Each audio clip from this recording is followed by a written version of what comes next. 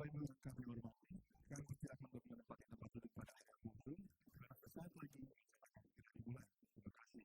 Ladies and gentlemen, as the event is about to begin, please take a seat at the room.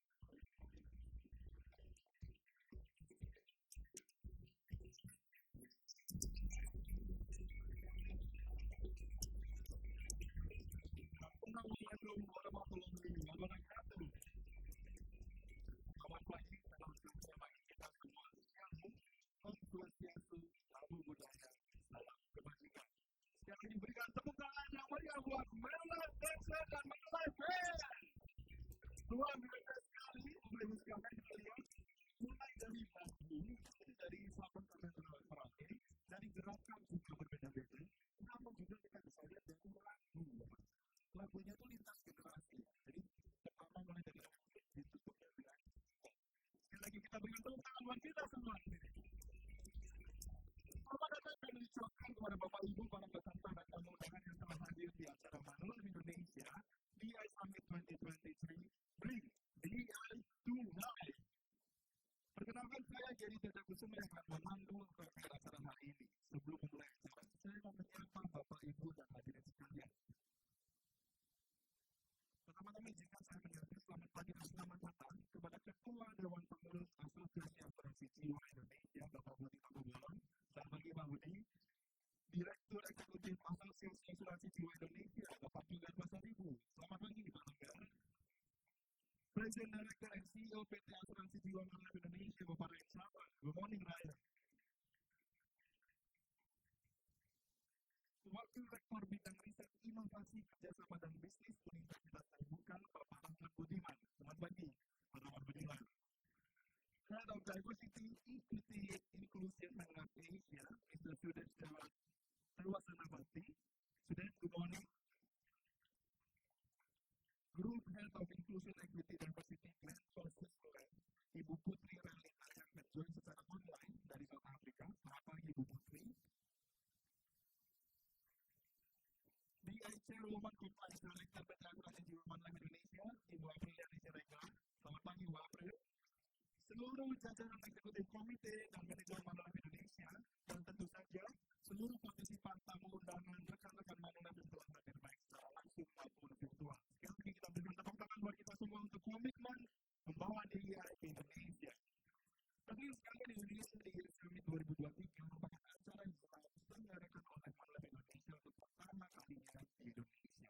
Saat ini DEI merupakan bagian penting yang tidak terpisahkan dari perkembangan dan pertumbuhan suatu organisasi.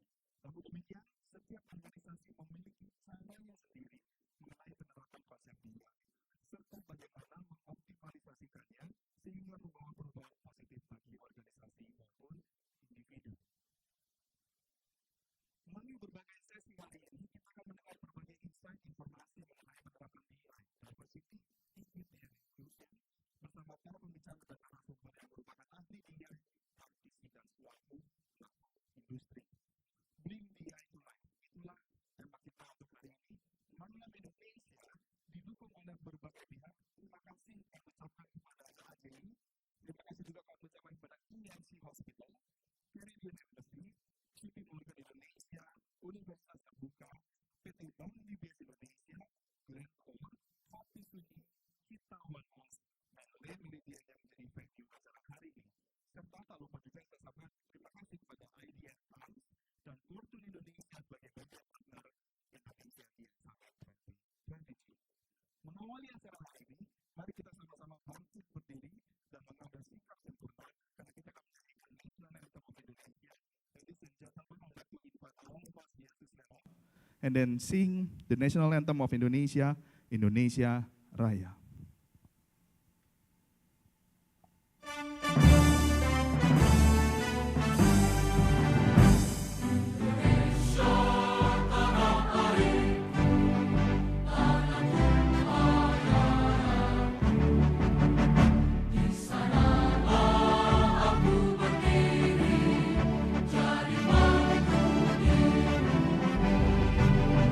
Indonesia kebangsaan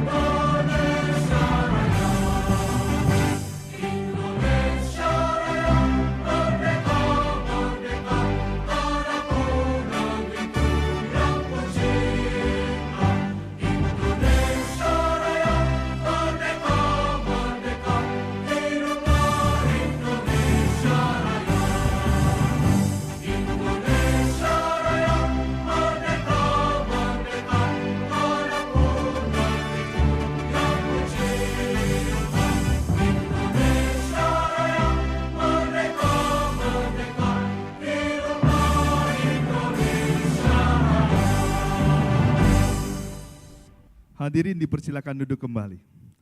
Distinguished guests, you may be seated.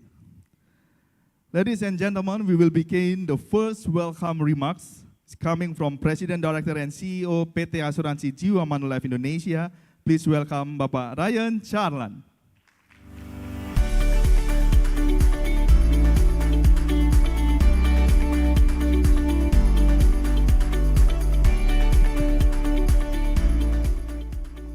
Pagi semua. It's absolutely fantastic to be here for what I think is the first DEI Summit in Indonesia. So thank you all for being here and being part of history. That opening performance was truly terrific. And I think it's a great representation of the diversity that's present in Indonesia itself. If you think about how Indonesia was formed as a nation, it was really a collection of different countries, different cultures, tribes that all came together, unified under a single language, Bahasa Indonesia, to grow people together. But everybody's maintained their dialect, their unique culture. Despite being a Muslim majority country, there's a lot of different practices throughout the broad range of the entire country. And I thought that representation through that dance was a great reminder of how much diversity there is in the country of Indonesia on its own. Truly terrific, and hats off to those performers who really did a terrific job to get us started here today. I do want to thank some of our guests who have come here to help us represent how important this is to Indonesia, to the insurance industry. Pa Budi, thank you for being here. Pa Togar, we have a Manulife legend here. I'm trying to look for Pa Adi. He's here somewhere. There he is, Pa Adi. Thank you for coming. Pa Ramat, thank you for joining us here today. Sudesh, our Asia head of DEI at Manulife, thank you for being here today. And I want to give a special thank you to April, our head of legal and compliance, who helped really drive this locally to make this happen, working with their colleagues in Manulife Indonesia and others. So thank you, April, for organizing this and getting it off the ground. There's going to be a whole host of sessions today, and I think they're going to be really interesting, really thought-provoking. And I hope what we can take away is that doing DEI, practicing diversity, equity, and inclusion, is the right thing to do. It's the right thing to do. And I think many times that is obvious. It's the right thing to do. But what I also want you all to take away from today, and I hope we accomplish this goal, is that it's actually good for business.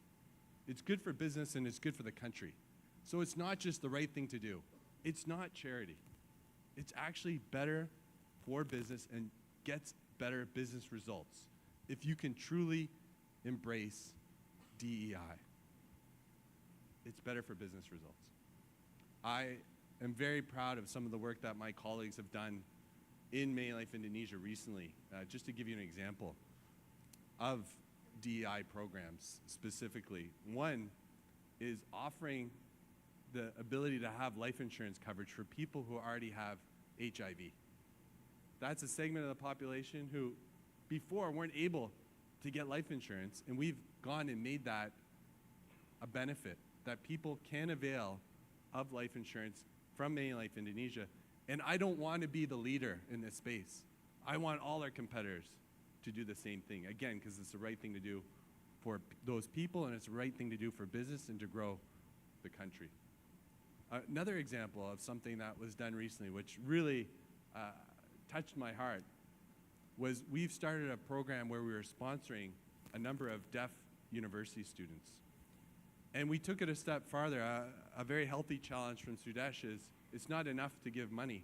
Let's give them opportunity. And so we've started an internship program where there's about 6 of them working in different departments of Manulife Indonesia.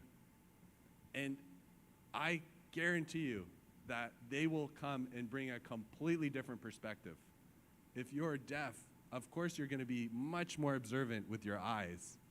You're going to be reading things more carefully. You're going to bring so much insight that many of us wouldn't bring because they have that unique perspective. And again, it's going to be good for business. And actually, even the leaders of those individuals, they had to learn sign language. And everybody was having so much fun learning sign language. It was opening up their mind to different perspectives as well as the leaders of those summer interns, or interns rather. So today, please come here with an open mind. Please contribute. And I think we can take a lot away together about DEI and how it can benefit not only society, but it can benefit our respective businesses. Or in the case of some of us, whether we're in government or nonprofits, it can benefit what we do every day. So again, sincere thank you to all of you for coming here, for being part of history. Let's have fun. Let's enjoy the sessions here today. Terima kasih banyak semua. Thank you very much. Thank you.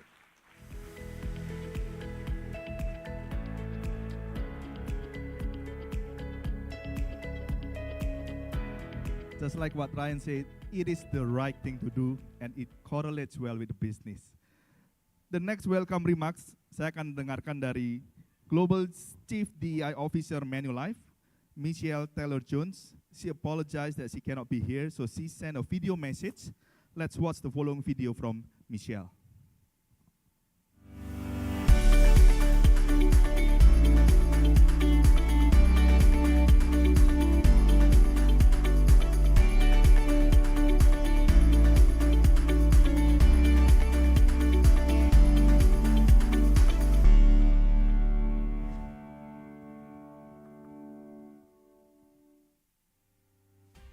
Hi, everyone, and welcome to the first ever Diversity, Equity, and Inclusion Summit hosted by Manulife Indonesia. This event is the second of its kind following our recent DEI Summit in Hong Kong this past February. It's wonderful to have so many colleagues, stakeholders, partners, and organizations gathered here to participate in today's summit. There's a packed agenda ahead that includes many opportunities to learn and have impactful discussions. Bringing our community together for this summit emphasizes Manulife's strong commitment to DEI in Indonesia and Asia more broadly. I had the opportunity to witness this for myself during my first visit in Asia this May, where I spent meaningful time with Manulife's colleagues in Hong Kong and Japan. During this time, the passion, engagement, and enthusiasm from the team about our DEI efforts and accomplishments were inspiring. And I know the same sentiment is present here today. There has been some incredible moments that deserve to be celebrated throughout the past year. For example, Indonesia became the first local insurer to launch HIV inclusion in life insurance and expand the definition of beneficiaries to include everyone important. This is a key milestone that puts DEI at the heart of our company mission to make decisions easier and lives better for our customers. We know foundationally to this is doing the right thing to ensure everyone is respected and treated with equity and dignity. This requires ongoing learning and finding new opportunities to support each other, like our commitment to our impact agenda, so that our colleagues, our customers, and communities are empowered.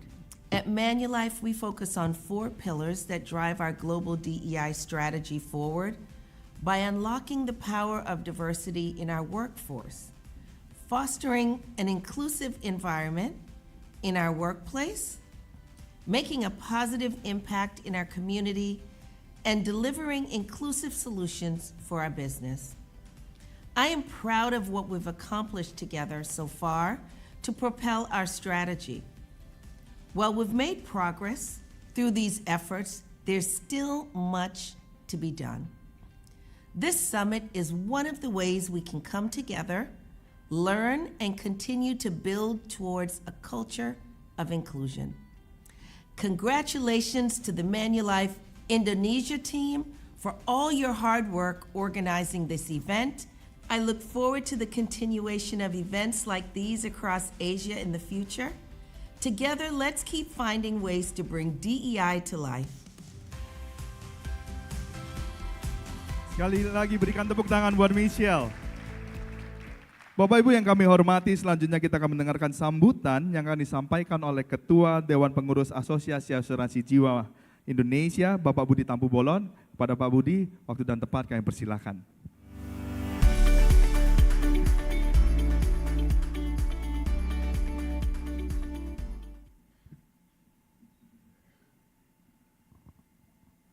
Assalamualaikum warahmatullahi wabarakatuh. Semangat pagi, salam sejahtera untuk kita semuanya. Om Swastiastu, Namo Buddhaya, salam kebajikan. Ini bagian dari diversity, equality, and inclusion, right? So that I agree in all beliefs in Indonesia. Pak Ryan, yang saya hormati, first of all Pak, please allow me to speak in bahasa. My English is not that good Pak. Your bahasa is much better than my English Pak. Thank you for, terima kasih Pak, terima kasih untuk undangannya. Such an honor, sungguh suatu kebanggaan buat saya boleh mewakili industri asuransi jiwa berada di panggung ini pada kesempatan yang baik ini. Demikian juga saya ingin menyapa Bapak Ibu manajemen dari Manulife Indonesia, ya, dan ada Pak Adi, Bapak Ibu Dewan Komisaris Manulife Indonesia.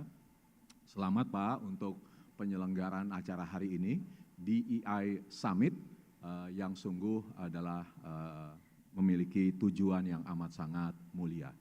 Saya juga ingin menyapa Pak Rahmat Budiman, Wakil Rektor Universitas Terbuka, dan tentunya segenap Bapak Ibu insan industri asuransi jiwa yang hadir pada kesempatan hari ini.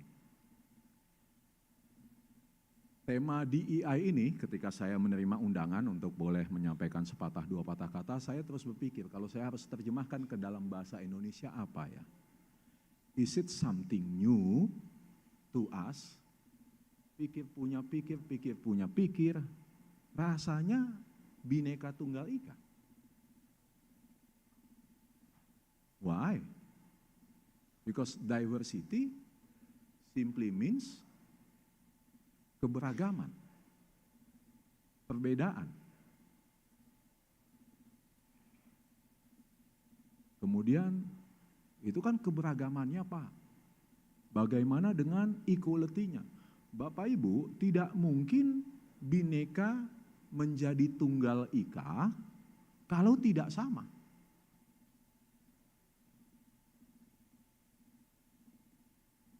Tidak ada satupun bagian dari Indonesia yang dipandang lebih baik atau kurang daripada yang lainnya. Semuanya sama, and that is exactly equality. Oke deh Pak, diversity atau D&I-nya oke. I-nya bagaimana? Bapak Ibu, untuk kita bisa menjadi Tunggal Ika, kita harus bersifat inklusif, bukan eksklusif. Betul ya Bapak Ibu ya? Supaya bisa menjadi satu. So, bagaimana kita sebagai insan asuransi jiwa, bagaimana kita sebagai masyarakat bangsa Indonesia tidak menyambut positif DEI Summit ini maupun DEI konsep ini. Karena basically that's also our belief. That's also the fundamental of our country, Bhinneka Tunggal Ika.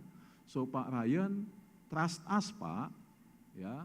The whole life insurance industry in Indonesia, and I believe the whole Indonesia will be very supportive, will welcome this DEI in Indonesia. So Pak Sudesh, you have not really many Pak, just about 270 million people behind you Pak.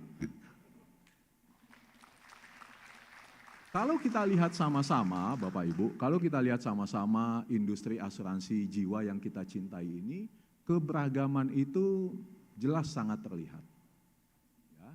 lihat dari sisi usia gitu ya, saya salah satu yang muda, lihat dari sisi suku, lihat dari sisi latar belakang pendidikan, ya, lihat dari sisi agama, bahkan ras, warna kulit, rasanya industri kita amat sangat beragam. Dan saya ingin menyampaikan apresiasi yang setinggi-tingginya kepada Manulife, karena Manulife bersama beberapa perusahaan asuransi jiwa itu sudah mengedepankan keberagaman ini dari jauh-jauh hari. Ya, saya lihat website Manulife Pak sebelum ke sini Pak, ternyata BOD-nya Bapak dijajah oleh wanita gitu ya Pak ya, lebih banyak wanitanya, so congratulations Pak. Ya, and some other life insurance companies adopt the same approach. Ya. Tetapi Bapak Ibu, ketika manajemen, ketika pegawai kita sudah beragam, sudah menjadi satu dan mewakili Indonesia gitu ya, bahkan mewakili dunia, can we say the same thing for our insured persons? Sudah beragam juga Pak, iya sih. But can we do better?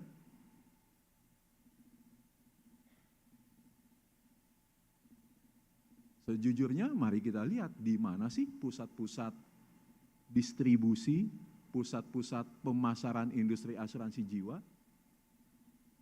Masih di kota-kota besar. Mari kita lihat apa yang banyak dibidik, banyak disasar oleh banyak perusahaan asuransi jiwa. Kebanyakan adalah segmen yang menengah ke atas. Saya masih terpengaruh kalau sebagian dari Bapak Ibu datang ke acara Dream di Bali, rasanya tahun lalu ya kalau nggak salah ya, yang kita posisikan sebagai international conference gitu ya, beberapa pembicara asing datang. Ada yang menyampaikan bahwa, terutama pembicara asingnya OECD if not mistaken, menyampaikan bahwa oke, Indonesia boleh gembira karena jumlah tertanggung kita baik yang kumpulan maupun yang individual sudah naik, dan yang amat sangat menggembirakan semester 1 2023 terus naik lagi dari angka yang sudah naik ya. Selama banyak tahun kita tidak bisa tembus angka 20 juta untuk pemegang polis atau nasabah individual, tapi tahun lalu dari tadinya 18-19 tiba-tiba naik ke 28, padahal kita belum pernah tembus 20 gitu ya. Semoga tahun ini kita bisa tembus kepala 3. Tapi ada sentilan yang menarik, saya tidak tahu apakah Bapak Ibu yang kesempatan hadir saat itu atau mungkin menonton rekamannya ikut merasa tersentil atau tidak. Oke, kita boleh bergembira bahwa nasabah individual kita sudah tembus 25 juta, persisnya ada di 28 juta. Oke, kita boleh bergembira karena nasabah kita secara keseluruhan, kumpulan maupun individual, sudah tembus 80 juta. Juni 2023, 88 juta, so close to 90 millions. Hopefully soon, and not that far, kita bisa tembus 100 juta, hopefully ya. Tapi sentilannya adalah, apakah kita sudah cukup membuka diri? Apakah kita sudah cukup membuka akses? Apakah kita sudah cukup inklusif kepada mungkin sebagian daerah Indonesia, sebagian masyarakat Indonesia yang sebetulnya mungkin lebih membutuhkan coverage tersebut. Tapi karena kondisi fisiknya, tadi Pak Ryan menyampaikan dan saya jujur admire Pak, ya, Manulife's initiative to include or to take out the HIV exclusion from the policy wording, yang karena kondisinya atau karena keberadaan geografisnya tidak terjangkau atau tidak bisa diterima oleh industri asuransi jiwa. Pikir saya Bapak Ibu, ya, kalau sungguh kita Bhinneka Tunggal Ika, yang pada kesempatan pagi hari ini diwakili dengan kata-kata DEI, Diversity, Equality and Inclusion, kita harus punya paradigma kedepannya yang agak kita ubah, bagaimana kita bersama-sama sebagai industri asuransi jiwa bisa memberikan proteksi, bisa memberikan perencanaan keuangan yang seluas-luasnya kepada seluruh bangsa Indonesia. Ya.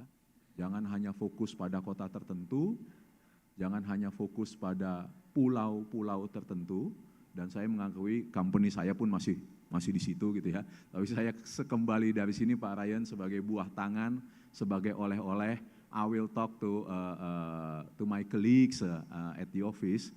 Ya, let's open our mind. Ya, let's just not focus on big cases. Ya, that it is our responsibility to open access for people as many as possible to have insurance coverage. Dan saya juga mengundang Pak Ryan, mengundang Bapak Ibu, jajaran manajemen dari Manulife untuk dalam forum-forum AAJI boleh berbagi pengalaman, boleh berbagi visi, karena saya ingin agar visi yang sama ini semakin ditularkan kepada seluruh insan asuransi jiwa.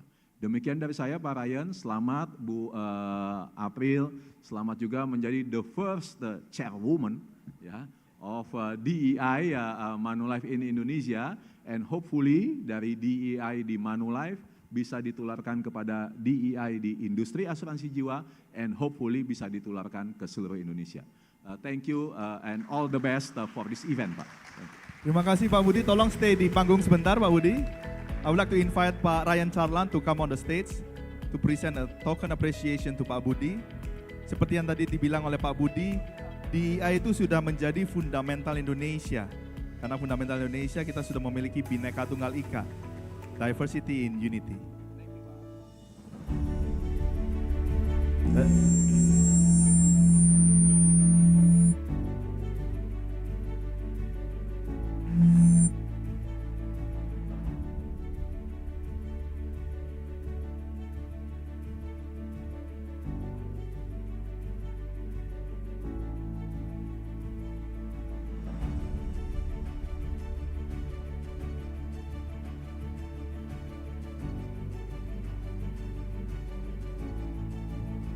Terima kasih Pak Budi. Selanjutnya, hadirin sekalian, kita tadi sudah mendengar dari Ryan Charlan, it is the right thing to do. Dari Michelle kita juga sudah mendengar bahwa everyone is important, everyone is respected, everyone is included. Pak Budi menutup dengan sangat baik, keberagaman tersebut harus bisa diterjemahkan kepada segmen, lokasi, dan akses yang lebih luas. Dengan itu saya ingin kick off panel diskusi kita yang pertama yang akan membahas mengenai DEI by definition and how to make DEI a business opportunity. Sesi ini akan dipandu oleh Distribution Solution Center Unit Head PT Asuransi Jiwa Manulife Indonesia, Ibu Irma Sihite. Kepada Ibu Irma, kami persilahkan. Thank you, Gary. Selamat pagi Bapak Ibu. Good morning Bapak Ibu. Okay, thank you. Sini ya. I'm so excited this morning for the first session of bringing DEI into life. If we are talking about diversity, it's actually not something new for Indonesian, just like Pak Ryan and Pak Budi already mentioned. More than 300 ethnic groups in Indonesia, dozens of languages, custom, and tradition. Indonesia is unique country with diversity melted into one. Berbeda-beda, tetapi tetap satu jua. But what is exactly DEI? For that, this morning I would like to invite our incredible speakers. He is an engineer by education, went to operation and innovation, becomes banker, and then insurance before he finally working for healthcare, and now doing something that is totally different, which is DEI. Bapak Ibu, please welcome Head of Diversity, Inclusion, and Equity, Sudes Tefasenabati.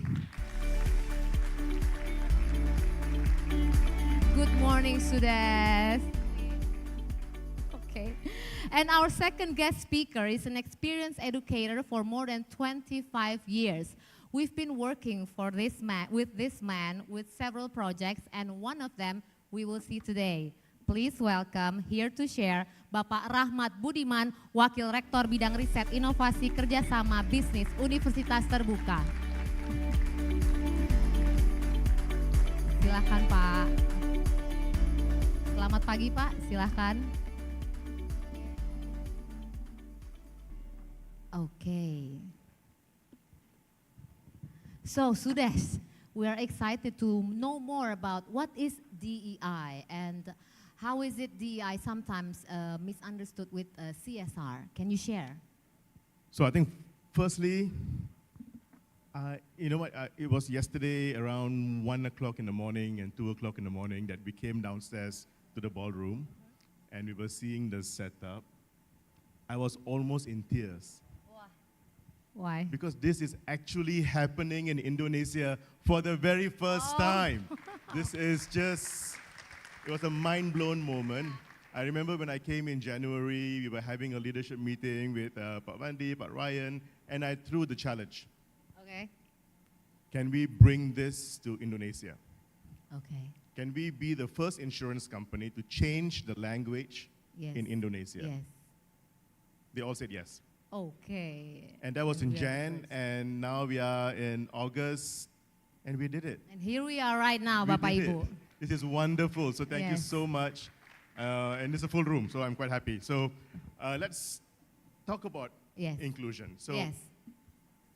a lot of people, this is new. This is new for many of us in this room. So let's go back a little bit. Let's get ourselves educated a little bit. Okay. So what is D, E, and I? So D, seperti mana Pak Ryan bicara tadi, diversity, kepelbagaian, perbedaan. We are all different. Everybody in this room, we are all different. We wear different clothes, we are different sizes, we have different hair color. My hair color is quite nice. Okay. Yes, very nice. I decided not to dye my hair, Okay. so I'm saving money. Oh, okay. Yes. We eat different things. Yeah. We might like milk, we might not like milk. We might like cheese, we might not like cheese. We love coffee. We have 15 children, or we might have 25 cats. We are all different. Yeah. But does it matter? The whole concept is, does it matter that we are all different, we are all diverse? Before I even go to equity, let's go to inclusion. When we have all those differences that I explained just now, and we are all in this room in one location, this is inclusion.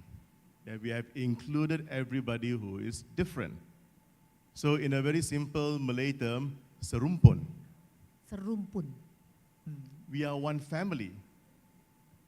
Same voice, same language, same common need.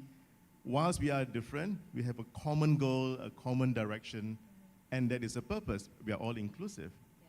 And equity is basically, how do we ensure everyone has the same opportunity to achieve something? Bagaimana kita boleh jadi adil dan saksama? So how can we ensure that everybody is treated the same way? So that one, just give you a simple example in this image. So this gives you a little bit, if I can't see the screen over here, yes. So reality is the first one. So imagine a ball game, we have people of different sizes, and there is a fence. So this is reality today. Not everybody has the access to watch the game. If you have money, you buy a ticket to go into the game to watch the game live. But if you do not have that money to buy the ticket, Cannot. you will stand outside and you'll Yes. try to watch it. Okay. So you have no access, right? So some people are smart. They stack up 4 boxes, they can watch. Okay. Some don't have that box, No? they can't watch it. This is reality of life today. Yes. So like what was mentioned just now, not everybody has insurance. Not everybody have banking accounts True. because there's no access or the notion of where do I find access? Why isn't anybody talking to me? I'm also a normal human being. Why aren't they selling me something? Let me give you a story. This was quite sad. It happened to me about 20 years ago. This was back in Kuala Lumpur. So I like to use Dunhill perfume. Sorry? Dunhill Oh, perfume. Dunhill perfume. Okay. I smell quite nice. Okay. I can Quite, smell you quite later. nice. So it's my favorite brand. So there was one shop, a Dunhill shop in KLCC. So I walked to that shop, and like when you're shopping in a big brand store, you will browse. You'll go and explore. So I walked in. I just wore a simple T-shirt, pants. I was alone walking in. So the sales staff kept following behind me. Each time I take an item, she'll come and rearrange. I take a necktie, she rearrange. I was like, what is she trying to do? And she kept asking, can I help you? Can I help you? In a very condescending way. It kind of affected me. Do I look like someone who is trying to steal something? Do I look like someone who may not be able to afford? Why is she judging me by the way that I look? I went to the counter and I asked for the manager and I explained. Then, of course, they were denying the fact. But a lot more happened after that. But this is just my story. And I'm sure many of you have experienced something like that just by the way that you look, the disability that you have. When someone is disabled, we feel pity. Oh, kesian, kerusi roda. Suddenly, we feel like we must help them. We feel pity. Did they ask you to help them? Did they come and say, please push my wheelchair? Please feel pity for me? No. They want to be treated the same way like everyone else. They didn't have a choice to have a disability. They were born that way. And why are you treating them different? So that is the story of the reality that is happening. Then when you go to equality, so this one we say we change the word from equality to equity. Two different words. Equality means semua sama. I give everybody the same chair. I give everybody the same table, the same pen, the same pencil, the same books. Okay. But if you are left-handed, if you are slightly on the larger, happier side, that chair may not fit. We never thought of all that because we wanted to be fair to everyone. But that is also not right. Equality doesn't meet everybody's needs. Then you go to equity. Equity is where you understand everybody has a different starting point. So you meet them there. So if you see the equity screen, you understand that girl is very short. You give her 2 boxes. The other boy, you give 1 box. And now all of them are the same height. They can all enjoy it. Inclusion is you throw away the fence. Take out the fence. Everybody can enjoy the game. So if you have this concept in your mind as you start thinking through, this is the real meaning of DEI. But on its own, there is a sweet spot.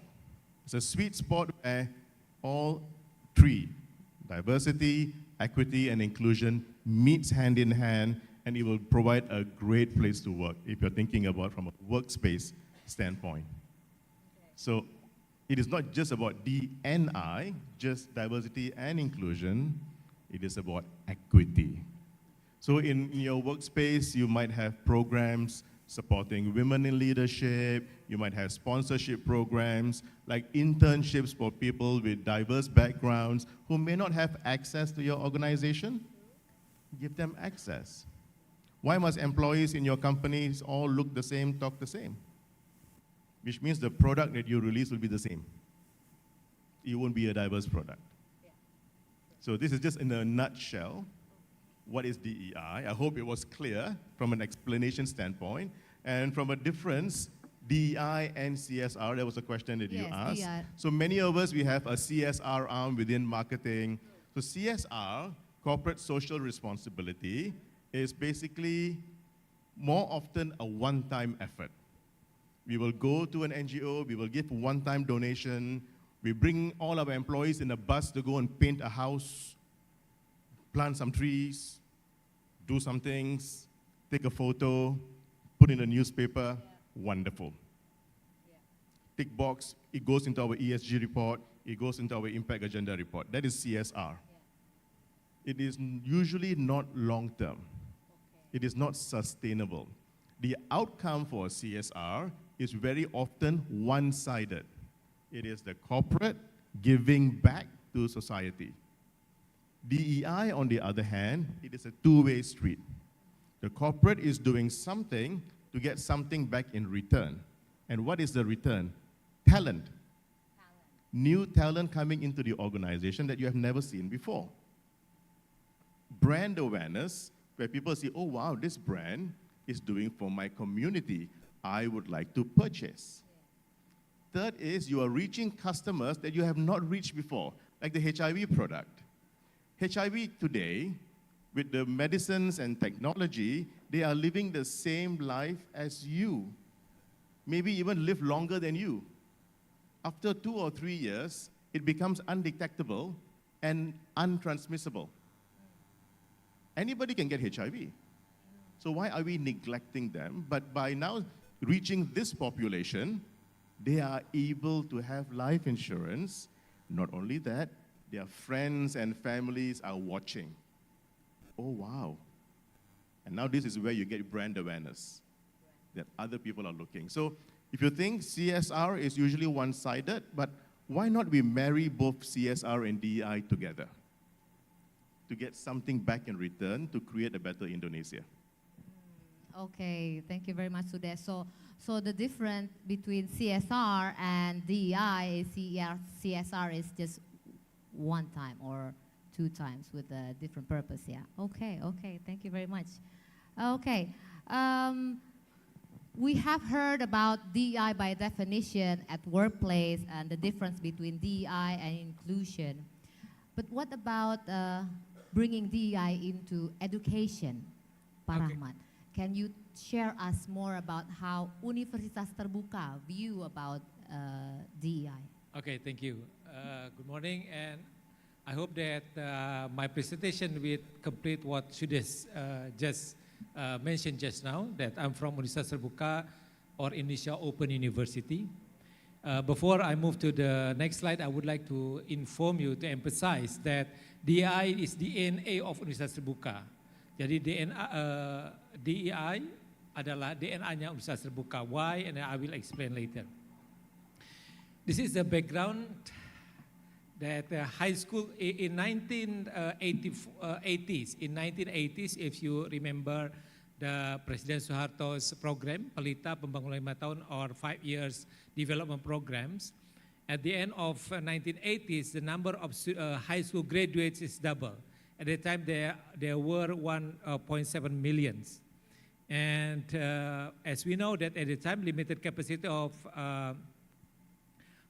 state higher education institution, perguruan tinggi negeri. State higher educations, most of them are located in Java Island. And at the time, there were only 44. There were only 44 state higher education institution.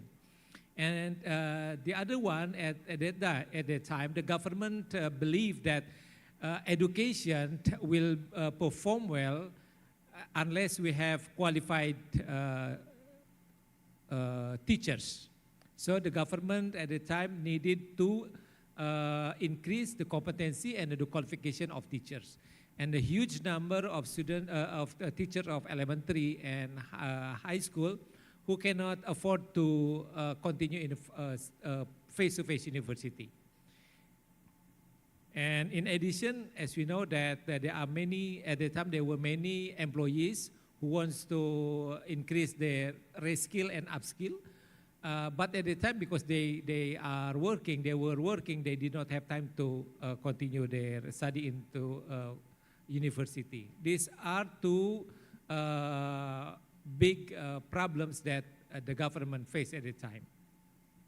And then, as I mentioned before, that DEI is the DNA of Universitas Terbuka. As we can see from this is the islands of Indonesia. We can see the arrow. This is Miangas.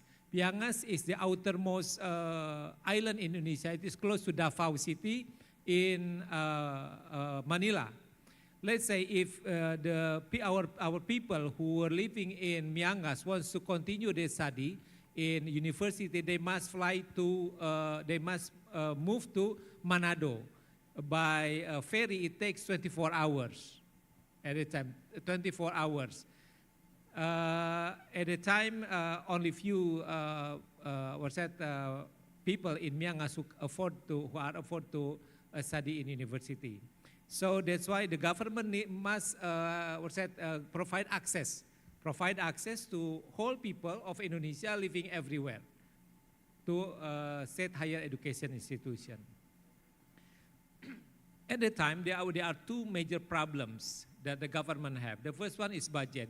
To build universities across the country, it is quite impossible because we need budget at the time. Let's say if we build a university in Myanmar, we have to build the university, also we have to train the lecturers and etc. And the second one is the time. It is impossible, it is not magic to build a university in all over island Indonesia. These are two major problems. At the time, the government knows that in the United Kingdom, there is a university, which is open university. Yeah, there is open university so that the government at the time deploy some delegates to learn about open university. From the benchmark from the OU UK, there are three keywords refer to what is open. What is open in open and distance education? The first one is open to people. Open to people means everyone, anyone, anywhere, with any kind of background, they must have access to quality higher education institution. The second one is place. It means that anyone living anywhere, including in Myanmar, they must have access to quality higher education. And the next one is method. Open refers to method. It means learners must have various methods because as we know that some of disabled who cannot, who are visual impairment, we have to provide facilities for them to have access to higher education. And then in the 4th of September, next week, Universitas Terbuka will commemorate its inauguration for the 39th years old in the 4th of September. And then how Universitas Terbuka is implementing DEI. As I mentioned before, that in the beginning that DEI is the DNA of Universitas Terbuka. Universitas Terbuka implement DEI in terms of people. At Universitas Terbuka, anyone can study as long as they have a high school certificate or equivalent without any limit of year of diploma. Let's say those who graduate in 1945, as long as they have a high school certificate, they can continue their study in Universitas Terbuka. And then also people with disabilities also. People with high income, they can study at Universitas Terbuka. People with lower income can study at Universitas Terbuka. And then entry test. There is no entry test for all diploma except for master and doctoral degree. So anyone can study at university without entry test. We know that some people are born with high intelligence. Some people are not. Or some people, for example, at the time when they were taking entry test to the university are not feeling well. Okay? And then, so Universitas Terbuka waive entry test. The second one is place. Universitas Terbuka at the moment serve 480,000 students living across the country and in 50 overseas countries. So people living in remote areas also, they can have access, equal access to higher education. And time. This is time, the completion of program is adjusted. Let's say, for example, people people with high intelligence, they can finish their study in 8 semesters. But people who are lower, maybe they can take in one semester, they can take 5 courses, or maybe 2 courses, or maybe because you are very busy. You travel a lot from one place to other place, and then you cannot take 24 credit. You can take 2 credit. So it means that they can finish their study as long as conforming to the time and the finance they have.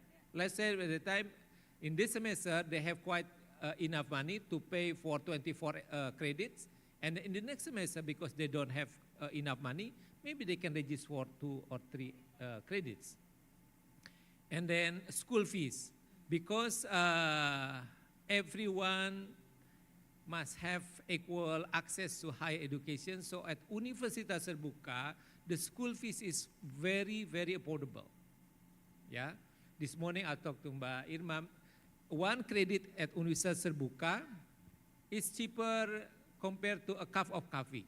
It is only in average, only 36,000 rupiah for 1 SKI, from 1 credit. So if becoming a bachelor in Universitas Terbuka, I think including the course material, you need 12 million rupiah. It's quite cheap. Why it is cheap? Because as we know that in some part of eastern part of Indonesia, in remote island, maybe they don't have quite enough money to pay such for the school fees. Yeah. So we must provide them with very affordable school fees. And this is the faculties and program postgraduate program. And then this is I would like to share with you at Universitas Terbuka at the moment. Disabled students is quite low in terms of number. At the moment, we have 444 students. I'm sorry, I cannot see from this too small, but most of them is with physical impairment. And for our students with visual impairment, we provide them with scholarship for 8 semesters. Okay, and then for the other, we thank to Manulife for providing a scholarship for our students with hearing impairment. And then at the moment, this is our homework. This is our homework based on the data from the Badan Pusat Statistik or Statistik Bureau. In Indonesia at the moment, there are 22.5 million disabled person. And this is, I think, this is our responsibility to reskill, to upskill their competencies. And then one of the choice is through Universitas Terbuka. I hope my presentation elaborate what Sudesh just mentioned just now. Thank you very much. Thank you very much, Pak Rahmat. So I'll ask some questions, yeah. Pak Rahmat first. So DEI for Universitas Terbuka, as for people, Universitas Terbuka embrace all people from different, not only background, but also places. With the, what special method the Universitas Terbuka has to offer, like for distance learning? Yeah, because our students is diverse in everything. So our program is also diverse. For those who can access online, our online material, we provide online material. So online material. Online material. For those who cannot access to online materials, we provide them with printed materials. We send our materials direct to their doors, to their home. Okay. Yes. And then also for our students with impairments, visual impairments, we provide all facilities suitable for those who are different disabilities. Yes. From Yes. university. Also even for online tutorials. For online tutorials, it is suitable. They can access by our students with visual impairment. Okay, wow. So providing for everybody, yeah. For Okay, Pak. before I move to Sudes to ask questions, if I want to enroll, is it possible, Pak? Yeah, as I mentioned, but anyone who graduate at least you graduated from high school, High school graduate, Pak. you can register as Terbuka. Oke, thank you Pak, thank you Pak. Oke, back to Sudes. By the way, Bapak Ibu, kita membuka pertanyaan. If you have any questions, please you can write it down. The committee will help. I will just ask some questions for Sudes. So you've been promoting DEI in Asia, Sudes. What is the most challenge in implementing DEI in Asia? Because Asia is strong culture. Is there any challenges? So more often than not, firstly, well done.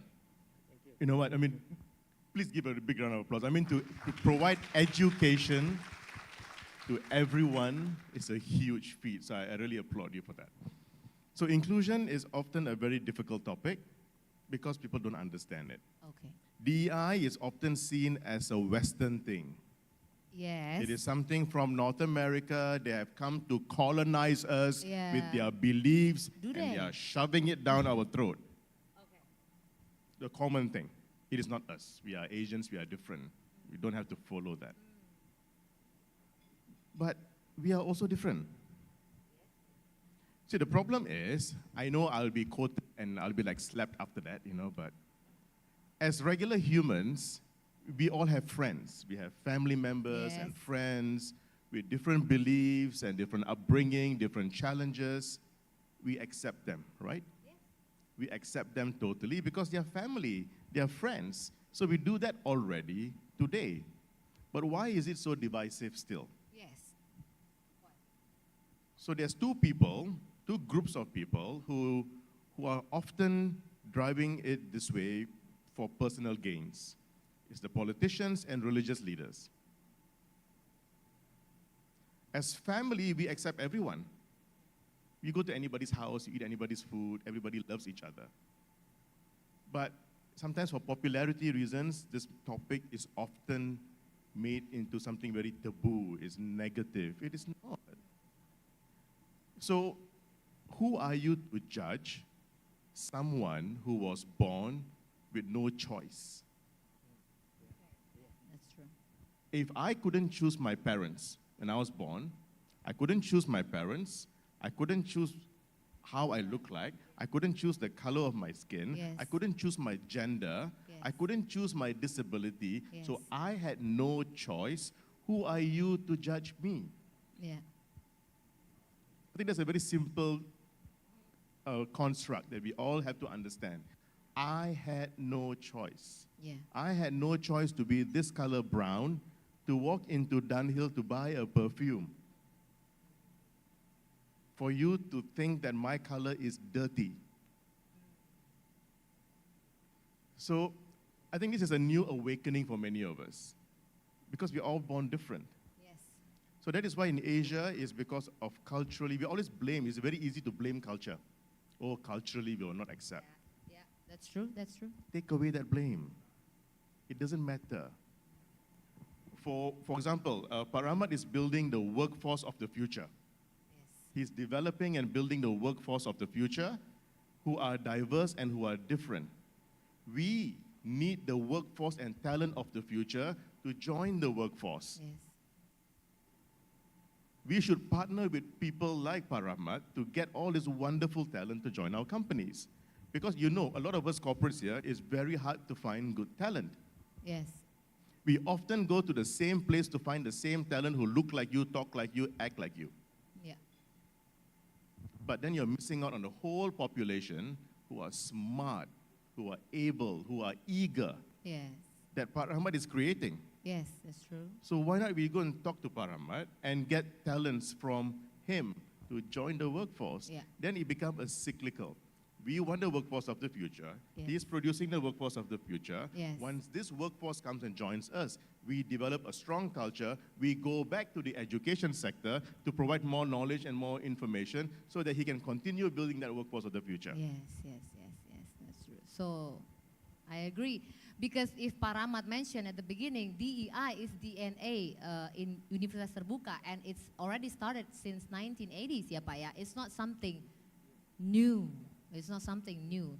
So you are creating workforce, preparing for workforce to embrace DEI. Okay. So another question. How do you see DEI in Indonesia in preparing the workforce from education to the workforce, Pak Rahmat? Yeah, thank you. In Indonesia, for all university level, we have what we call Pancasila and Kewarganegaraan subject that PKN. PKN that the students must take. It is a compulsory subject, and I believe that this is the government effort to make the Bhinneka Tunggal Ika unity and diversity rooted in every single person of Indonesia.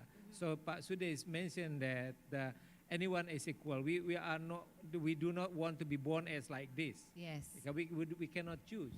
So Yes. this is what the government wants to to make all generation aware that inclusion is a fact. Where we have to nurture it through the courses that we have to take. Yeah. Okay. This is from the education. Okay. What the government's effort. So the government effort, inclusion is the fact, and we need to embrace it. Yes. Yeah. Okay. So what about Sudesh? No, honestly, I mean, we all corporates, we are not running a charity, Yes. right? We all do this for our shareholders, our stakeholders, our investors, and all those things. But our investors are also diverse. Our shareholders are also diverse. Our customers are also diverse. So why can't you be diverse? Okay. Our products also diverse. So if you are a one-branded, one look-alike company, you're only selling to one group of people, Yeah. you are ignoring all these cash cows who are able to give you their assets so that you can sell. So I think this is another concept of, from a business standpoint, that we need to look. But any other questions from the floor, please? I mean, we are open. Raise your hand. Yes. Throw the mic. We're waiting for questions from the floor. Feel If there's free. any. Oh, there's a hand raised over there. So- Wonderful. Feel Yes, free. please. Let's keep this interactive. Thank you. My name is Iska. I'm from IFG Live, and I would like to ask for Mr. Sudesh, I wholeheartedly agree that DEI is not just CSR. Like, what kind of effort that there is in Manulife to make sure that everyone, especially in Asian culture, sometimes gender plays a really, really important role. There are a lot of this mindset that, oh, you can't promote this woman because she has small kids, whatever, because we have the domestic caring role. What kind of effort, what kind of work environment that you build in Manulife to make sure that women can still have the opportunity to progress while still taking into account the domestic care role that we are still have to do? Thank you. Wonderful Thank question. you very much. Wonderful Women, question. I'm representing. Wonderful question. So in the DEI space, when Michelle Taylor-Jones gave her opening just now, we have four main pillars: workforce, workplace, community, and business. Workforce is the representation to ensure we have equal representation of everyone in the community in our workplace. So we have representation goals. We have gender targets, Yes. for women in leadership targets in the officer levels. We have, in Asia alone, we have a disability representation target that we need to encourage our leaders to hire people with disability into the organization. We have various goals from a representation that kind of enforces and puts the focus to ensure everyone is included. Yeah. In the workplace, we have that pillar focuses on psychological safety, that everybody must feel welcome at the workplace. So we have support groups called employee resource groups So our ERGs support all forms of diversity across Asia, and that also includes training, awareness, campaigns, events, engagements. We have something happening every week across Asia. Some event being organized by one of the countries on every single aspect. For women specifically, we have sponsorship programs, coaching and mentoring programs, and we are encouraging mothers who are returning to come and join the workforce again. Yes.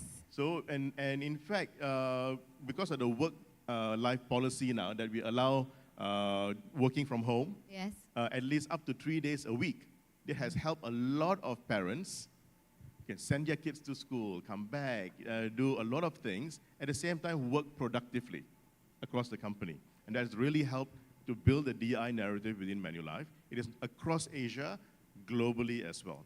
Community is the work we do with our NGOs and ensuring that not only we are being empowered, the community is also empowered, and our business pillar is what we spoke about just now on how we are reaching our customers. So it's a very holistic, strategic program. In fact, more than happy to speak to you separately and to share. I think it is our responsibility here. Nobody here owns DEI. Do you all agree? Nobody owns it. You're supposed to share. So this is just a start of the conversation. Wow. So we're hoping to share more. That's very, very nice. Nobody owns DI. We have to share. Wow. Thank you. Thank you so much, Sudes. Menjawab ya, Mbak ya? Okay. Is there any more questions? So we can say that in DEI can create success and productivity, right, Sudesh? Okay, you can say that, yeah? A company that is diverse will be extremely creative. Yes. If you can do this event in 6 months with just a single ask, and if you can roll out the HIV inclusion program in 3 months, historic feat. Indonesia rolled out the HIV inclusion for life insurance in 3 months. That's fast. It's doable. So hats off to Ryan and team. I mean, that's wonderful. Thank you, Sudes. Pak Rahmat, in your presentation, that there are still challenges to get more of education for people with disabilities. What is UT's strategy for this? Yes, our strategy is that we started to campaign since 2 years ago, particularly for those who are with visual impairment, that we provide scholarship for 8 semesters, and also we provide or set scholarship for other disabled. And together with our partners in 39 regional offices, we educate our society about the access to higher education, particularly for disabled. Because as we know that I've been traveling to almost provinces in Indonesia. One of the challenges for those who are disabled is that they cannot leave their home easily. They cannot commute from their home to the institution. So the presence of Universitas Terbuka will help them. They can stay at home. At the same time, they can earn degree. Yeah. So stay home and get good education. Okay, thank you very much, Bapak Rahmat. Yes. There's a question please. over there. Boleh sebut nama dari mana ya, Mas ya? Thank you. My name is Christian from Bang Danamon. My question is very basic, I think, because I'm still curious why we have to implement DEI in our company, especially when we talk about the workforce, when we talk about our employee. What's in it for us as a company to implement DEI? Thank you. Great question. Thank you. Great question. So like I mentioned just now, we are all different. We have different things. Can you imagine a situation that you know that you are different, you come to the office, you're hiding something. You're hiding something very personal. Something is happening in your family, something's happening with your situation. You might have a disability that nobody knows. It's hidden. It can be an OCD, an ADHD.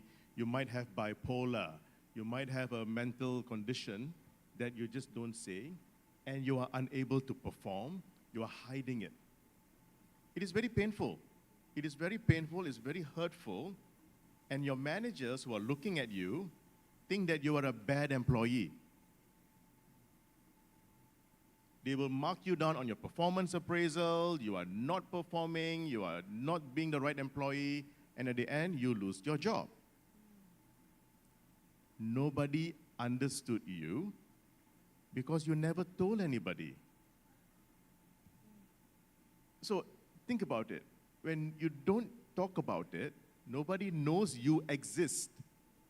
They just look at you as a headcount, as an individual. So the whole concept of DEI is to provide that psychological safety, that anyone can be yourself at work. I accept you, I understand that you have challenges. So I provide equitable opportunities. I know that it takes a little longer for you to learn.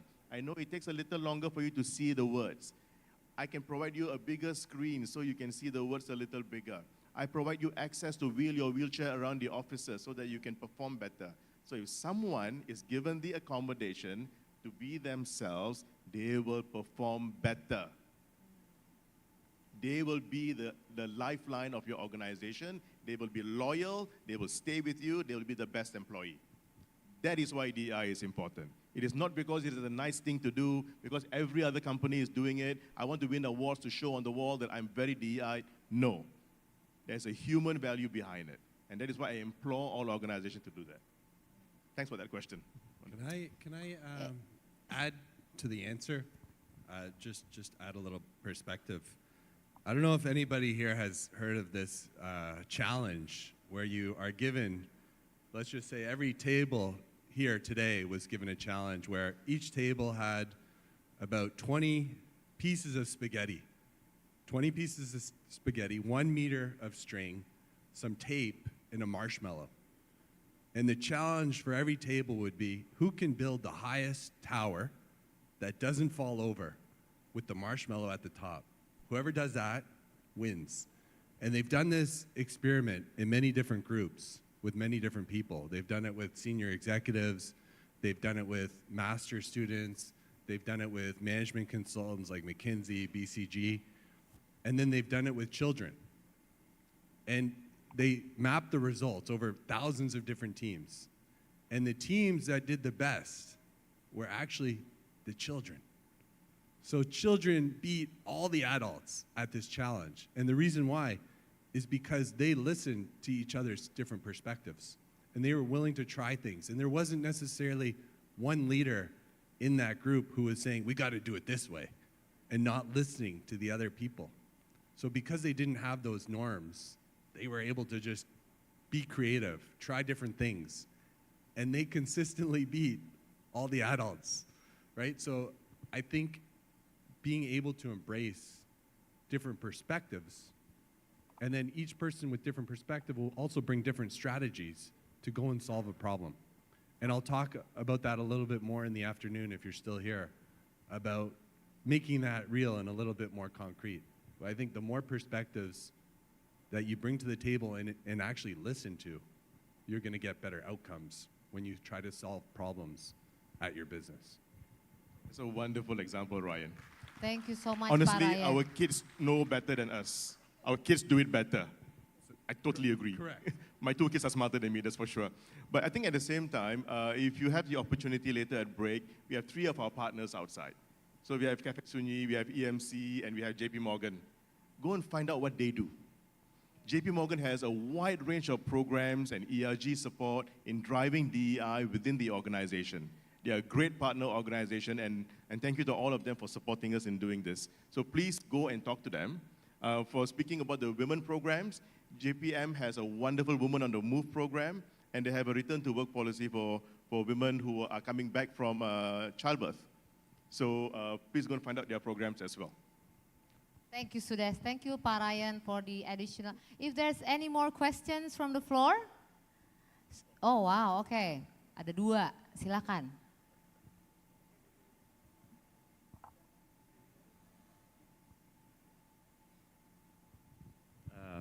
Yeah, hello, my name is Jörg from Manulife. I have a question to Mr. Rahmat. It's great that you are providing education to so many students, and your colleagues here just shared with me it's 400,000, which is amazing. I would like to know how accepted are your graduates in the industry, and what can we maybe do in order to help? Okay, thank you. From our database, from 480,000 students, 70% of them are working. 70% are working. Only 13% said it in their database. They said that they are not working. What we are doing is that every year we conduct tracer study. Those who graduate every year, we send them a questionnaire regarding their employment, whether they have new employment or their increase in terms of salary or their position. And then every year we publish the report. It is open to public. So from that data, we make some adjustment for our curriculum. And not only curriculum, we also it is become our basis for creating some programs, including internship program, also, and then what kind of training they need. And at the moment, we also have collaboration with foreign partners in providing online training to provide our students with additional competencies. Okay, hope it answers your questions. Menjawab ya Pak York. Thank you. Is there any more questions from here? Yes. Oh, masih Mbak yang sama. Semangat banget nih kayaknya nih. Saya juga punya sih Mbak, tapi disimpan aja dulu. Silakan. I hope you don't mind that I ask another question. No, we don't mind at all. We love it. Yes, social experiment. Do agree that it proves that DEI is good for business or for even government service. How about your company? I would like to know the numbers. Globally or in Indonesia, have you measured all of these initiatives or strategies that in place? How does it affect your business? Does it increase your bottom line, or does it increase the engagement survey result? As I'm from human capital, so right now we are always being asked, you want to put work from home like three days a week. How do you make sure that the culture is still in place? How do you make sure that people still talk to each other? How do you make sure that people are still engaged and think that we are still one company? I would like the numbers, if you have already, evaluate all of these initiatives. Thank you. I like it when she starts asking us to share our report card, Ryan? Huh? So, first thing, our report card is actually published on our website. So if you go to manulife.com, you go to the impact agenda. That is an 85-pager document that showcases everything that we have done globally every year, all the data. In fact, we, for the first time this year, shared our self-ID data for Asia in that report. So usually, the impact agenda and our ESG report is data from the US, like races and gender and all those in leadership. We rolled out self-identification in Asia 2 years ago, and we have strong data that now we are pushing it to our impact agenda. So we were one of the first organizations in Asia to share self-ID data beyond gender. Wow. Beyond gender. Yeah. So there is a report card. And DEI is long-term. What you do today, you won't see the results tomorrow. It can be 6 months, 1 year, 2 years, 5 years. It is long-term because you are working with people's hearts and minds. It's emotional. It takes time to build that trust and that belief system that eventually that brand will stick to your head. If you think about insurance, if you think about banking, if you think about certain things, only that one brand will come to your mind. And that takes time to build. Yes. So feel free to look at our report. More than happy to also talk to you separately on the report. But what doesn't get measured doesn't get done. We have to measure. And you have to be transparent in your measurement and publish the measurement. Because if you want to have people, keep your leaders accountable.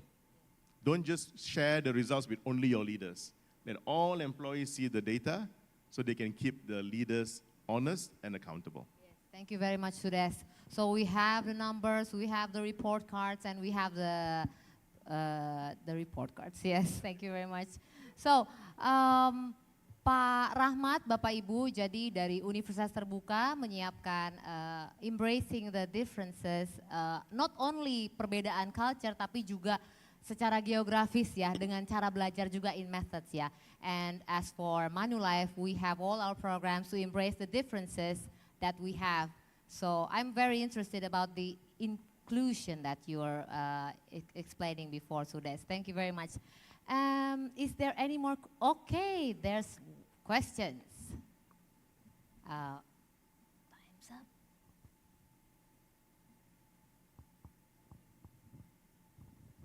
Hello, good morning.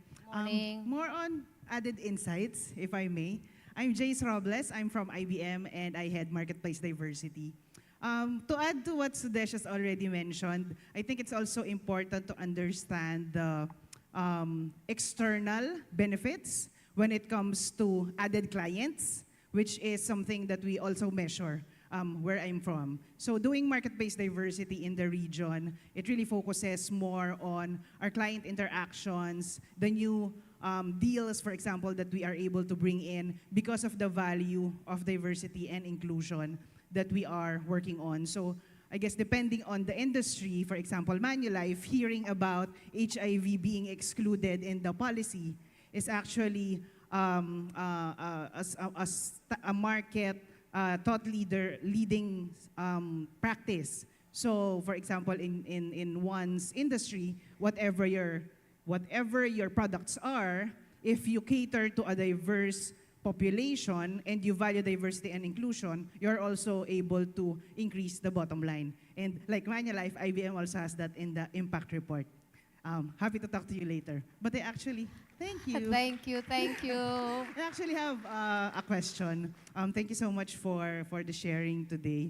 I'd like to understand more specific to Indonesia efforts within the workplace when it comes to talent retention and development specific to either people with disabilities and other underrepresented minorities. Thank you. Thank you. I mean, the whole point is about retaining talent and to building the loyalty to our employees. So when I think the whole effort that we're trying to say is providing psychological safety. It is as simple as that. You don't have to spend too much of money in putting funding and stuff behind it. But if you create that safe place, that when the moment they tap the access card and to walk into building, they feel safe. It doesn't matter what happens outside. We cannot control what's happening outside of our building. There may be different laws and regulations and challenges. We cannot control that. But we can control everything that happens within the confines of that four walls of your brand. So provide that psychological safety for your employees. They will stick with you. And they will be there for you, being that voice outside. They will be the ones sharing and talking to others, their family and friends. And then if we can create this momentum in all these organizations, who knows? Indonesia is already wonderful. You know, it makes it better. Thanks, Jis, for that question. Thank you very much. Sudes and Pak Rahmat, as a token of appreciation, thank you for being here and sharing what is UT's view about DEI. We will give you something from Sudes. Yes, to Pak Rahmat. Yes.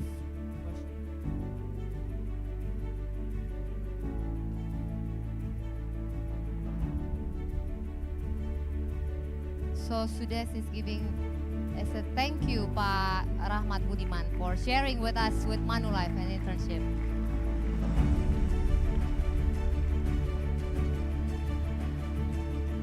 Thank you.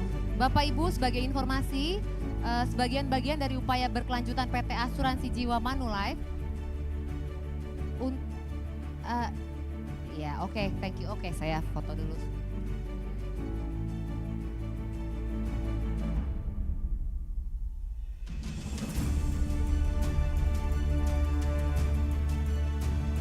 Oke, thank you. Bapak Ibu, sebagai informasi, bagian dari upaya berkelanjutan PT Asuransi Jiwa Manulife Indonesia untuk meningkatkan inisiatif. Yes, please. Still. Inisiatif strategis dalam bidang DEI pada tahun 2022, kami bekerja sama dengan Universitas Terbuka dalam menyediakan beasiswa untuk 20 mahasiswa penyandang disabilitas. Luar biasa, di tahun 2023 bersama dengan Universitas Terbuka, kami mengadakan program magang pertama untuk siswa penyandang disabilitas. Tujuan utama program ini adalah untuk menawarkan kesempatan untuk penerima beasiswa bekerja di Manulife dan mendukung komunitas lokal melalui program penjangkauan ya Pak ya, dan membangun hubungan yang lebih kuat dengan universitas dan siswa. Di mana hari ini hari terakhir program magang, suatu kehormatan bagi Manulife dapat belajar dan bekerja sama bersama dengan teman-teman dari mahasiswa Universitas Terbuka. Untuk itu kami ucapkan terima kasih banyak untuk teman-teman dari Universitas Terbuka ya Pak ya. Saya ingin mengundang mahasiswa internship untuk maju ke depan, untuk foto bersama dengan kami semua. Nanti saya undang ya, Geska Prahara dari HR, silakan. Naufal Alif Herdian dari IT, silakan. Reksa Permana dari IT, oh ada 2 dari IT nih, 2 ya Pak ya. Agus Sofyana Laksana dari Finance, Muhammad Al-Hafiz Legal dan Compliance, juga Zulkifli dari Operations.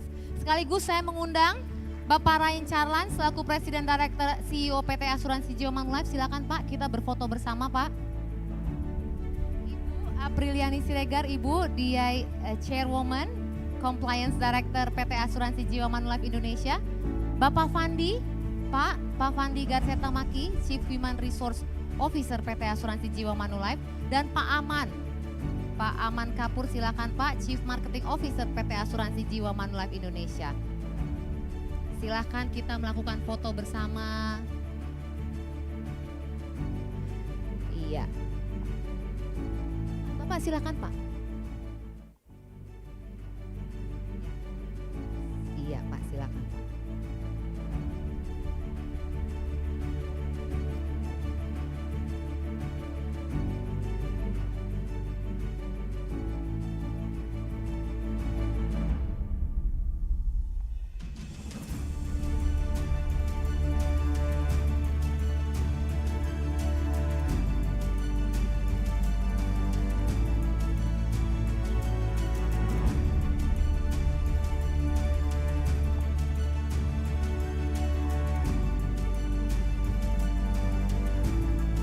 Iya, berikut adalah rekan-rekan internship dari Universitas Terbuka yang telah menjalani program bersama dengan Manulife.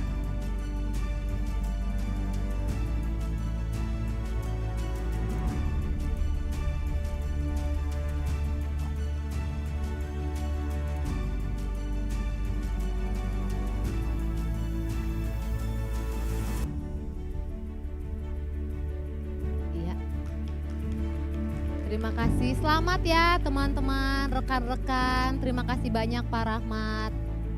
Terima kasih. Iya.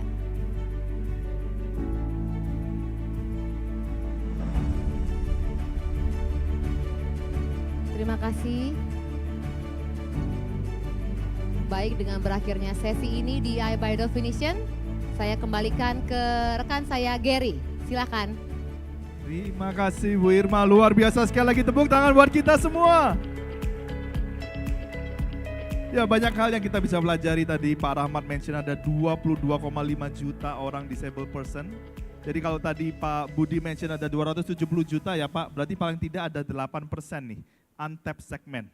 buat teman-teman semua. Selanjutnya kita juga akan melihat video dari woman leader yang ada sebelum kita lunch break. Mari sama-sama kita lihat video dari woman leader. DEI bagi saya adalah menghargai latar belakang pandangan unik tiap individu, serta menciptakan lingkungan yang inklusif, di mana setiap orang memiliki kesempatan untuk menyampaikan pendapatnya dengan aman dan nyaman.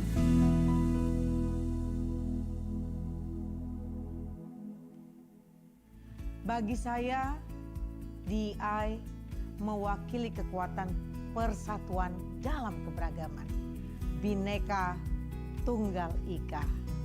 Perbedaan kita justru yang menjadi kekayaan, membuka wawasan, bahkan menjadi pengikat yang mempersatukan.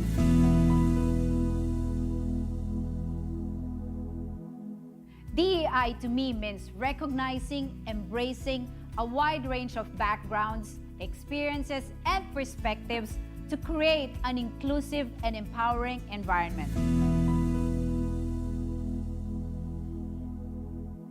DEI bagi saya bukan sekedar kata-kata, tapi juga merupakan tindakan nyata. Memajukan berbagai latar belakang serta memberdayakan berbagai orang untuk dapat berkontribusi dengan caranya masing-masing dalam mencapai tujuan bersama. Mari sekali lagi kita berikan tepuk tangan buat video dari woman leader. Bapak, Ibu, serta hadirin yang kami hormati, sebelum melanjutkan sesi yang kedua, kita akan break makan siang terlebih dahulu. Tapi mohon maaf, nggak ada marshmallow-nya. Sorry, Ryan, we don't have marshmallow for lunch. So, kami persilakan untuk menikmati hidangan buffet yang tersedia di area foyer. Selain itu, Anda juga bisa mengunjungi area-area booth dari JP Morgan Indonesia, EMC Hospital, Kopi Sunyi, Kita One Us.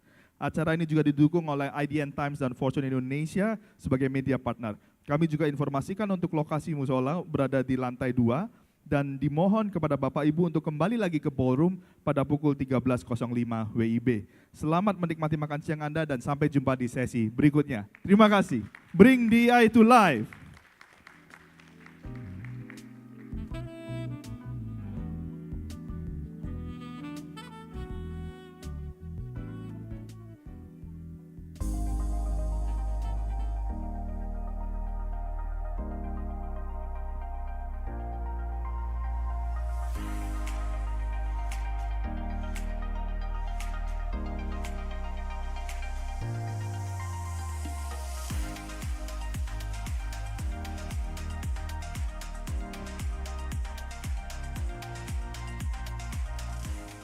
Ini luar biasa.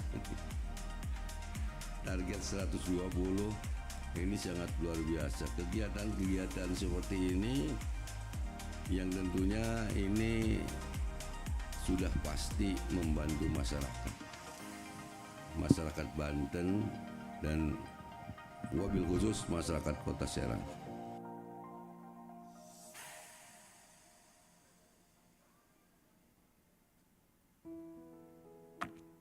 For the real meaning of life, EMC Healthcare is ready to guard and maintain your health. We are always ready to serve the most comprehensive health services through our professionals and specialists.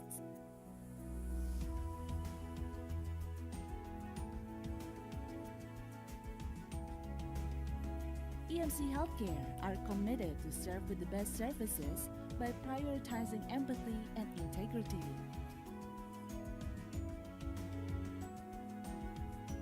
We provide the meaningful result by prioritizing solution.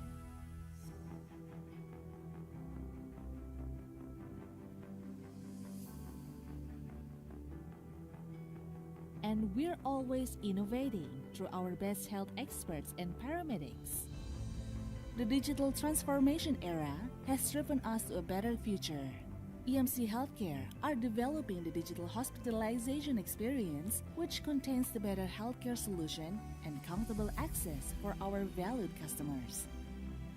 EMC Healthcare upholds quality and patient safety in every health service provided.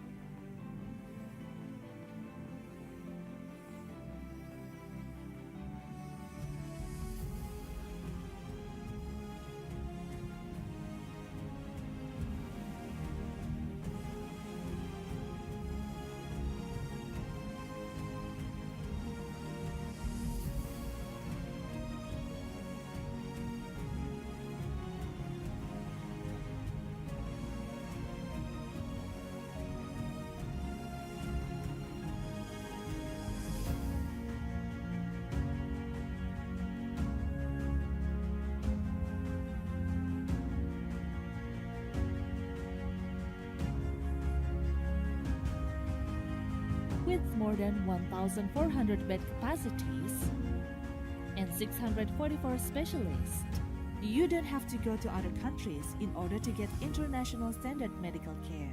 Our Heart and Vascular Center, Orthopedic and Spine Center, Neuroscience Center, Oncology Center, and Digestive Center are all available in EMC Healthcare.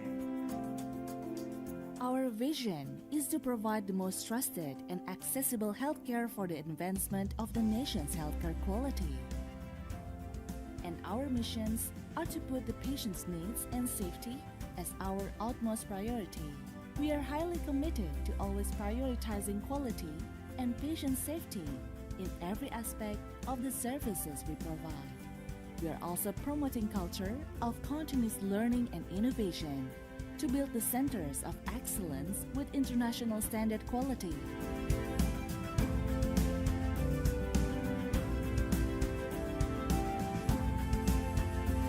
Trust our valued health with the experts. Let the EMC Healthcare experts take care of our concerns and health because EMC is here to care with passion. Campus is basically kind of an open letter to all of the downtrodden, the sad, the kids in the world who need to feel loved. And in a way, it's, you know, me reflecting. It's looking back and kind of saying that even though things are tough for you, there is light at the end of the tunnel, and that there are all of these people around you who do love you, even if you can't quite see it.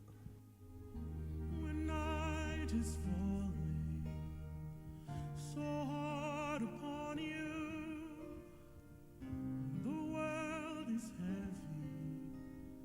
heavy on your heart. When your soul is stranded and you're barely standing, I will hold you, shield you, show you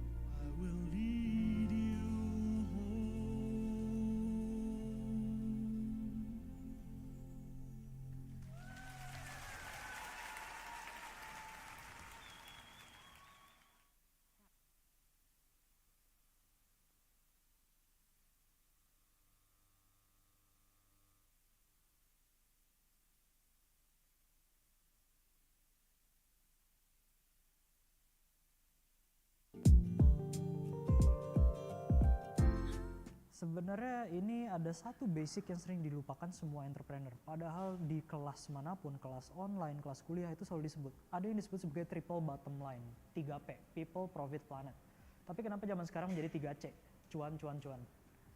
Ada people, ada planet. Kenapa itu dilupakan?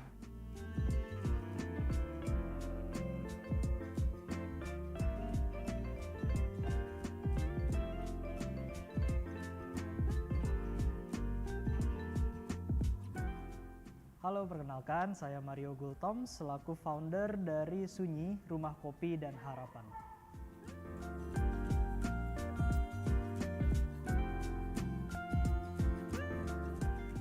Sunyi Coffee itu sebenarnya idenya dari 2016. 2016 saya sudah kepikiran ide yang dimana menjalankan passion saya, yaitu di bidang humanity. Tapi dulu ya ketika kita bicara, passion kamu apa Mario? Humanity. Semua orang akan berkata, apa? Mau jadi apa kamu? Saya waktu itu memang drop ya, ketika saya umur 17 tahun punya passion itu saya drop dan akhirnya saya mencari passion baru, bisnis. Dan ternyata bisnis dan humanity itu bisa loh digabung. 2016 tuh idenya muncul nih, oke saya mau bikin konsep Sunyi ini, tapi saat itu memang saya baru lulus kuliah, gak punya modal, gak punya pengalaman, jadi gak bisa bangun bisnis Sunyi ini, sehingga saya harus kerja dulu, nabung 2019 bersama teman-teman saya, akhirnya kita bisa bangun Sunyi. So 2019 April Sunyi berdiri.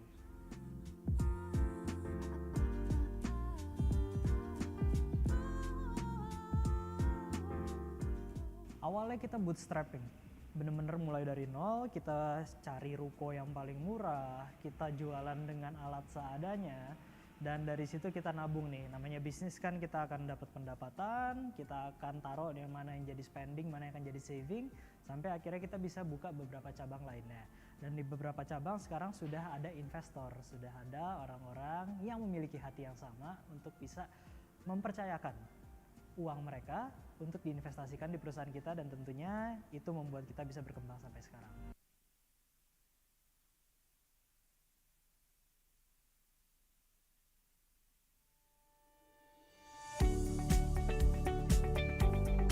Angki Yudhistia, umur juga masih muda, 32 tahun. Angki adalah anak muda penyandang disabilitas yang aktif bergerak di sosiopreneur.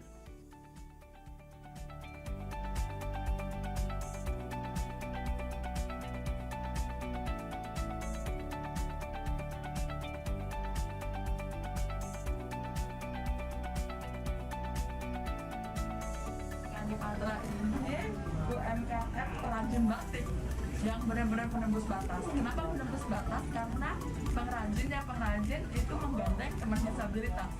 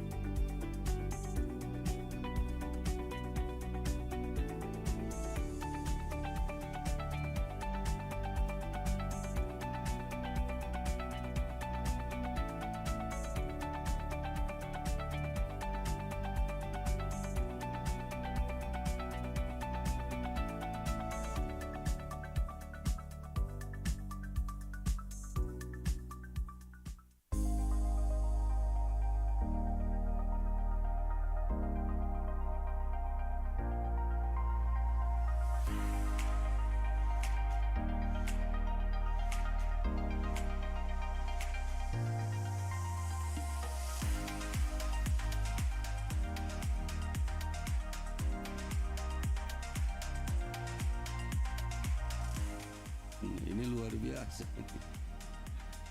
Target 120 ini sangat luar biasa. Kegiatan-kegiatan seperti ini yang tentunya ini sudah pasti membantu masyarakat. Masyarakat Banten dan wabil khusus masyarakat Kota Serang.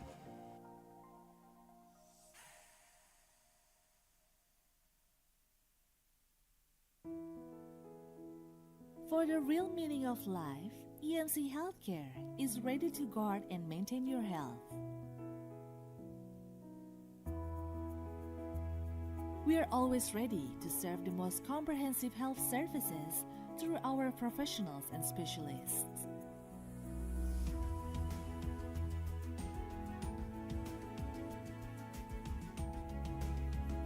EMC Healthcare are committed to serve with the best services by prioritizing empathy and integrity.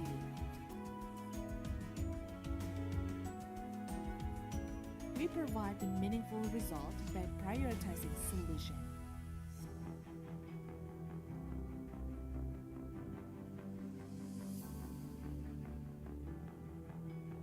And we're always innovating through our best health experts and paramedics.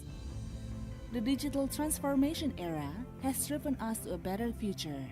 EMC Healthcare are developing the digital hospitalization experience, which contains the better healthcare solution and comfortable access for our valued customers.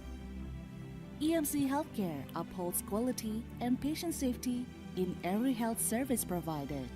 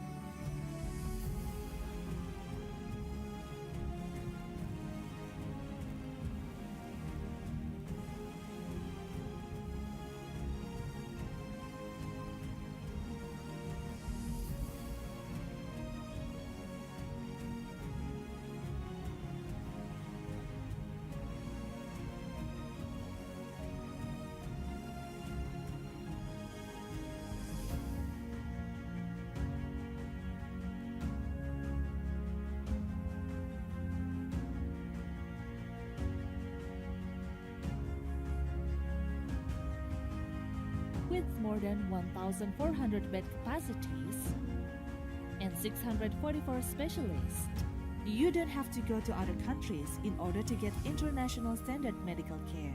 Our Heart and Vascular Center, Orthopedic and Spine Center, Neuroscience Center, Oncology Center, and Digestive Center are all available in EMC Healthcare. Our vision is to provide the most trusted and accessible healthcare for the advancement of the nation's healthcare quality. And our missions are to put the patient's needs and safety as our utmost priority. We are highly committed to always prioritizing quality and patient safety in every aspect of the services we provide. We are also promoting culture of continuous learning and innovation to build the centers of excellence with international standard quality.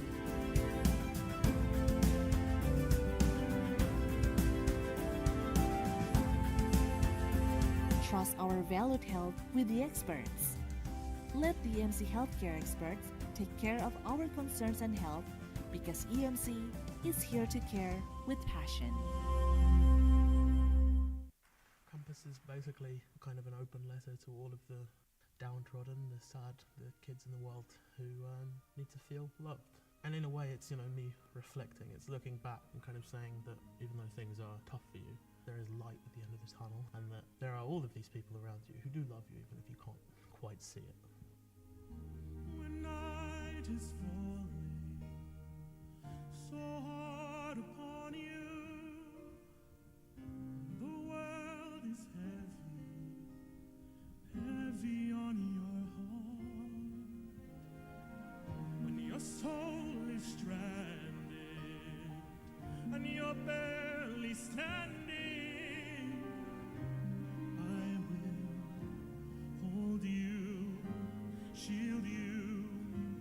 show you I am standing by. And when you're lost and think no one can find you, I will remind you you're not alone. I will be there. I'll be the one to guide you. My love will be your compass, will lead you home.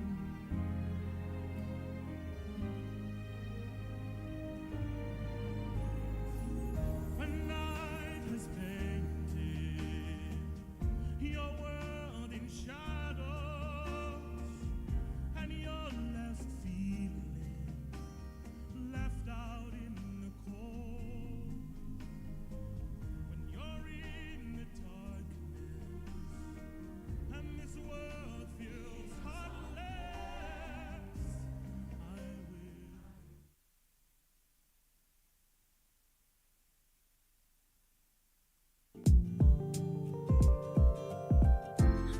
Sebenarnya ini ada satu basic yang sering dilupakan semua entrepreneur. Padahal di kelas manapun, kelas online, kelas kuliah itu selalu disebut. Ada yang disebut sebagai triple bottom line, 3P, people, profit, planet.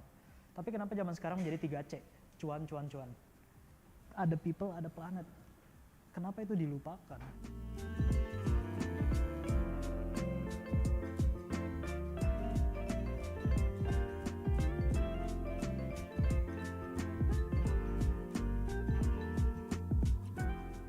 Halo, perkenalkan saya Mario Gultom selaku founder dari Sunyi, Rumah Kopi dan Harapan.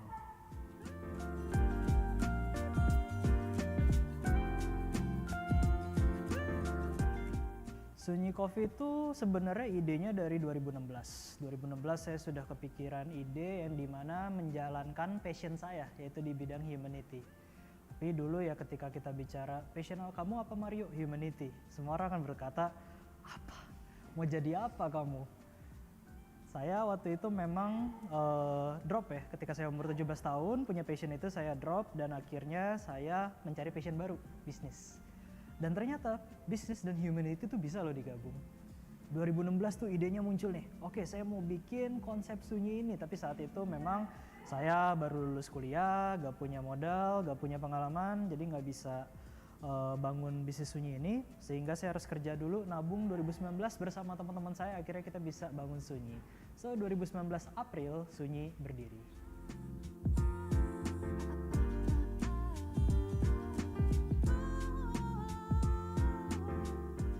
Awalnya kita bootstrapping, bener-bener mulai dari nol, kita cari ruko yang paling murah, kita jualan dengan alat seadanya, dan dari situ kita nabung nih. Namanya bisnis kan kita akan dapat pendapatan, kita akan taruh yang mana yang jadi spending, mana yang akan jadi saving, sampai akhirnya kita bisa buka beberapa cabang lainnya. Dan di beberapa cabang sekarang sudah ada investor, sudah ada orang-orang yang memiliki hati yang sama untuk bisa mempercayakan uang mereka untuk diinvestasikan di perusahaan kita, dan tentunya itu membuat kita bisa berkembang sampai sekarang.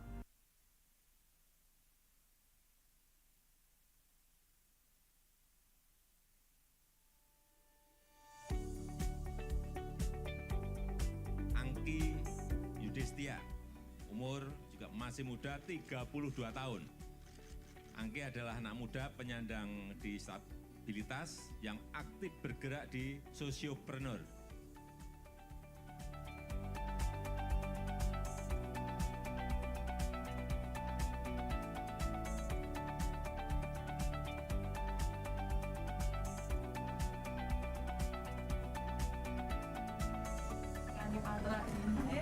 UMKM perajin batik yang benar-benar menembus batas. Kenapa menembus batas? Karena pengrajin itu menggandeng teman disabilitas.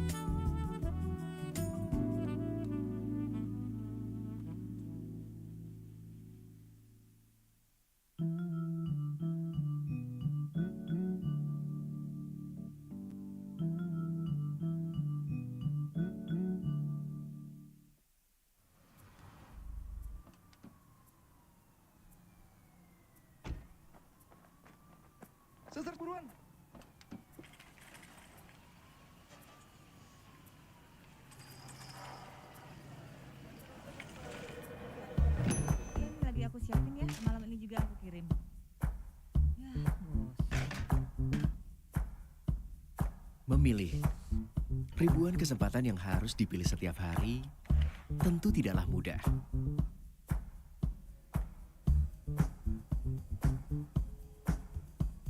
Menentukan hal yang tak pasti,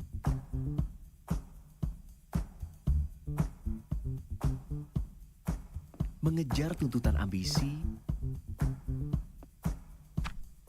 dan mencari aktualisasi diri.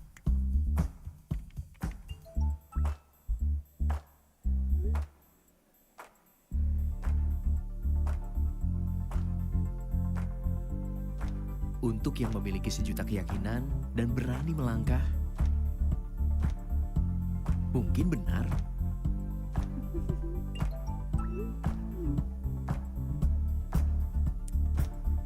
Tapi bagaimana dengan kita yang masih menimbang? Pak Aryo. Ya. Tenang aja Pak Aryo, semua akan baik-baik saja.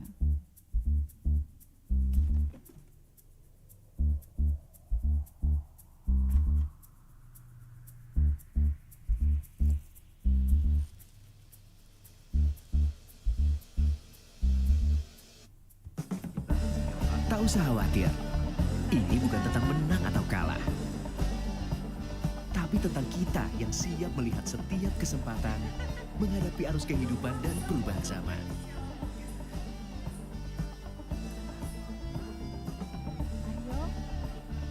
Ibu. Teruntuk yang sedang mencari pijakan dan kepercayaan, izinkan kami untuk terus membantu memberikan solusi agar keputusan lebih mudah dan hidup lebih baik.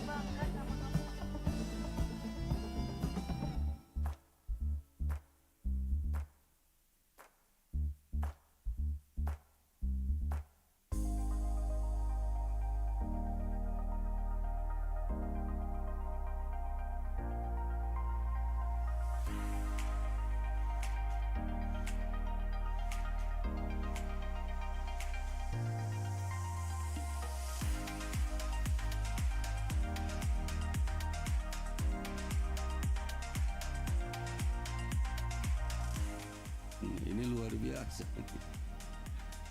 Target 120 ini sangat luar biasa. Kegiatan-kegiatan seperti ini yang tentunya ini sudah pasti membantu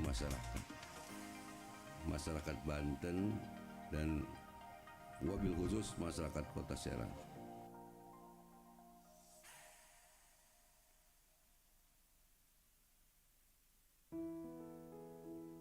For the real meaning of life, EMC Healthcare is ready to guard and maintain your health.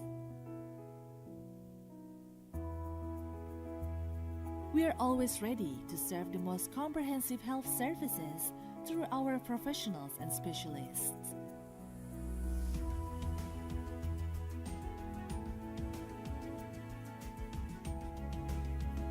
EMC Healthcare are committed to serve with the best services by prioritizing empathy and integrity.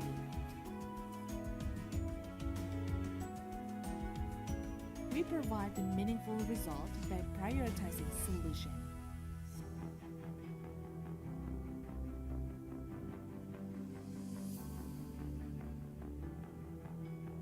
And we're always innovating through our best health experts and paramedics. The digital transformation era has driven us to a better future. EMC Healthcare are developing the digital hospitalization experience, which contains the better healthcare solution and comfortable access for our valued customers. EMC Healthcare upholds quality and patient safety in every health service provided.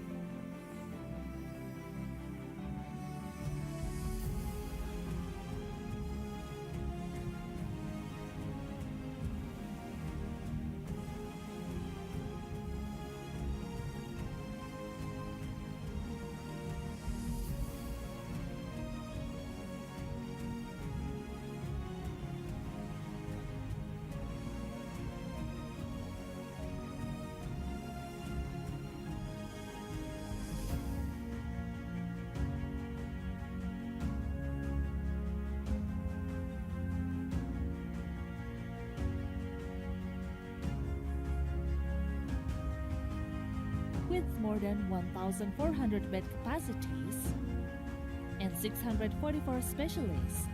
You don't have to go to other countries in order to get international standard medical care. Our Heart and Vascular Center, Orthopedic and Spine Center, Neuroscience Center, Oncology Center, and Digestive Center are all available in EMC Healthcare. Our vision is to provide the most trusted and accessible healthcare for the advancement of the nation's healthcare quality. And our missions are to put the patient's needs and safety as our utmost priority. We are highly committed to always prioritizing quality and patient safety in every aspect of the services we provide. We are also promoting culture of continuous learning and innovation to build the centers of excellence with international standard quality.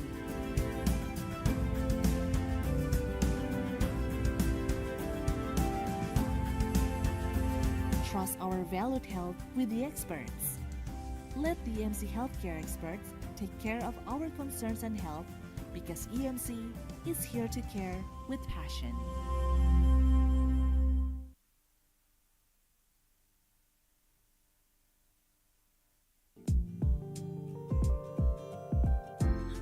Sebenarnya ini ada satu basic yang sering dilupakan semua entrepreneur. Padahal di kelas manapun, kelas online, kelas kuliah itu selalu disebut. Ada yang disebut sebagai triple bottom line, 3P, people, profit, planet.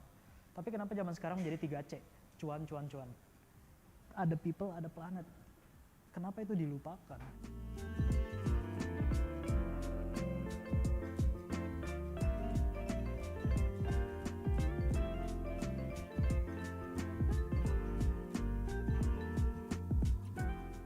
Halo, perkenalkan saya Mario Gultom selaku founder dari Sunyi, Rumah Kopi dan Harapan.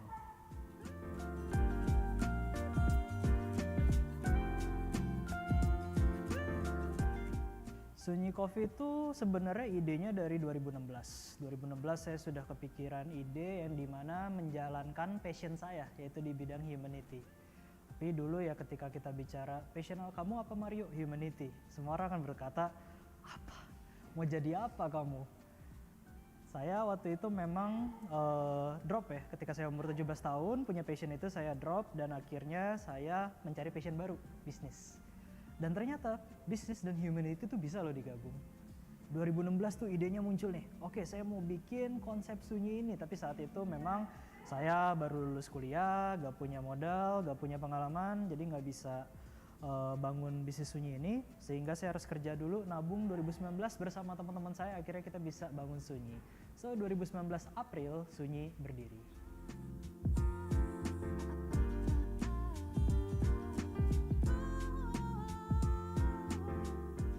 Awalnya kita bootstrapping, bener-bener mulai dari nol, kita cari ruko yang paling murah, kita jualan dengan alat seadanya. Dan dari situ kita nabung nih, namanya bisnis kan kita akan dapat pendapatan, kita akan taruh yang mana yang jadi spending, mana yang akan jadi saving, sampai akhirnya kita bisa buka beberapa cabang lainnya. Dan di beberapa cabang sekarang sudah ada investor, sudah ada orang-orang yang memiliki hati yang sama untuk bisa mempercayakan uang mereka untuk diinvestasikan di perusahaan kita, dan tentunya itu membuat kita bisa berkembang sampai sekarang.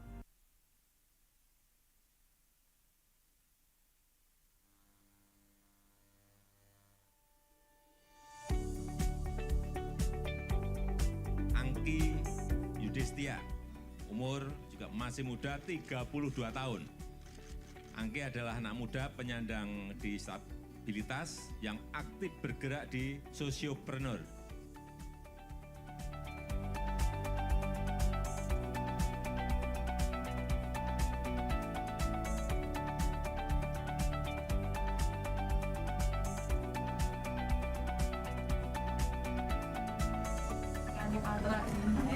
UMKM pengrajin batik yang benar-benar menembus batas. Kenapa menembus batas? Karena pengrajin itu menggandeng teman disabilitas.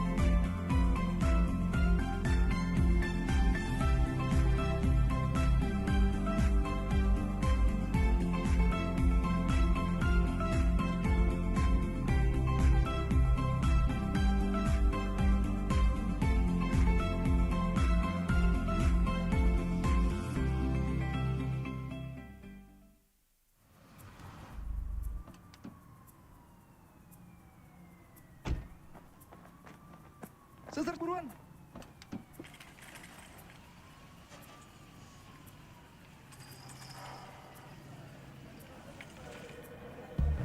Ini lagi aku siapin ya, malam ini juga aku kirim. Ya, bos. Memilih ribuan kesempatan yang harus dipilih setiap hari tentu tidaklah mudah.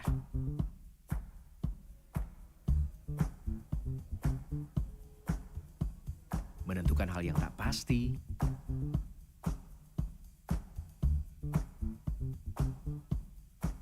mengejar tuntutan ambisi, dan mencari aktualisasi diri.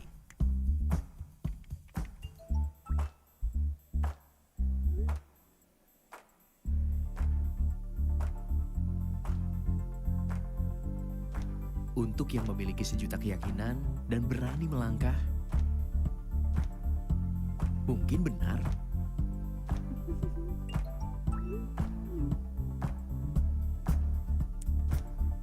Tapi bagaimana dengan kita yang masih menimbang? Pak Aryo. Ya.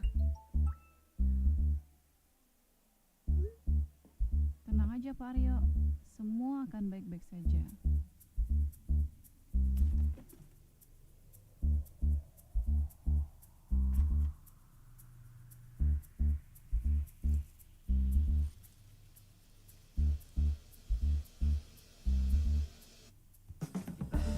Tak usah khawatir, ini bukan tentang menang atau kalah. Tapi tentang kita yang siap melihat setiap kesempatan menghadapi arus kehidupan dan perubahan zaman.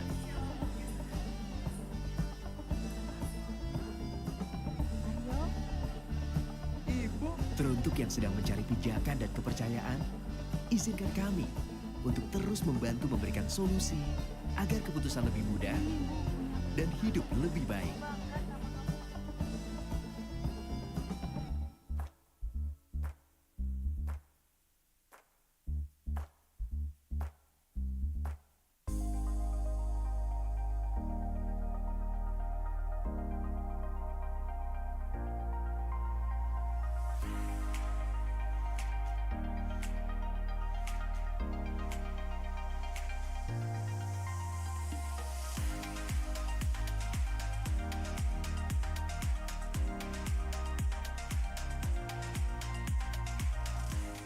Ini luar biasa. Target 120 ini sangat luar biasa. Kegiatan-kegiatan seperti ini yang tentunya ini sudah pasti membantu masyarakat. Masyarakat Banten dan wabil khusus masyarakat Kota Serang.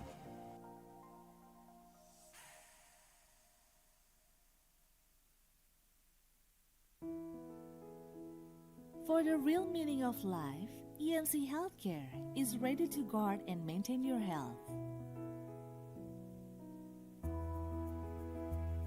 We are always ready to serve the most comprehensive health services through our professionals and specialists.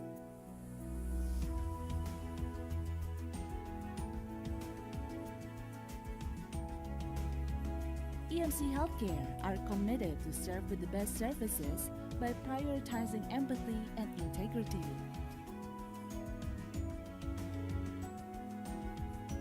We provide the meaningful result by prioritizing solution.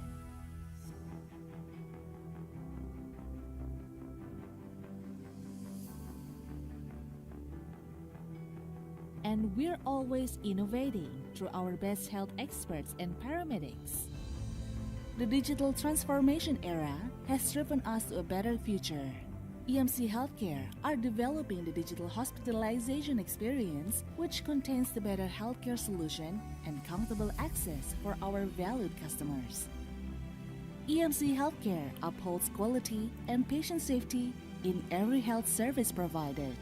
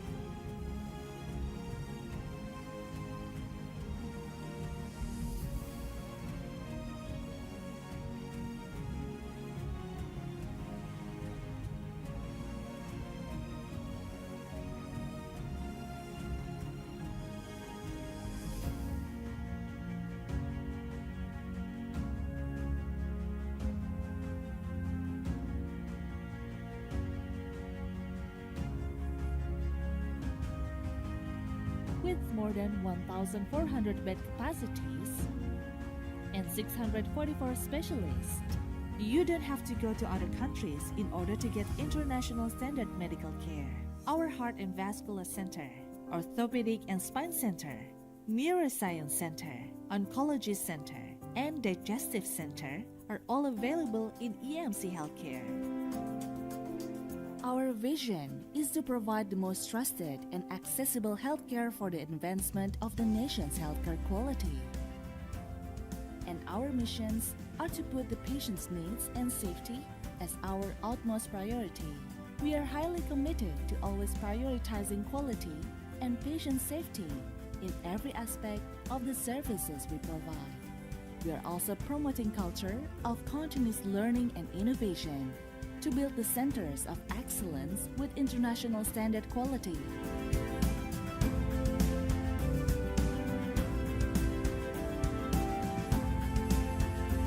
Trust our valued health with the experts. Let the EMC Healthcare experts take care of our concerns and health because EMC is here to care with passion.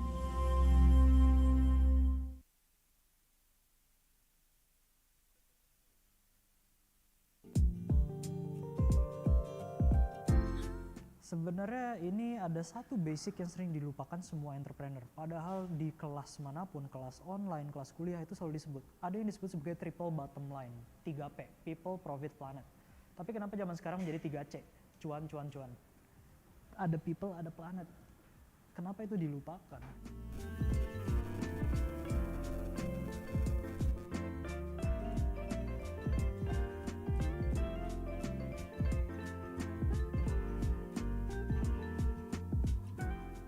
Halo, perkenalkan saya Mario Gultom selaku founder dari Sunyi, Rumah Kopi dan Harapan.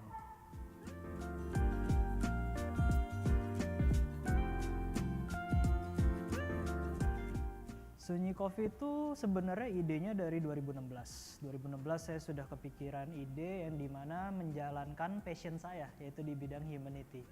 Tapi dulu ya ketika kita bicara, passion kamu apa Mario? Humanity. Semua orang akan berkata, apa? Mau jadi apa kamu? Saya waktu itu memang drop ya, ketika saya umur 17 tahun punya passion itu saya drop dan akhirnya saya mencari passion baru, bisnis. Dan ternyata bisnis dan humanity itu bisa loh digabung. 2016 tuh idenya muncul nih, oke saya mau bikin konsep Sunyi ini, tapi saat itu memang saya baru lulus kuliah, gak punya modal, gak punya pengalaman, jadi gak bisa bangun bisnis Sunyi ini, sehingga saya harus kerja dulu, nabung 2019 bersama teman-teman saya, akhirnya kita bisa bangun Sunyi. So 2019 April Sunyi berdiri.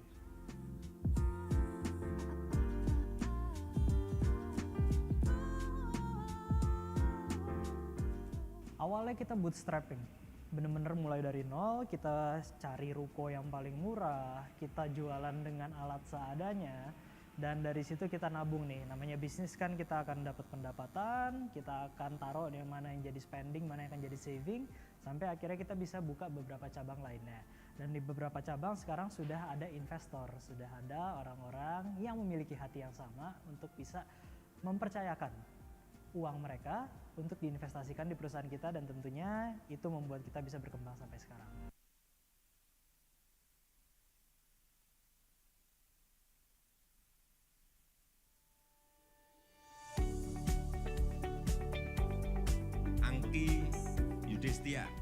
Umur juga masih muda, 32 tahun. Angki adalah anak muda penyandang disabilitas yang aktif bergerak di sosiopreneur.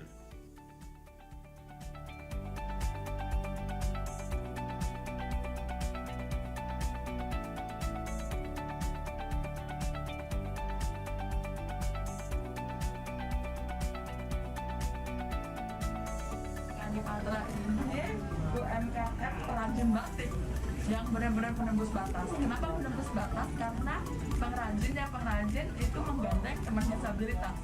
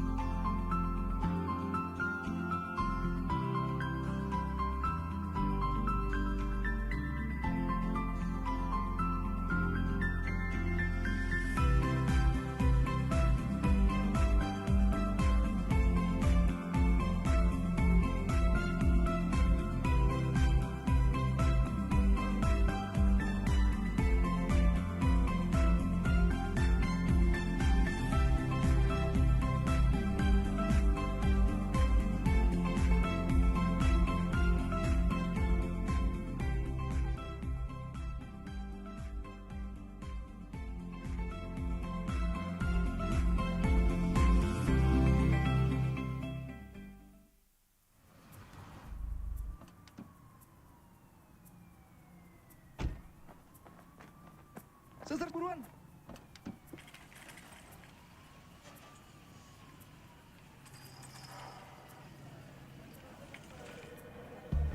Ini lagi aku siapin ya, malam ini juga aku kirim.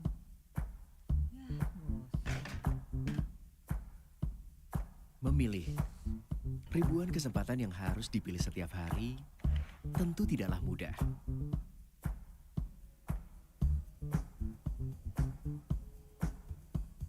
Menentukan hal yang tak pasti,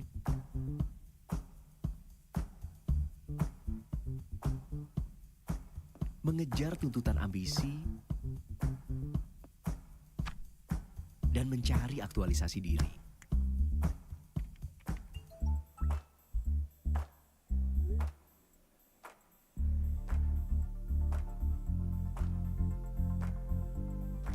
Untuk yang memiliki sejuta keyakinan dan berani melangkah, mungkin benar.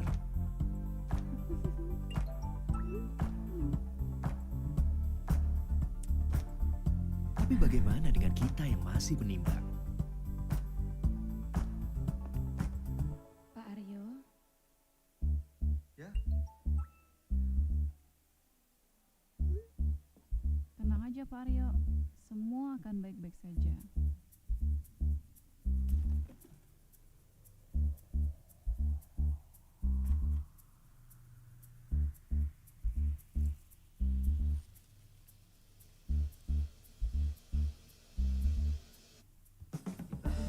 Tak usah khawatir, ini bukan tentang menang atau kalah. Tapi tentang kita yang siap melihat setiap kesempatan menghadapi arus kehidupan dan perubahan zaman.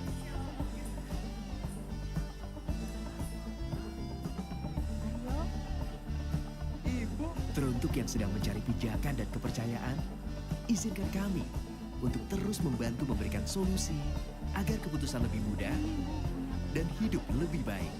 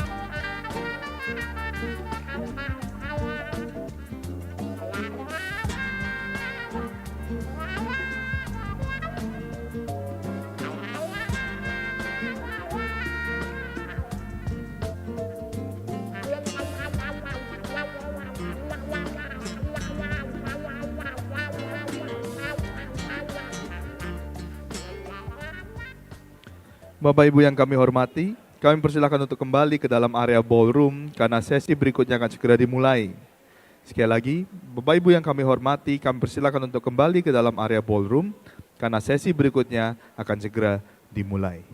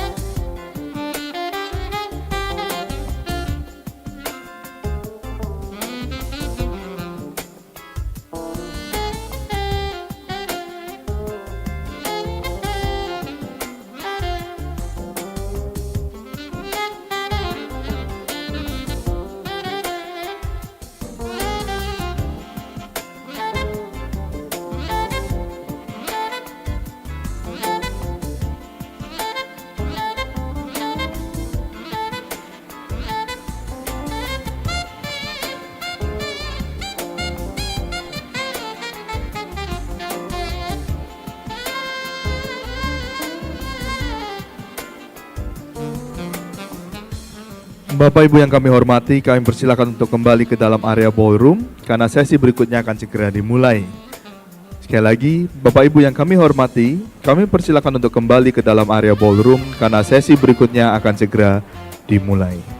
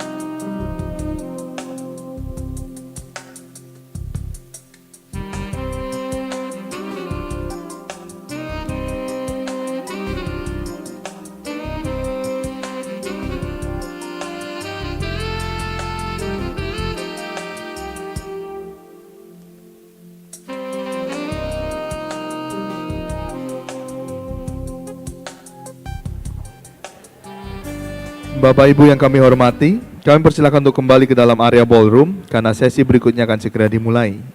Sekali lagi Bapak Ibu yang kami hormati, kami persilakan untuk kembali ke dalam area ballroom karena sesi berikutnya akan segera dimulai. Terima kasih.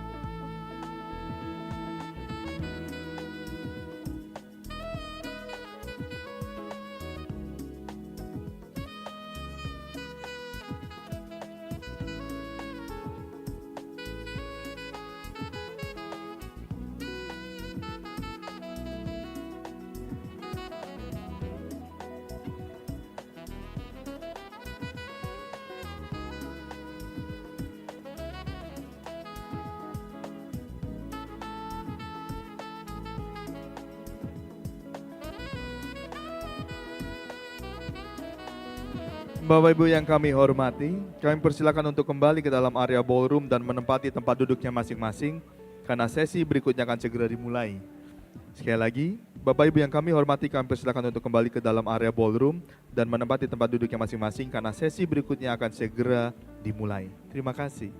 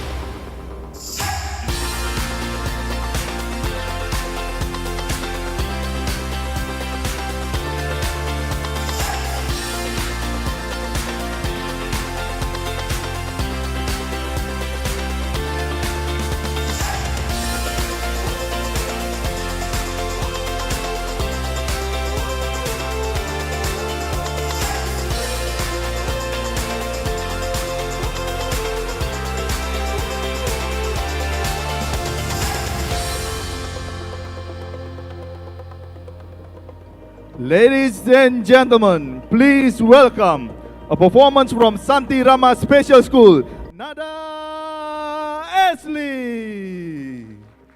This is basically kind of an open letter to all of the downtrodden, the sad, the kids in the world who need to feel loved. And in a way, it's, me reflecting. It's looking back and kind of saying that even though things are tough for you, there is light at the end of the tunnel, and that there are all of these people around you who do love you, even if you can't quite see it. When night is falling so hard upon you, the world is heavy on your heart. When your soul is stranded and you're barely standing, I will hold you, shield you, show you I am standing by. And when you're lost and think no one can find you, I will remind you you're not alone. I will be there. I'll be the one to guide you. My love will be your compass, will lead you home.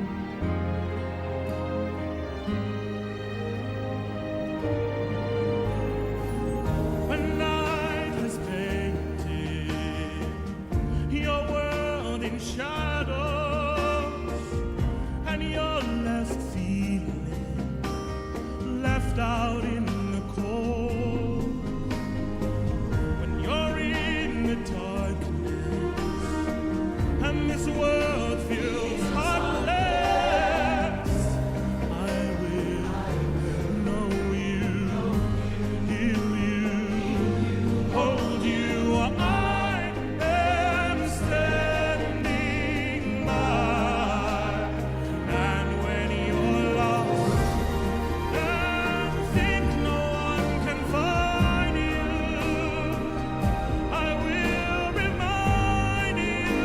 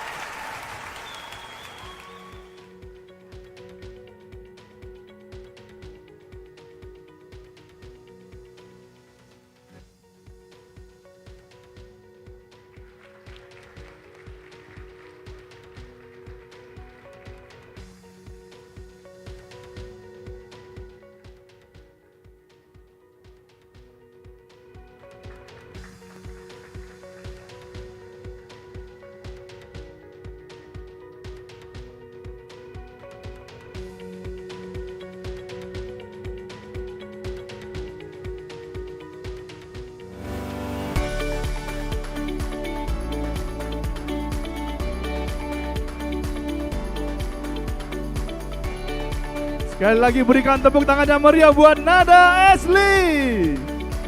Luar biasa sekali. Tadi beliau lari ke sana, saya kira bunganya untuk saya gitu. Tapi ternyata diambil Edi ya. Luar biasa sekali.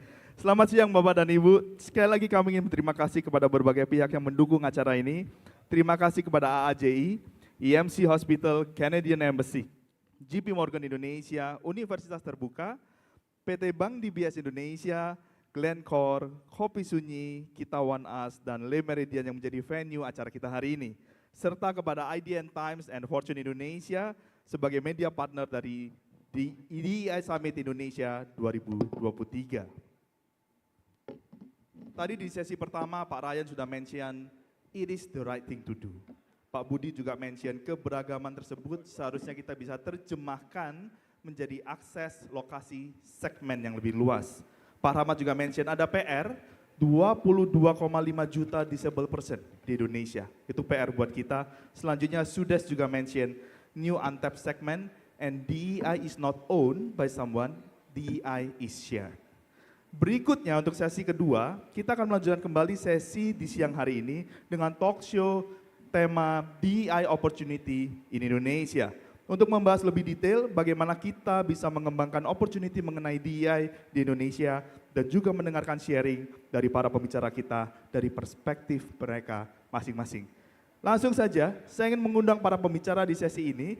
Yang pertama ada Ibu Putri Realita, Group Head of Inclusion, Equity and Diversity Glencore Switzerland, secara online bergabung dari South Africa.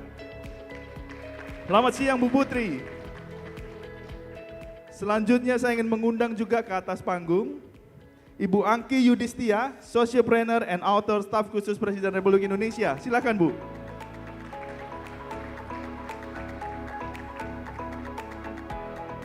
Bu Angki, sebelah saya Bu. Thank you.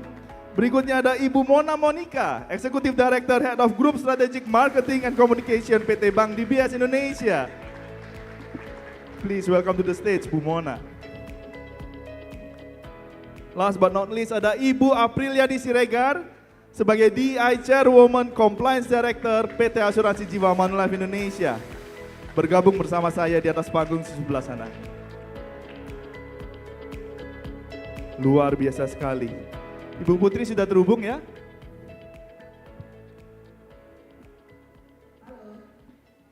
Halo, selamat siang Bu Putri.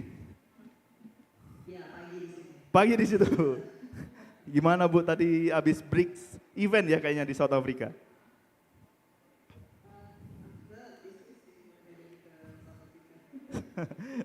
Siap, siap. Thank you. Maybe untuk kick it off our presentation, our session today, saya ingin bertanya terlebih dahulu. Tadi Sudes dan Pak Rahmat juga sudah menjelaskan definisi DEI, ya, secara keseluruhan, skopnya luas sekali, diversity, equity, and inclusion. Nah, sekarang dari masing-masing narasumber yang ada sekarang, saya ingin bertanya secara personal arti DEI itu seperti apa? Mungkin yang pertama yang jauh dulu ya Bu ya, yang di South Africa, Bu Putri mungkin bisa memulai Bu. Definisi dari DEI dari seorang Ibu Putri. Boleh, kalau menurut saya DEI, saya lebih suka IED sih, karena menurut saya yang paling penting itu inklusi. Jadi harus dimulai dari inklusi. Karena inklusi itu ada kultur, jadi menurut saya itu harus dibina setiap saat, jadi tidak bisa hanya satu kali training misalnya gitu ya. Jadi itu harus diciptakan sebuah kultur inklusi yang dimulai dari atas. Dan itu artinya inklusi. Inklusi itu artinya ya semua orang yang ada di lingkungan tersebut, mereka datang ke pekerjaan atau datang ke dimanapun mereka itu dengan siapa dia, jadi tidak perlu menyembunyikan identitas mereka. Kalau mereka punya misalnya disabilitas atau mereka punya anak prima gitu di rumah gitu, tidak perlu menyembunyikan. Atau mereka sedang ada rencana hamil misalnya, itu tidak perlu disembunyikan. Dan itu inklusi.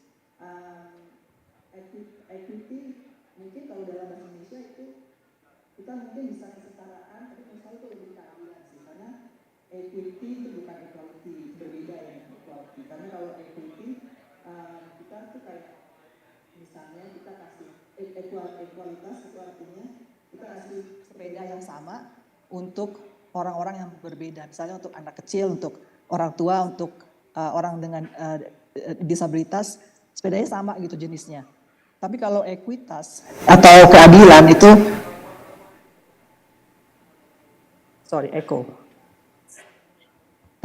Tapi kalau equity itu artinya kita berikan tipe sepeda yang berbeda-beda yang mereka bisa jalankan gitu. Dan diversity kita semua tahu itu keberagaman, tapi tidak cuman keberagaman yang terlihat seperti gender atau etnik, ras gitu ya, tapi juga yang tidak terlihat seperti perbedaan pendapat, perbedaan ide, justru itu yang akan membuat sebuah tim lebih kuat.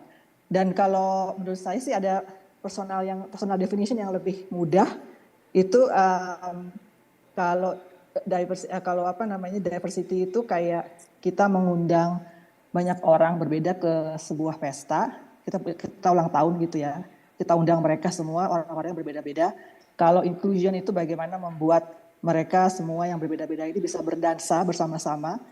Dan kalau equity itu artinya kita memastikan bahwa setiap orang yang ada di situ bisa berdansa sesuai dengan gaya mereka masing-masing. Itu cara yang lebih mudah untuk mengartikan DEI, dan menurut saya sih di Indonesia itu kita sudah mengadopsi nilai-nilai IED ini thanks to our founding fathers dengan Bhinneka Tunggal Ika, dengan Pancasila itu menurut saya sih nilai-nilainya sudah ada di as part of our DNA ya, identitas kita sebagai bangsa Indonesia. Jadi kita hanya perlu untuk lebih menggunakan peluang-peluang yang masih banyak menurut saya di Indonesia supaya kita lebih bisa menjadi lebih inklusif lagi, dan seperti tadi dikatakan di awal, kita bisa menggunakan peluang ini untuk menjadi bangsa yang lebih kuat. So, terima kasih. Thank you Bu Putri. Jadi menurut Bu Putri, DEI itu you are invited to a party, but make sure you are also invited to dance. Okay? Not only just come to the party, but we are dancing together inside the party. Jadi nggak perlu sembunyi. Dari Bu April bagaimana Bu? Definisi secara pribadi DEI itu seperti apa? Tes. Udah ya? Oke, thank you Gary. DEI ini punya makna yang sangat personal buat saya dan juga sangat dekat dengan saya. Mungkin DEI itu adalah 3 values yang saling terikat satu sama lain. Intinya adalah bagaimana memahami dan menghargai orang lain. Bagaimana menciptakan lingkungan yang inklusif kepada setiap individu, terlepas dari latar belakang, identitas dan sebagainya. Jadi menurut saya DEI itu adalah menjadikan keberagaman itu sebagai sesuatu kekuatan dan bukan hambatan. Untuk seorang pimpinan di suatu organisasi berarti DEI itu berarti terus mempromosikan keberagaman, menciptakan inklusivitas di lingkungan bekerja. Itu menurut saya. Terima kasih Bu. Echoing what Michelle has said ya. Di sesi yang pertama, everyone is important, everyone is respected, everyone is also included. Bu Mona, bagaimana Bu? Oke, kalau saya ambil dari perspektif yang berbeda ya. Karena saya ngelihat kalau di EI atau saya memang lebih suka di inklusinya ya. Karena menurut saya kalau udah yang namanya inklusif, berarti semua kesempatan itu pasti akan sama gitu. Nah jadi saya ngelihatnya kayak begini aja. Saya sebagai pekerja, saya lihat dari kacamata profesional. Sebagai pekerja, how you want to be treated, bagaimana I want to be treated. So secara profesional, begitu juga yang harus kita lakukan ke orang lain. Itu pertama. Terus kedua, menurut kamu secara profesional, environment apa yang bisa membuat kamu menjadi lebih baik, jadi profesional yang lebih baik dan sekaligus menjadi profesional yang lebih berkembang. Nah, dengan begitu kita harus sama-sama menciptakannya. Salah satu yang saya suka dari penciptaan culture yang inklusif dan juga open gitu adalah yang namanya psychological safety. Nah, jadi karena saya merasa bahwa kalau di dunia usaha atau dunia profesional, kita bisa menciptakan culture itu, orang tidak hanya jadi bisa lebih menjadi dirinya sendiri, bisa mengekspresikan apa yang dia mau mengekspresikan, bisa mencoba untuk bisa mencoba untuk menjadi lebih Karena opportunity itu ada dan karena opportunity itu sudah ada, mereka juga merasakan aman untuk sifatnya mencoba mengambil atau menggrab opportunity yang ada tersebut. Nah, that's how I see things. Dan setuju equality is different than equity. So equity itu juga karena misalnya seperti ini. Nggak hanya orang berbeda gender, tetapi ada orang yang berbeda minat dan berbeda keahlian. Walaupun kita mungkin memperlakukannya sama, oh kamu coba di sini, tapi kalau dia keahliannya lebih di A atau di B, mungkin dia bisa thrive di tempat lain. So bagaimana kita menciptakan kesempatan-kesempatan itu untuk sesuai dengan orang yang dengan minat dan keahlian yang berbeda-beda. Jadi balik lagi dari kacamata as a professional, how you want to be treated as a professional. And bagaimana kamu bisa berkembang as a professional dan bagaimana kamu bisa menciptakan environment yang mendukung itu semua gitu. Wow, treatment, environment yang dimana nanti leading ke self identity. Luar biasa sekali. Sebelum saya ke Bu Putri lagi mengenai opportunity DEI di Indonesia sekarang ini, saya coba ingin dengarkan dari Bu Angki, Bu. Definisi dari DEI secara pribadi. Okay, thank you. Before we talk about the inclusion, we have to see the short video. Maybe everyone can see? Semua orang bisa lihat videonya? Bisa kelihatan nggak ya? Oke. หนูอยากได้พ่อที่ดีกว่านี้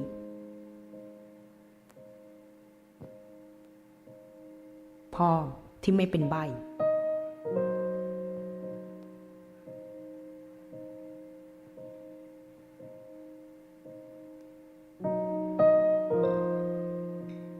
พ่อที่เหมือนคนอื่น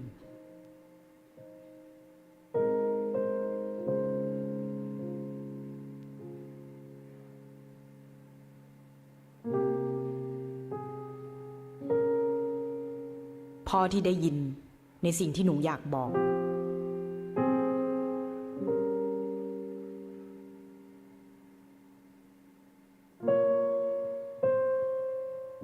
พ่อที่พูดได้แล้วก็เข้าใจหนูได้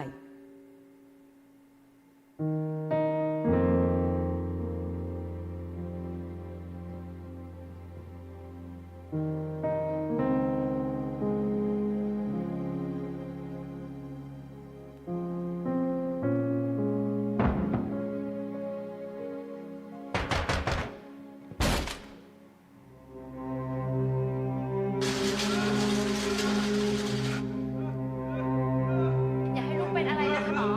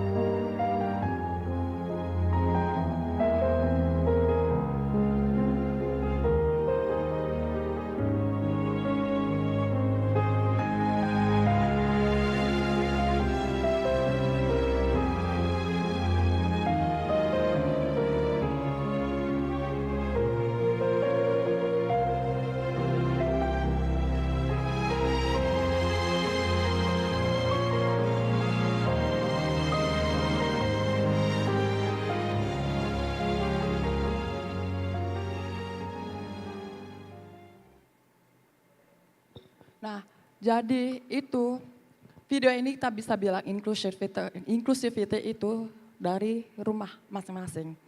Kita lihat bahwa banyak banget teman-teman penyandang disabilitas di luar sana, ketika di rumah itu terjadi pemberontakan, tidak terjadi kedamaian, tidak menerima keberagaman, sehingga seorang anak itu bisa kehilangan jati dirinya. Jadi bagaimana bisa membentuk inklusivitas itu? Tadi saya sepakat dengan para senior-senior ini bahwa keberagaman itu memang dimulai dari lingkungan yang saling mendukung satu sama lain. Jadi sayangnya yang terjadi saat ini adalah Indonesia ini kan negara luas ya.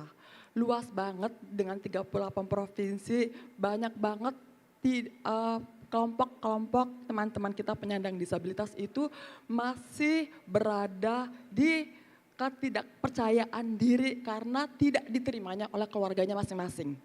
Nah, sehingga siapa yang bisa mendukung, yang menolong? Itu kita, lingkungan kita. Jadi definisi keberagaman ini sebenarnya bagaimana kita bisa membuka diri, keterbukaan, stigma kita, merdeka stigma kita, menerima kita terhadap perbedaan. Dengan kita menerima adanya perbedaan ini, kita akan menemukan banyak potensi ketika kita menerima setiap perbedaan yang ada. Kurang lebih seperti itu. Luar biasa sekali, tepuk tangan buat kita semua. Baru round 1 pertanyaan, saya sudah merinding Bapak Ibu. Ya, karena benar apa yang tadi dikatakan para narasumber, semuanya bermula dari diri kita pribadi. Kita harus menerima dulu dari okulus yang paling kecil yaitu keluarga, baru kita bisa menciptakan environment. Kembali ke Bu Putri, pertanyaan berikutnya lebih mengarah ke peluang-peluang DEI di Indonesia sekarang ini seperti apa ya Bu?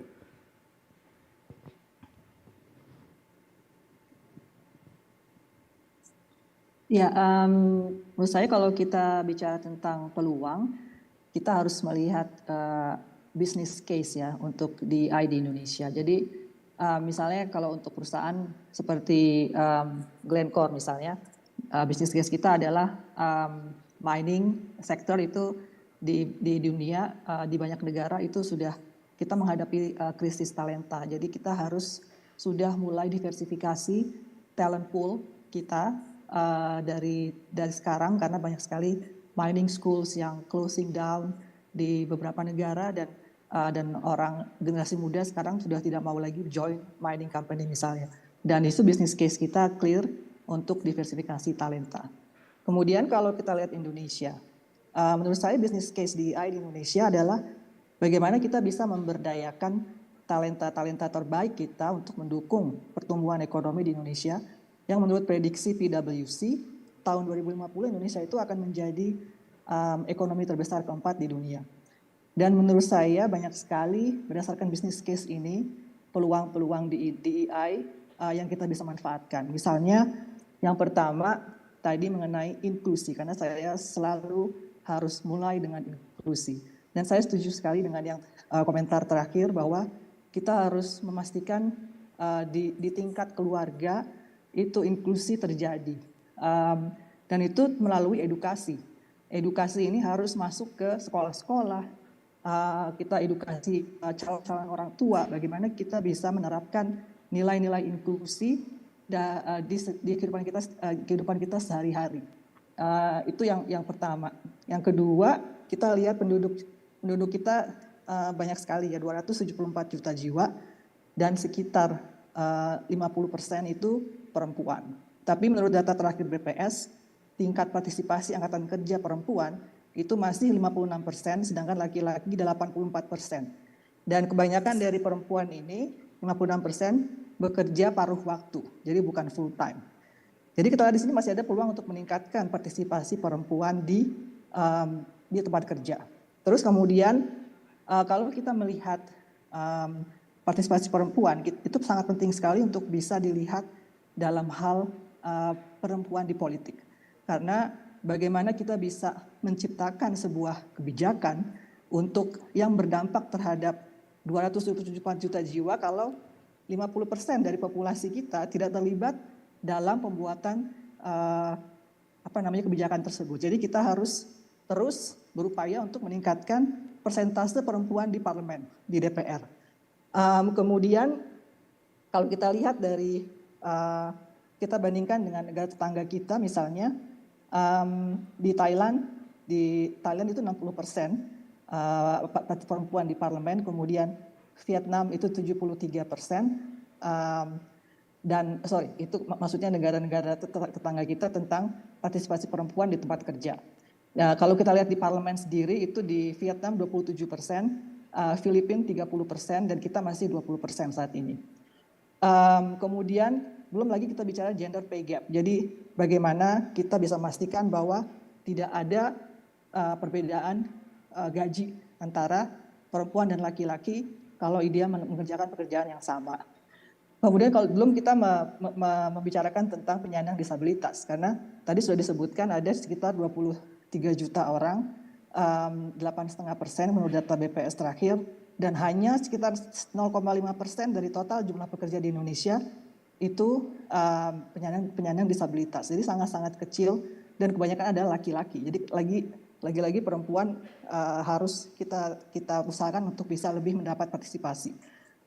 Dan kemudian masih banyak lagi peluang-peluang lainnya menurut saya seperti talenta-talenta kita dari bagian timur Indonesia, kemudian bagaimana meningkatkan representasi juga profesional Indonesia yang bekerja di luar negeri, itu karena menurut saya sangat penting untuk menciptakan sebuah image untuk negara besar seperti Indonesia, karena kita melihat India misalnya, ya banyak sekali profesional-profesional India yang ada di perusahaan-perusahaan yang bekerja di luar negeri, dan itu akan meningkatkan semacam image, good image untuk Indonesia, bahwa talenta-talenta Indonesia itu adalah bisa berkompetisi dan kita bagus untuk bisa mengerjakan pekerjaan-pekerjaan yang juga dilakukan oleh misalnya orang-orang dari Eropa atau dari Amerika.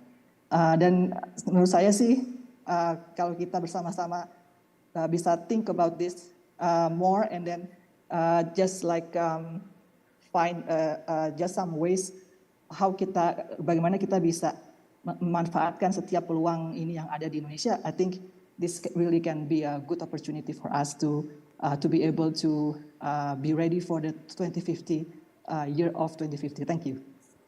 Terima kasih. Keterlibatan dari setiap kita untuk memang menutup gap antara laki-laki dan perempuan itu diperlukan sekali di Indonesia.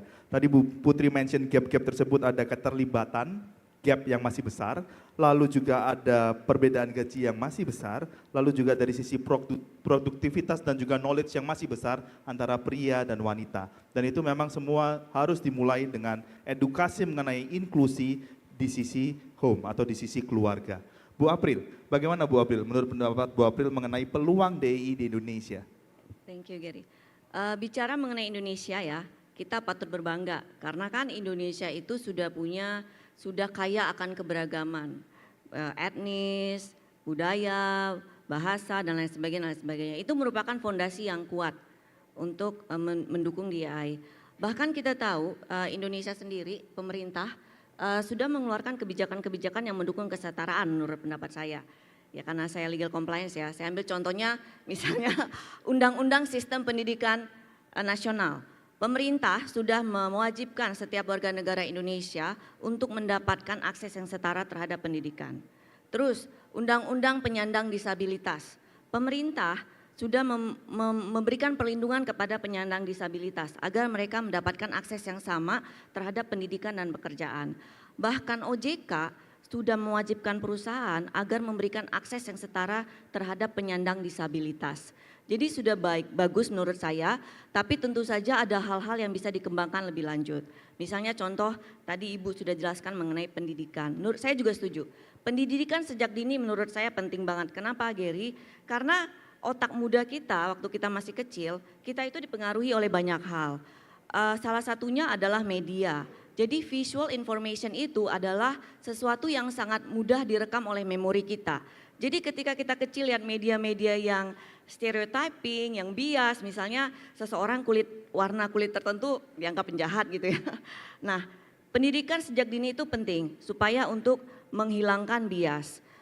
Kemudian peningkatan inklusi tadi Ibu udah ceritakan juga, mengeluarkan kebijakan-kebijakan yang non-diskriminatif, misalnya kalau di organisasi diversifikasi rekrutmen, dan menurut saya juga udah dijelaskan tadi kita pemerintah bisa atau organisasi juga bisa untuk meningkatkan keterwakilan, misalnya keterwakilan perempuan, keterwakilan penyandang disabilitas, keterwakilan etnis minoritas di setiap lapisan masyarakat maupun di pimpinan organisasi. Jadi nggak cuma gender, tapi juga keterwakilan selain gender ada juga etnis minoritas, disabled person juga ya.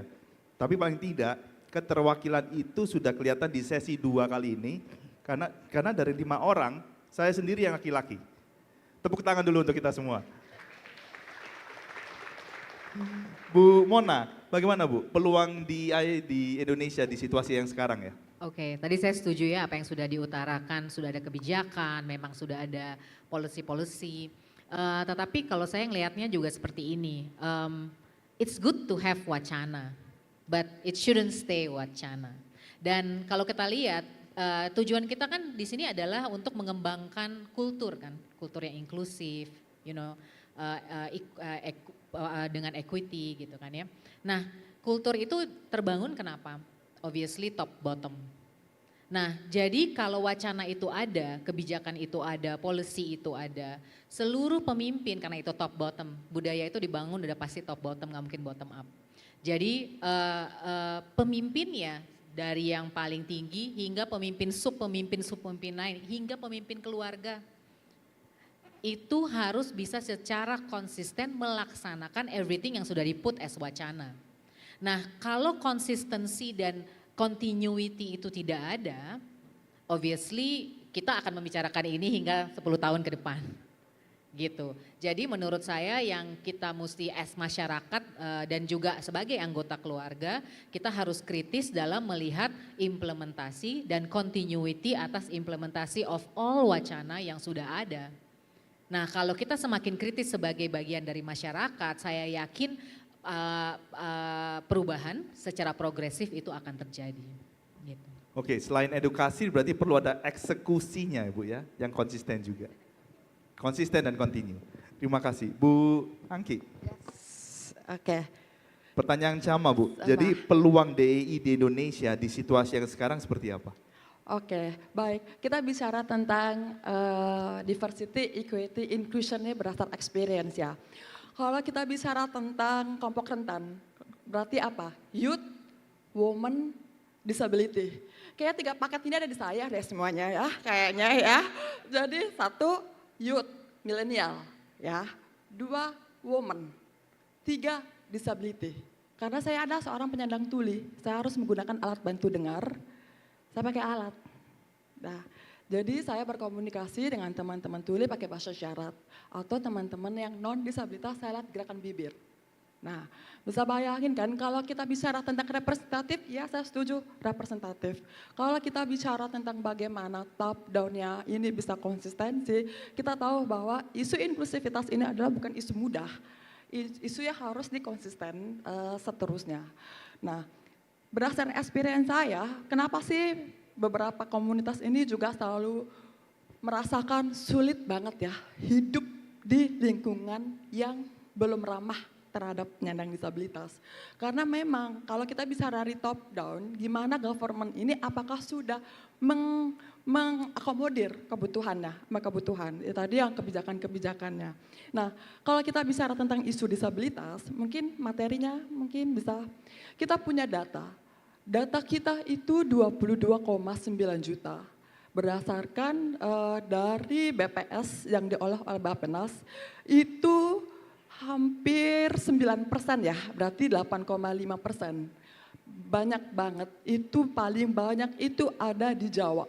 Jawa Tengah, Jawa Barat, terus habis itu Jawa Timur itu banyak, Sulawesi banyak, Sumatera Utara banyak. Jadi jumlah penyandang disabilitas ini sebanyak ini, usia produktifnya ada sekitar 16 juta jiwa. Nah, kalau kita bisa bilang peluang, ini peluang. Bagaimana kita bisa mengcapture peluangnya ini dari hulu ke hilirnya. Dari hulu ke hilirnya, pemerintah ini telah punya Undang-Undang Nomor 8 Tahun 2016 itu dari DPR ya. Bagaimana mengeksekusi supaya tepat sasaran, ini dari 2019 sampai 2020 kebijakan Pak Presiden ini dikebut nih kebijakan-kebijakan peraturan pemerintahnya dan peraturan presidennya dari hulu ke hilir. Jadi Ibu Bapak kalau misalkan sudah mau bikin program, kita cek bahwa peraturannya udah ada. Dimulai dari kesejahteraan sosialnya, dimulai dari rancangannya, terus akomodasi peserta didiknya, pendidikannya, terus macam-macam sampai kita bahkan punya Komisi Nasional Disabilitas.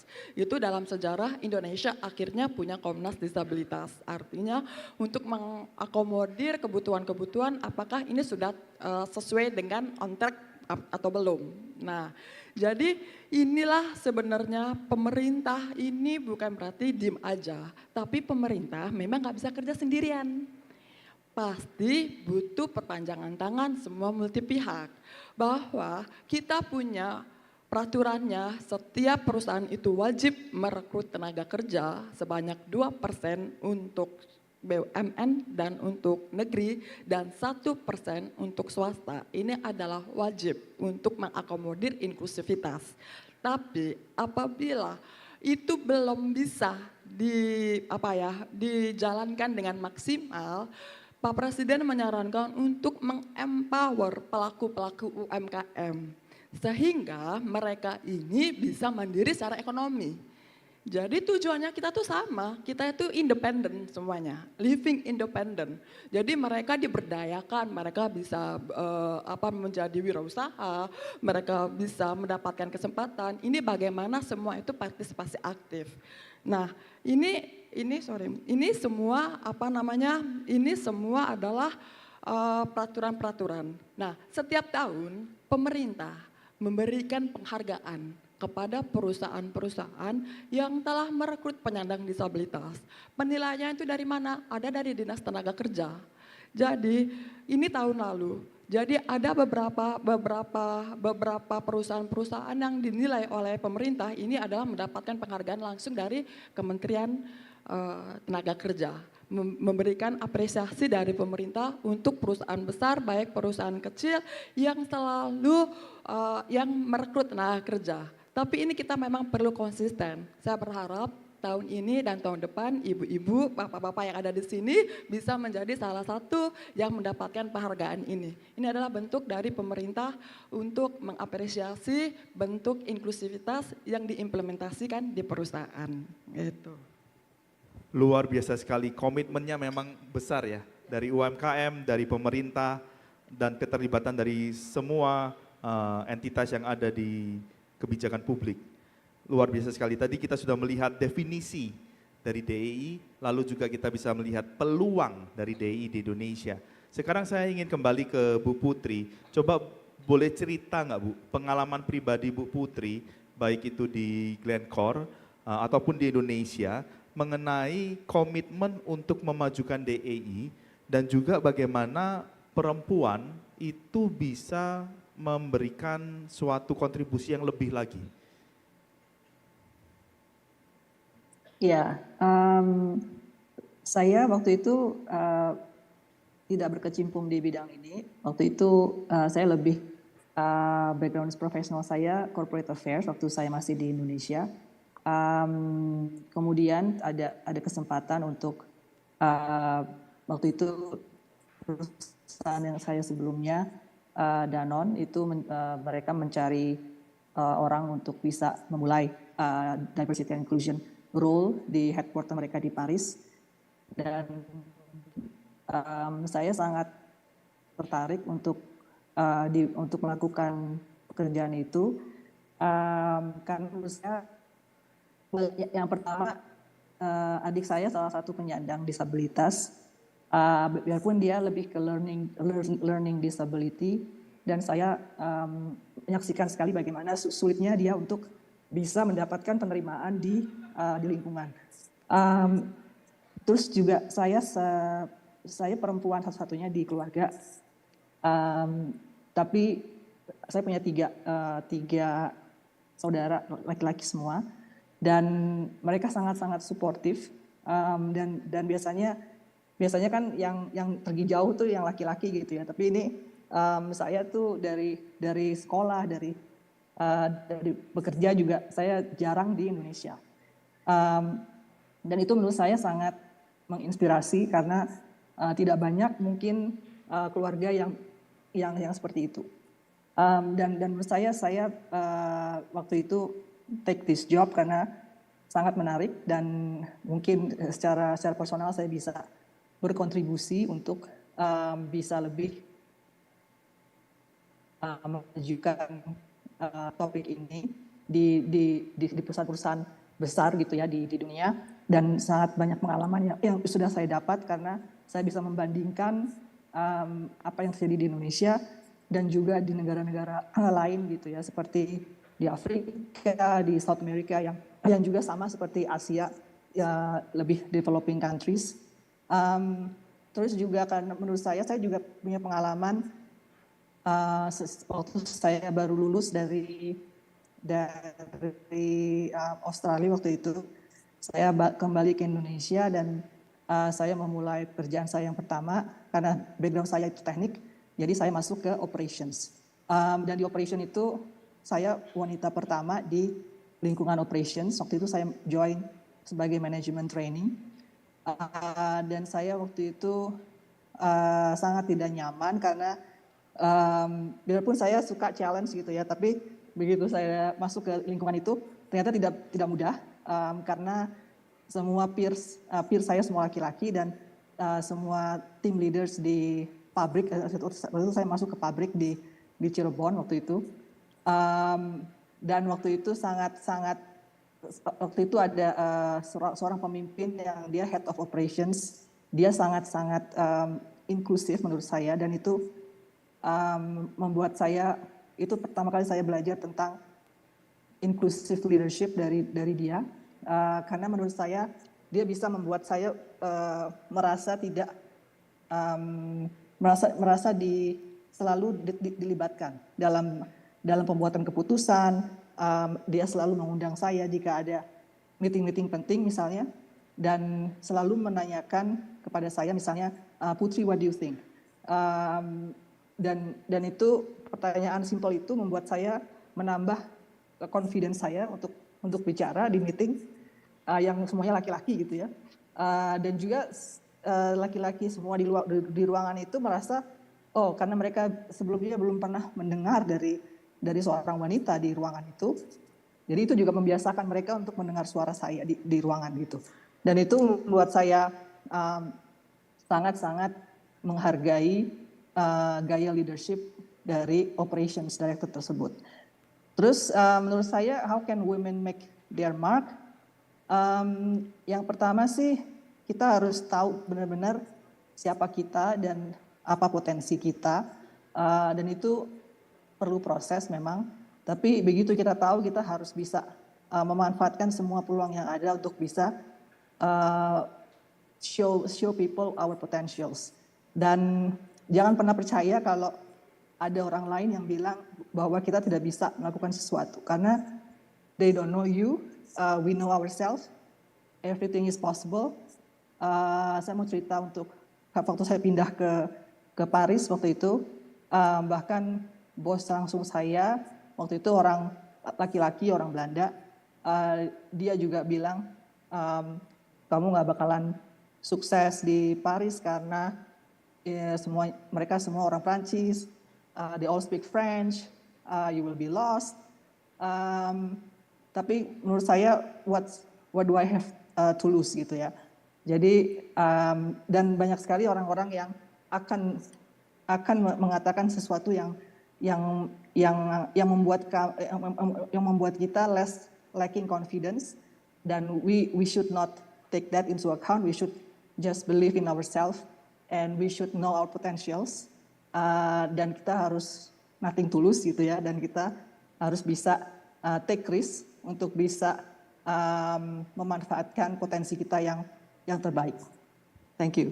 Thank you. Luar biasa sekali. Jadi ada hubungan keluarga atau adik yang memang disable, pengalaman Ibu Putri juga di team operations, dan bagaimana seorang perempuan bisa menunjukkan marknya di sebuah organisasi. Saya beralih ke Bu April, pertanyaan sama Bu, tapi juga saya ingin tambahkan pertanyaan, bagaimana kita meng-create ruangan yang terbuka ya Bu, environment yang tadi Bu Mona mention, bagaimana kita bisa men-encourage itu menjadi sebuah environment yang dimana semua orang bisa berbicara mengenai hal ini.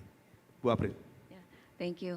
Ya, seperti di awal saya jelaskan, DEI ini juga punya arti yang dekat. Saya secara personal mungkin pertama ada beberapa pengalaman yang saya mau share. Pertama, waktu saya kuliah, saya itu jadi tenaga pengajar volunteer untuk anak-anak yang berada di bawah garis kemiskinan. Jadi saya melihat bahwa anak-anak ini memang juga perlu untuk mendapatkan akses pendidikan yang setara.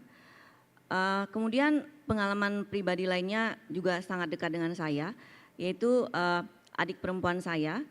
juga karena sesuatu yang terjadi pada dirinya, sehingga penglihatannya menurun sekarang tinggal 20%, sehingga dia juga kehilangan mimpi-mimpinya, sehingga dia juga tidak bisa mencapai mimpi-mimpinya. Ini membuka mata saya bahwa masih ada organisasi yang memang tidak memberikan kesempatan bekerja yang setara gitu. Ini terus memberikan saya semangat bahwa saya harus menjadi agen perubahan. Saya harus membawa perubahan yang positif.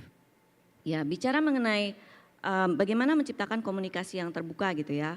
Menurut saya critical part-nya adalah rasa belonging gitu. Bagaimana menciptakan belonging itu, menurut saya ada beberapa hal yang bisa dilakukan. Yaitu yang pertama adalah memahami, mendengarkan lebih aktif, merangkul perbedaan sehingga timbulnya rasa empati. Kemudian menjamin kerahasiaan yang di-share kepada kita, sehingga ada rasa kepercayaan dan timbulnya psychological safety. Kemudian meminta masukan kepada mereka, sehingga kita juga tahu sebenarnya apa sih yang mereka butuhkan supaya mereka mendapatkan kesempatan tersebut atau connection, saya sebut connections. Dan acceptance, terima mereka apa adanya, dan embrace. Jadi hargailah kontribusi mereka, sehingga mereka feel wanted to be at that room.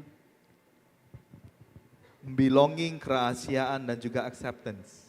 Bu Mona, pengalaman pribadi apa sih Bu yang Ibu punya, serta bagaimana kita menciptakan open dialogue sehingga tercreate psychological safety di organisasi? Oke, kalau pengalaman pribadi, sekarang gini, saya pernah kerja di tech company, male dominated, tapi saya suka banget, again karena culture itu dari atas ya. Jadi CEO saya waktu itu kita ada experience crisis, dan waktu itu kita harus mengatasi hal tersebut secara tim. Dan of course manajemen, the department heads, mereka harus kejar bisnis juga at the same time, right? Nah tapi waktu itu saya bilang sama CEO saya bahwa this is team effort dan semua harus contribute dalam keadaan krisis seperti ini. Saya ingat banget saya belum ada di manajemen, saya masih quite junior. Terus saya disuruh masuk ke dalam ruang meeting. Terus udah gitu CEO saya mimpin meeting bersama all management dan dia bilang drop everything. And itu male dominated management ya. Jadi drop everything. Kita ada krisis gini. Terus dia bilang she is the expert, you listen to her. Dan menurut saya dengan adanya pemimpin yang seperti ini itu membantu men-encourage dan menstimulasi cara berpikir pemimpin yang lain gitu ya untuk bisa menerapkannya itu secara beruntun lah gitu ya. Jadi itu satu pengalaman saya. Tapi balik lagi gini, open dialog. Dialog itu kita bisa open di mana aja. Tapi menurut saya tuh sekarang balik lagi gini, kita dari tadi ngobrol soal menciptakan kultur, bagaimana kita membuat orang sadar, bagaimana industri bisa terbuka atau pemerintah bisa terbuka misalnya kita. Dari tadi kita ngomongin gitu, tetapi ada satu yang kurang kita omongin ya adalah sebenarnya gini, if we want to be treated bersama, atau kita mau merasa include di dalam, kita juga kita harus membuktikan dari diri kita sendiri. So we start from ourselves juga. Jadi we need to make sure that we equip ourselves gitu ya. Dan kita mempunyai cara berpikir yang memang seperti yang kita mau, bagaimana orang men-treat kita. Dan kita mempunyai keahlian agar orang bisa menganggap kita bahwa yes dia adalah subject matter expert gitu ya. Dan dengan begitu kamu bisa ter-include akhirnya. Jadi menurut saya jangan melulu hanya meminta, tetapi kita juga memulai. Jadi bagaimana kita memulai as an individual. So same with the dialogue, don't wait for the dialogue to start, but how you start the dialogue basically. So mungkin dari saya itu. Banyak sekali yang tadi saya dapat dari Bu Mona. Yang pertama mengenai top down, eksekusinya juga top down melalui inclusive leadership dan juga mengenai self SME. Jadi kita nggak bisa mengandalkan seseorang menjadi subject matter expert terhadap DEI, tapi itu harus mulai dari diri kita, bukan masalah membuka ruangan dialognya, tapi memulai dialognya. Luar biasa sekali. Ke Bu Angki sekarang, pertanyaannya lebih ke arah tantangan Bu. Bagaimana menyikapi tantangan dan juga kalau boleh di-share mengenai pengalaman teachable enterprise. Nggak tahu saya pronounce-nya benar apa tidak, tapi kira-kira ada cerita apa di sana? Oke, berdasarkan pengalaman experience untuk membentuk atau mewujudkan lingkungan inklusi itu susah. Bener deh, ini jujur dari hati yang paling terdalam, susah, berat banget. Karena dulu dimulai dari Teachable Enterprise itu kan gerakan, movement yang pernah saya buat dari 2011. Waktu saya lulus kuliah sebagai seorang disabilitas, bayangin gak, seorang disabilitas tuli gak bisa denger tapi kuliahnya di jurusan komunikasi.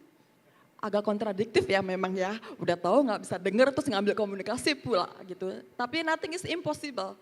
Terbukti saya bisa lulus S1, S2 jurusan komunikasi pula gitu. Jadi begitu pas wisuda rektornya bingung sendiri, oh kok ternyata kamu bisa lulus ya gitu. Jadi ya kita tuh bisa membuktikan bahwa walaupun disabilitas tapi ada potensi-potensi yang bisa dikembangin.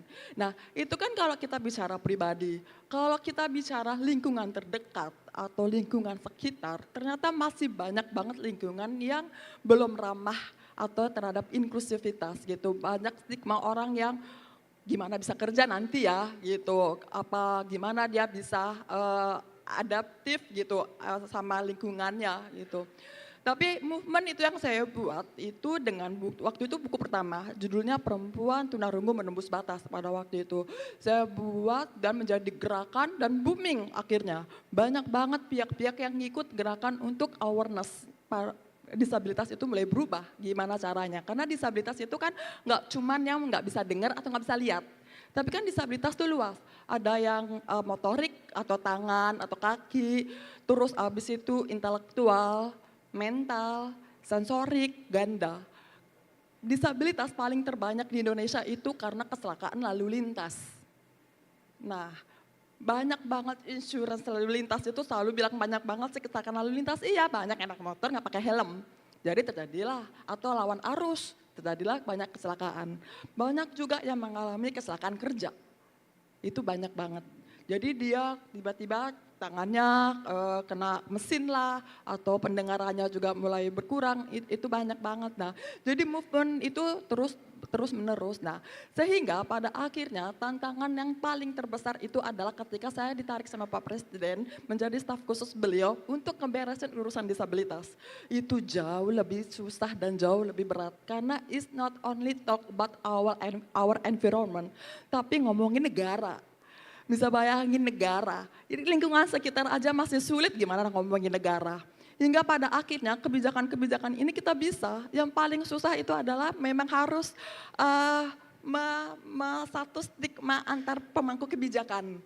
Pemangku kebijakan itu bisa bayangin nggak? Pemangku kebijakan kita level menteri, ketua lembaga itu memang mesti harus diketok pintu. Tapi saya bisa berhasil karena memang kita beruntung, kita punya undang-undangnya. Karena isu disabilitas ini adalah isu global. Di mana isu global kita punya benchmarknya cukup banyak di beberapa negara maju, negara berkembang, negara banyak hal sehingga yang membuat Indonesia tuh harus berinvestasi. Indonesia tuh harus berinvestasi untuk diversity, equity, inclusion-nya jangka panjang. Karena kan kita kan kuat di SDM. Mau bonus demografi kalau kita nggak kuat di inclusion mau gimana. Nah jadi inilah momentum. Nah momentum kita itu ada waktu pandemi kemarin. Kita rapi-rapiin data semuanya. Semua data dimulai dari Dukcapil kita tuh rapi-rapiin. Jadi sehingga pada akhirnya tinggal implementasi. Tahun ini sebenarnya event kayak ini, diversity, equity, inclusion ini pernah diadai juga di BUMN. Setelah dari seperti ini, terus akhirnya dari BUMN tuh bikin rekrutmen bersama BUMN. Tahun ini mereka tuh merekrut 2.000 tenaga kerja dari sekitar 80 holding BUMN.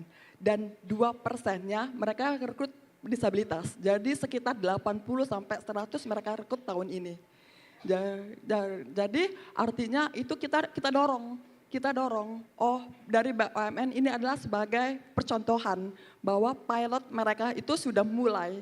Mereka mulai dan tinggal bagaimana untuk implementasi banyak pihak untuk stakeholder. Jadi kalau dibilang tantangan itu sulit tapi bukan berarti nggak bisa.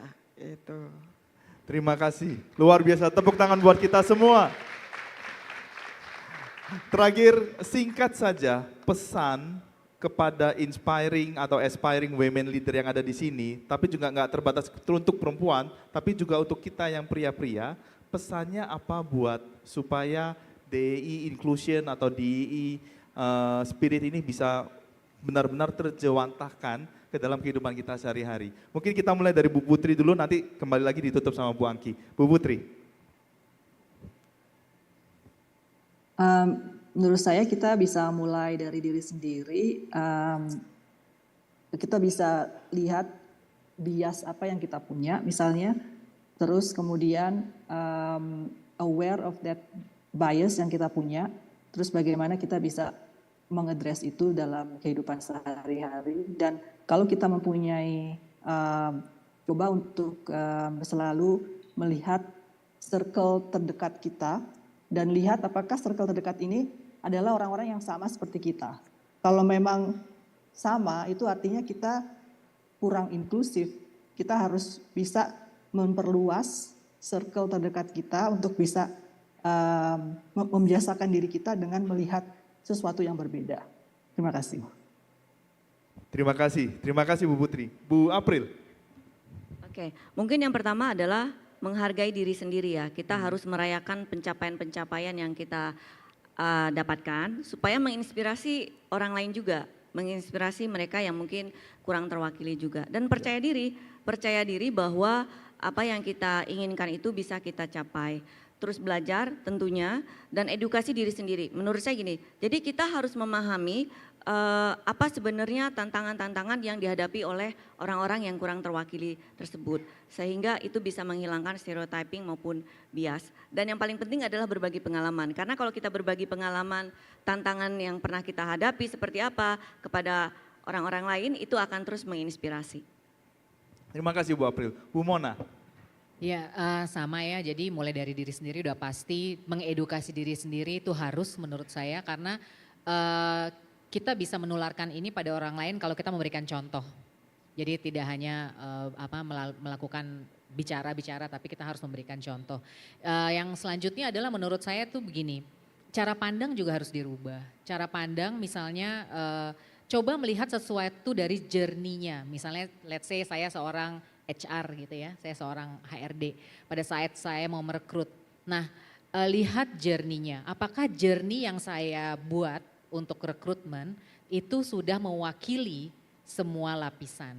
Jadi sama juga misalnya pada saat kita membuat suatu event gitu misalnya kayak seperti ini mau ada dialog dan kita pengen menginclude semua lapisan untuk ikut dialog kita. Apa journey yang dilakukan supaya semua segmen market gitu ya bisa sama-sama enjoy dan sama-sama bisa absorb all the message that we want to give.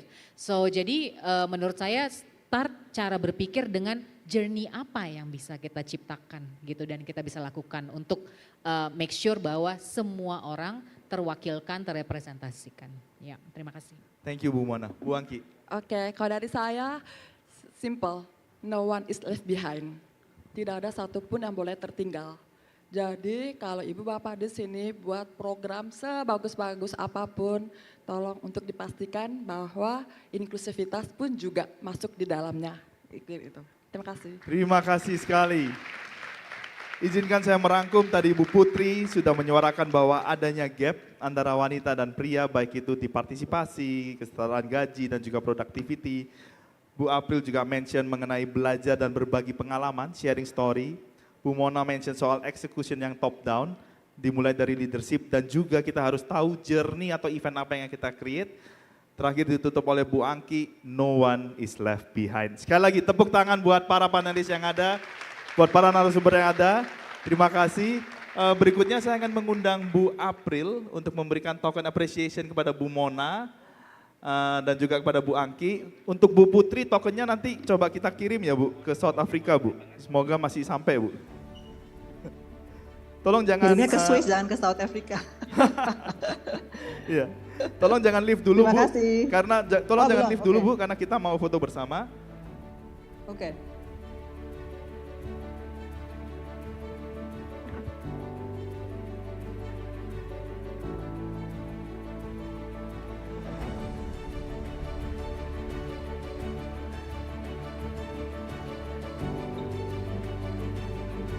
Selanjutnya token dari Manulife Indonesia untuk Ibu Angki.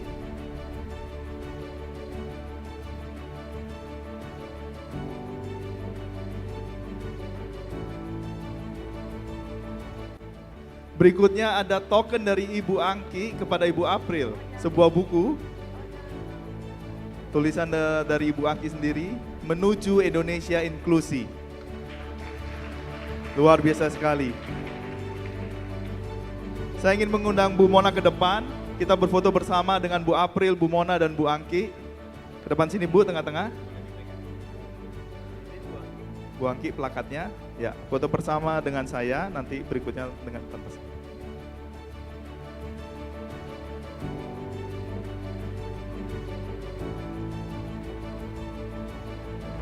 Tahan.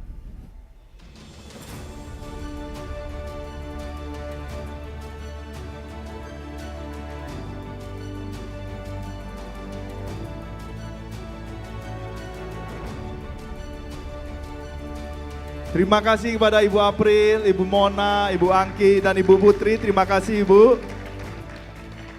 Semoga sesi kali ini bermanfaat buat kita semua. Bring DEI to life.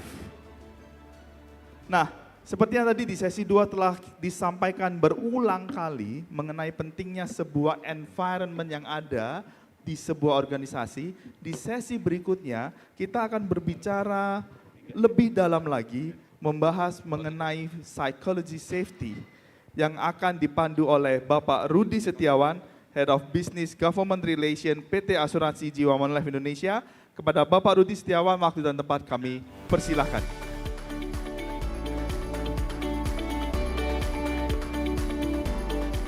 Terima kasih Pak Gary, selamat pagi semua. Jangan kaget, yaitu salam dari Manulife, selalu pagi, nggak ada sore ya. Oke, dari pagi kita udah mendengarkan mengenai definisi DEI itu sendiri. Berikutnya juga ada aksi korporasi untuk menerapkan DEI di lingkungan korporasi. Tapi ada satu elemen yang saya rasa missing dari puzzle-nya DEI. Dan itu sangat diwakili dengan lengkap oleh narasumber kita berikut ini, di mana tidak ada direction apapun, tidak ada paksaan dari siapapun, dari seorang narasumber kita ini yang menentukan arah bisnis entrepreneurship-nya dengan menerapkan DEI ke dalam bisnisnya, dengan berani mengambil inisiatif membuat bisnis yang full merekrut staf yang disable. Sangat inspiratif, maka langsung saja kita panggilkan yang masih muda dan sangat inspiratif, Mario Gultom, pemilik dan pendiri dari Cafe Sunyi, House of Coffee and Hope. Silakan Mas Mario.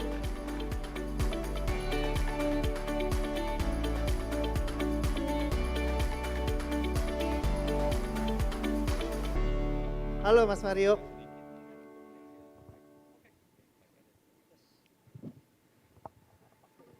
Gimana Mas Mario kabarnya hari ini? Kabarnya luar biasa. Luar biasa ya, kelihatannya sibuk sekali Mas Mario. Mas Mario, saya udah menonton beberapa podcast dari Mas Mario ya mengenai kopi sunyi. Sangat inspiratif sekali. Nanti mungkin dari audiens juga mungkin mulai nanti di Google, di YouTube ya. Banyak sekali podcast dari Mas Mario, yang terbaru dengan Bu Angki ya. Yang terbaru ya dengan Bu Angki ya, sangat inspiratif. Mungkin nanti bisa jadi bahan inspirasi. Mas Mario, ada satu pertanyaan yang mungkin mewakili dari audiens. Mas Mario adalah seorang entrepreneurship yang muda dan punya gagasan yang wow sekali ya. Tahu bahwa arah bisnisnya saya maunya ini, tanpa ada direction, tanpa arahan, tanpa paksaan dari siapapun.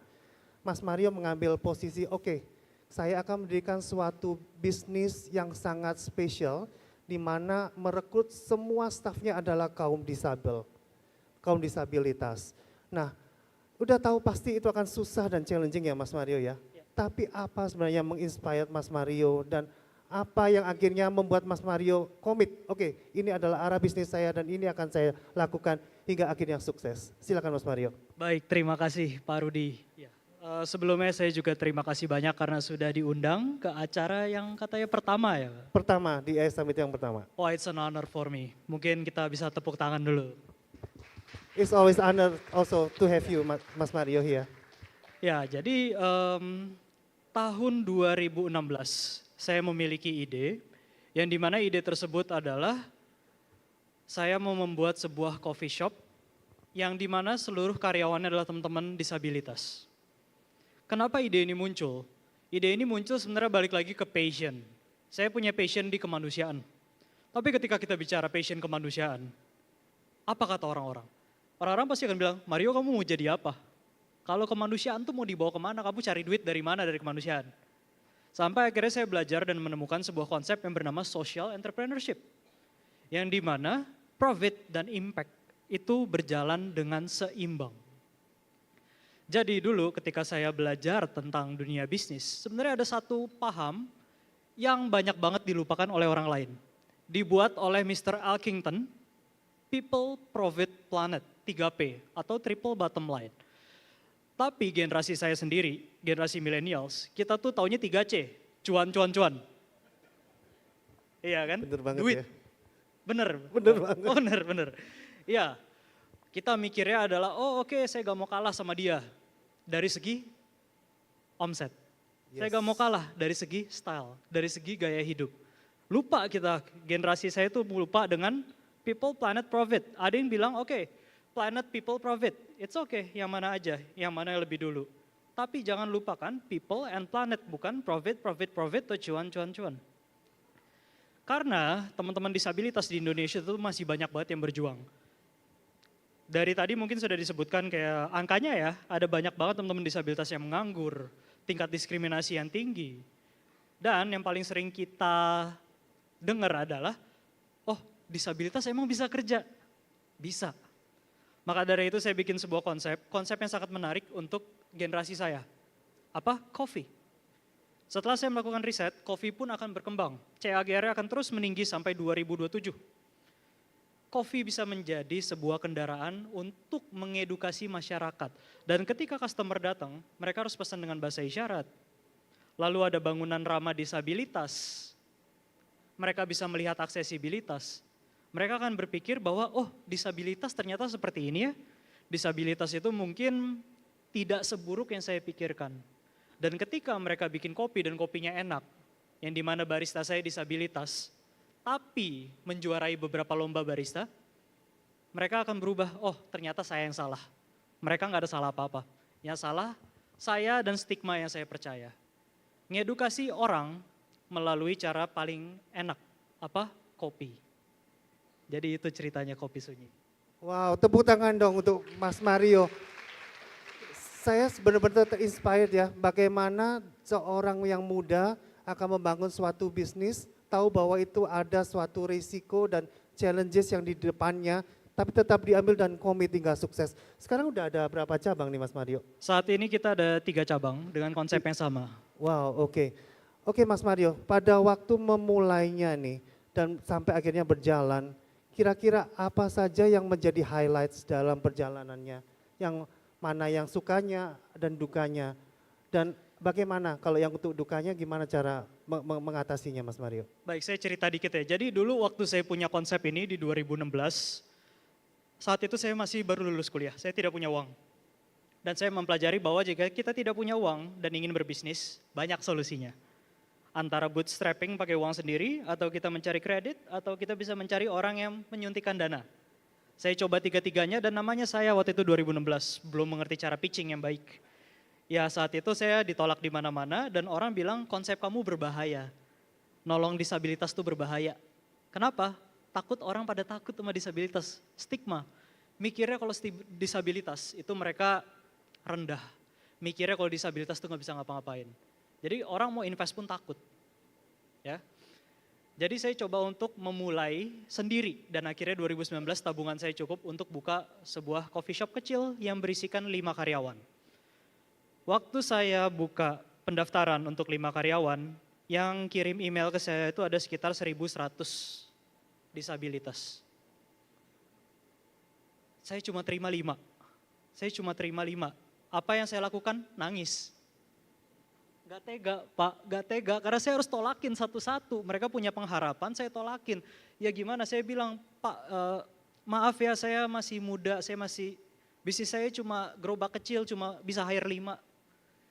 Akhirnya mereka juga positif, iya Kak nanti kalau sukses saya coba lagi ya. Iya Kak kalau sukses nanti Sunyi buka cabang saya coba lagi ya. Saya hire 5 orang dan kita tuh ketika hire, saya nggak pernah minta, oh pendidikan setinggi langit, skill yang mumpuni, enggak. Karena mereka cari pendidikan aja udah susah. Kalau saya minta lagi misalnya tiba-tiba, oke saya minta pendidikan S1 tingkat bla bla bla, sama aja saya bikin penghalang. Jadi saya minta mereka yang skillnya 0, saya training. Apalagi zaman sekarang ya, kalau buka lapangan pekerjaan, nomor 1 biasanya adalah good looking. Disabilitas itu banyak yang merasa takut karena ditekan oleh lamaran kerja mewajibkan good looking. Ya, karena fisik kita udah berbeda. Dari situ aja mereka sudah tersingkirkan.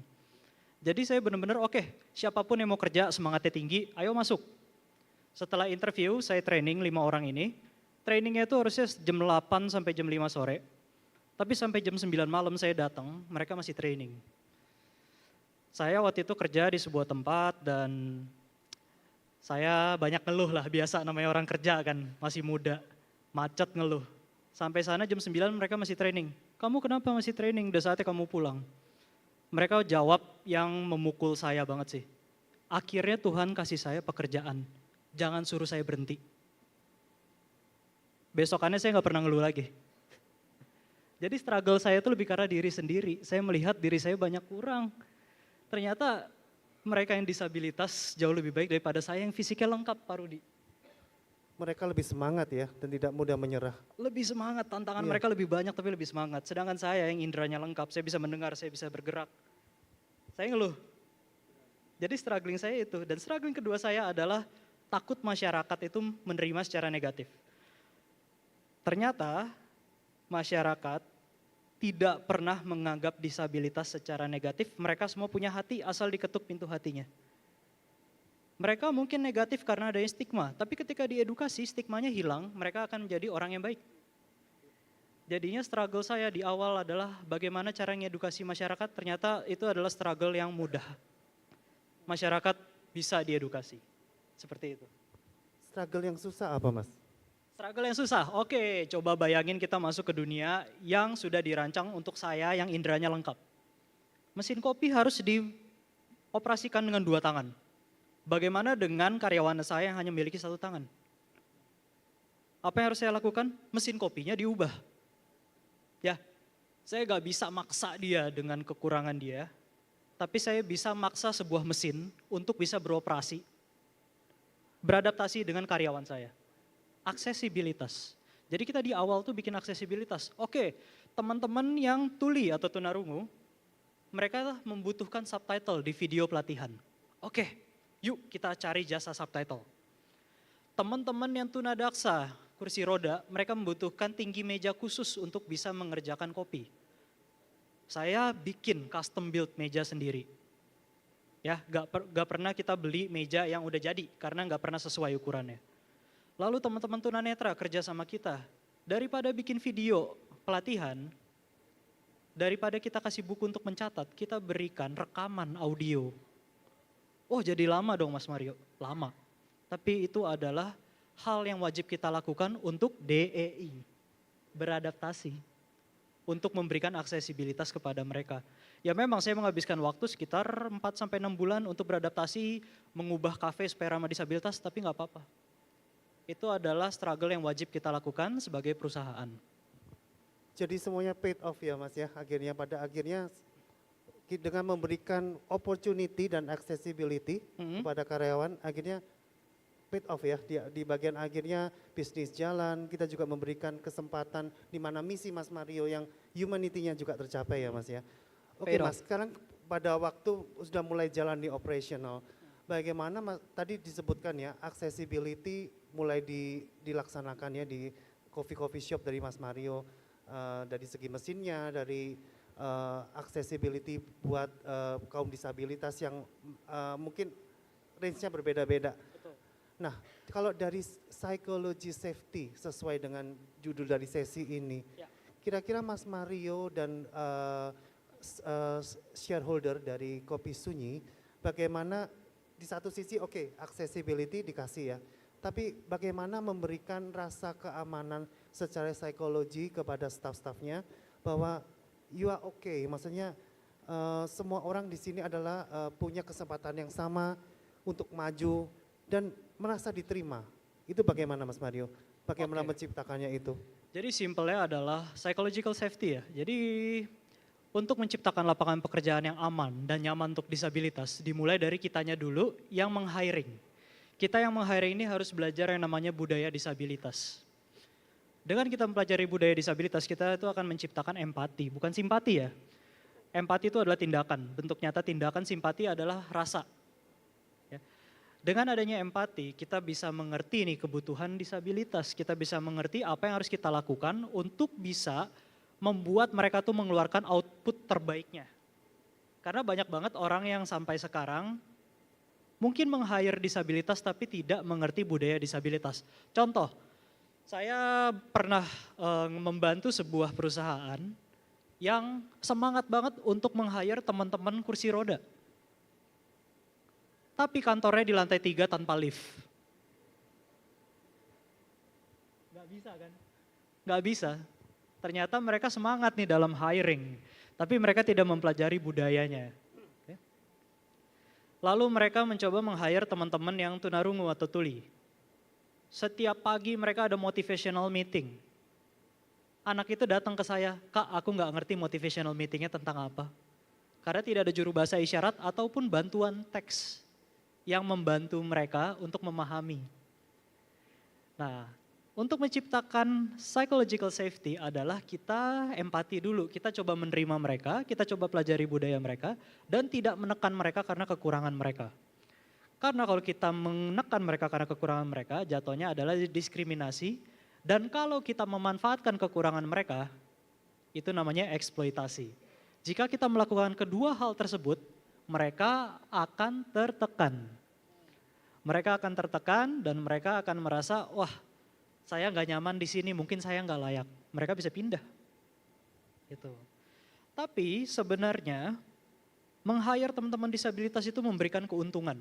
Yang ini saya kutip dari salah satu kamus yang saya pakai yaitu dari International Labour Organization. Keuntungan utama dalam meng-hiring teman-teman disabilitas adalah menciptakan empati yang luar biasa terhadap seluruh karyawan. Karyawan itu akan beradaptasi, oh teman saya memiliki kekurangan seperti ini, saya gak mau kasihanin, saya bantu. Oh ternyata saya lebih baik ya dibanding, saya lebih beruntung. Kenapa? Karena saya lahir bukan disabilitas. Maka mereka akan merasa lebih sadar dan empati. Dan ini sudah terbukti, banyak sekali perusahaan-perusahaan yang bekerja sama dengan disabilitas, meng-hire teman-teman disabilitas, karyawan non-disabilitasnya jadi memiliki hati. Jadi mereka yang sensian setiap hari berkurang. Mereka yang suka ngambek jadi berkurang. Karena mereka merasa, oh saya beruntung. Seperti itu. Wow, tepuk tangan sekali lagi buat Kopi Sunyi dan Mas Mario. Mas Mario, ini kembali lagi menjalankan bisnis ya. Ini adalah suatu konsep yang sangat bagus ya, sangat baru, baru ya. Saya tekankan kata-kata barunya, di mana kita waktu memasuki Kopi Sunyi, atmosfer baru tercipta di mana untuk memesan kopi kita harus menggunakan bahasa isyarat ya. Betul. Kita harus menggunakan bahasa isyarat dan dilayani oleh teman-teman kita yang disable, tapi mereka dengan senyumnya, dengan antusiasme melayani customer. Bagaimana Mas Mario, sebagaimana kita tahu bahwa secara bisnis dan juga menghadapi generasi-generasi yang sekarang yang katanya mudah bosen ya. Jadi bagaimana tetap keep up on the trend tapi tetap kreatif, tapi tetap in ya maksudnya, tetap jadi selain juga membantu teman-teman staff yang di Kopi Sunyi tetap bisa bereksperimen, bisa juga tetap berkarir. Apa kira-kira sebagai shareholder, mungkin gak hanya Mas Mario ya, mungkin shareholder yang lain juga, kira-kira perkembangan berikutnya sudah dipikirkan mau ke arah mana gitu, seperti itu. Baik, sebenarnya basic business kan problem solving ya, ada masalah diselesaikan, oke. Kita haus maka kita beli minum, sesimpel itu kan. Nah, problem makin berkembang sekarang. Salah satu problemnya zaman sekarang adalah penasaran dan bosan. Karena semua sudah unik zaman sekarang. Jadi kita harus mencari unik yang paling unik, yang mungkin belum pernah ada. Nah, ini saya tugaskan kepada teman-teman disabilitas, mereka untuk mencari keunikan tersebut. Jadi saya sengaja, oke karyawan, kalian harus main TikTok. Loh kok kantor main TikTok? Nggak apa-apa, kalian belajar kira-kira ada tren apa yang menarik. Dan ternyata teman-teman, karena kita mayoritas teman-teman tunarungu atau tuli, mereka ini sangat visual. Jadi mereka tuh melihat sesuatu di sosial media yang menarik, seperti contohnya TikTok, itu mereka sangat ramah update. Dan mereka bisa memberikan saya ide-ide. Mayoritas ide dari Sunyi Coffee itu datangnya dari mereka. Bahkan menu. Mereka bisa datang ke saya dengan bawa YouTube, Kak ini menu lagi viral. Mau kita coba bikin yuk? Oke saya siapin bahannya, kamu bikin. Menu itu launching. Kak sekarang lagi rame ini polusi udara. Yuk kita bikin yang namanya minuman yang detox. Itu idenya dari mereka. Jadi saya sebagai atasan yang belum sempat brainstorming, kadang-kadang mereka udah datang duluan dengan ide. Jadinya kita tuh senang untuk research, listen, learn, and improve seperti yang saya tulis di sini. Kita mendengarkan apa kata konsumen, kita pelajari dan kita bikin sesuatu. Contoh, ini gak cuma di bagian kopi ya. Banyak banget konsumen yang bilang, Kak kita pengen deh belajar bahasa isyarat di Sunyi. Makanya aku bikin kelas bahasa isyarat.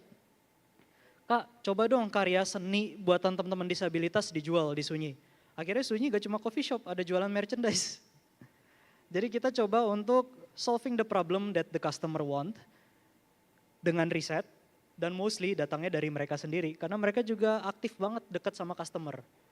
Saya tuh dulu berharap masyarakat itu bisa menerima mereka dan harapan saya tuh ternyata terbukti positif. Jadi dulu saya takutnya karena saya minta customer pesan dengan bahasa isyarat.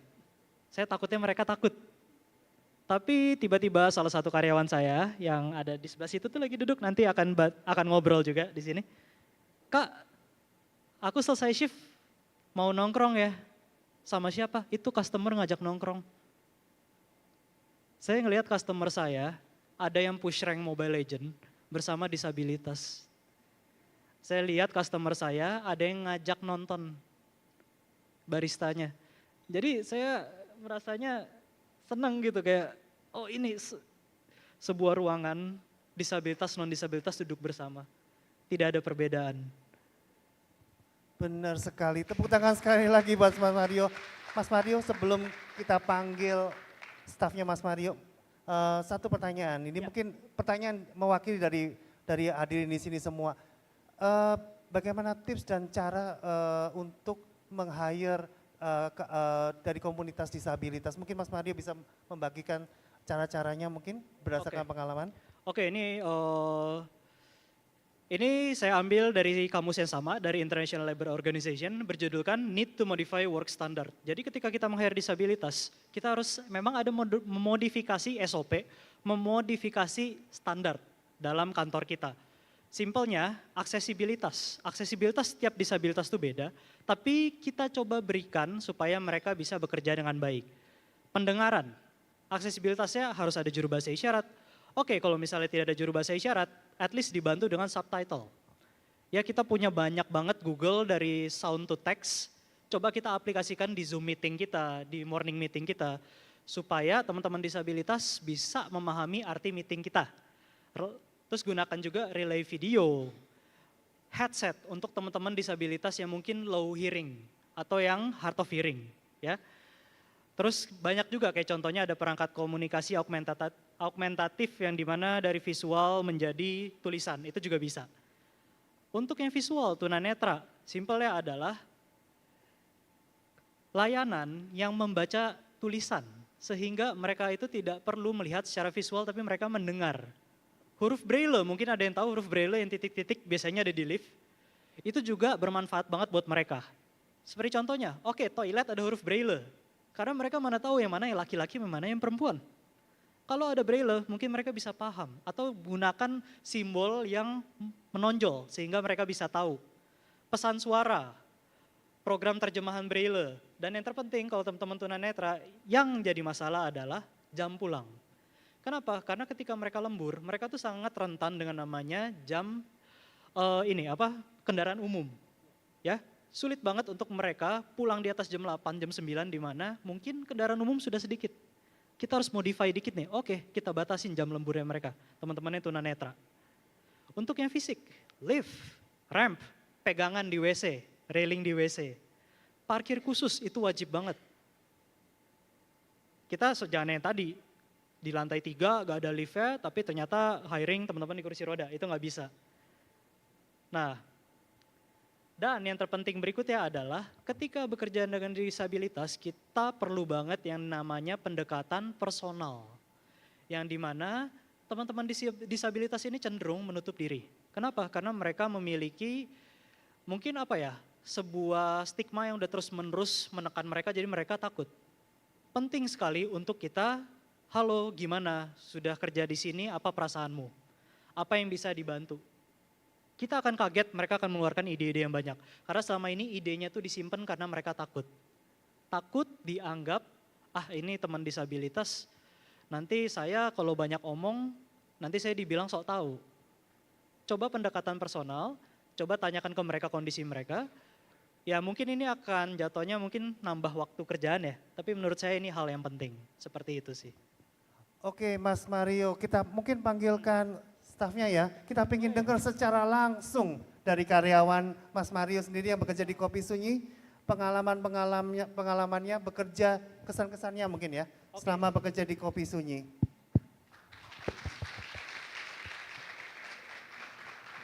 Apa kabar tuh gini ya? Apa kabar? Sehat.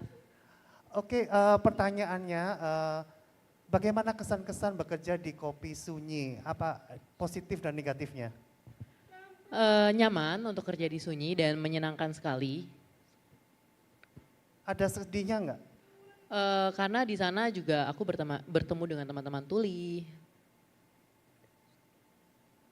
Terus kira-kira kalau pengalaman sih sedih ada lah ya. Ada ya. Awal-awal bekerja susah nggak? Maksudnya kesulitan nggak untuk merasa pertama mungkin kesulitan, mungkin di pusing. awal memang cukup sulit, apalagi yang paling sulit itu saat kita harus bikin latte art gitu. Tapi seiring berjalannya waktu, kita belajar mungkin sekitar 3 bulan, dalam prosesnya memang tidak mudah seperti itu. Kemudian saya terus belajar sembari saya bekerja, dari situlah kemampuan saya pun akhirnya juga berkembang sehingga apa yang menjadi sulit untuk saya itu bisa menjadi lebih mudah sekarang. Tepuk tangan.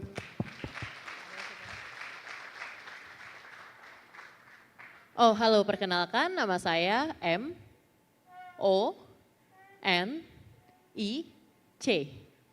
Monica. Monik. Ya isyaratnya seperti ini, Monica. Karena saya pakai kacamata dan Tepuk saya tangan suka buat kasih Monica kacamata sekali di lagi. kepala. Monica, mungkin satu pertanyaan terakhir. Apa pesan Monica buat teman-teman yang mungkin disabel yang di luar sana agar tetap bersemangat?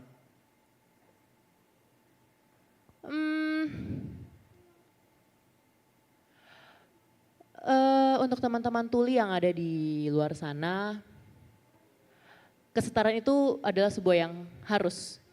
Bagaimana kita harus menunjukkan bahwa seorang tuli itu bisa memiliki kemampuan. Ada yang bisa bicara, ada yang tidak. Dan bagaimana kita harus memperjuangkan sebuah kesetaraan untuk kita, untuk tuli, seorang tuli seperti itu. Tepuk tangan sekali lagi buat Monica.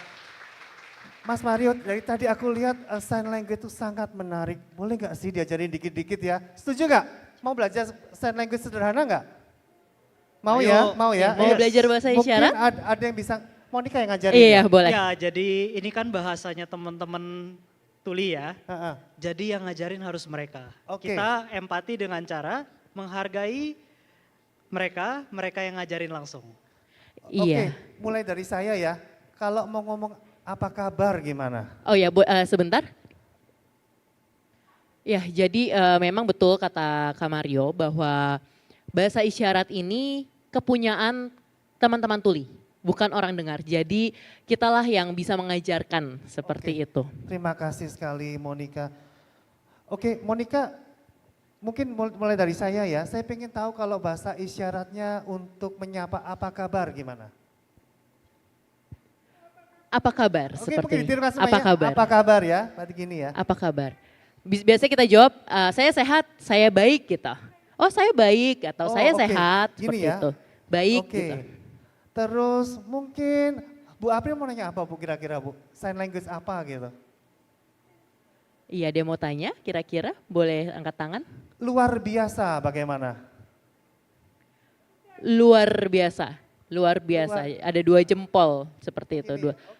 Ya ada 2 versi ya, dari yang bentuk L atau dengan 2 jempol kemudian diangkat tangan. Kita pilih yang gampang aja kali ya. Coba Pak Rudi, misalnya selamat pagi, selamat siang, selamat sore. Oke, mungkin iya benar. Selamat pagi, selamat siang gimana?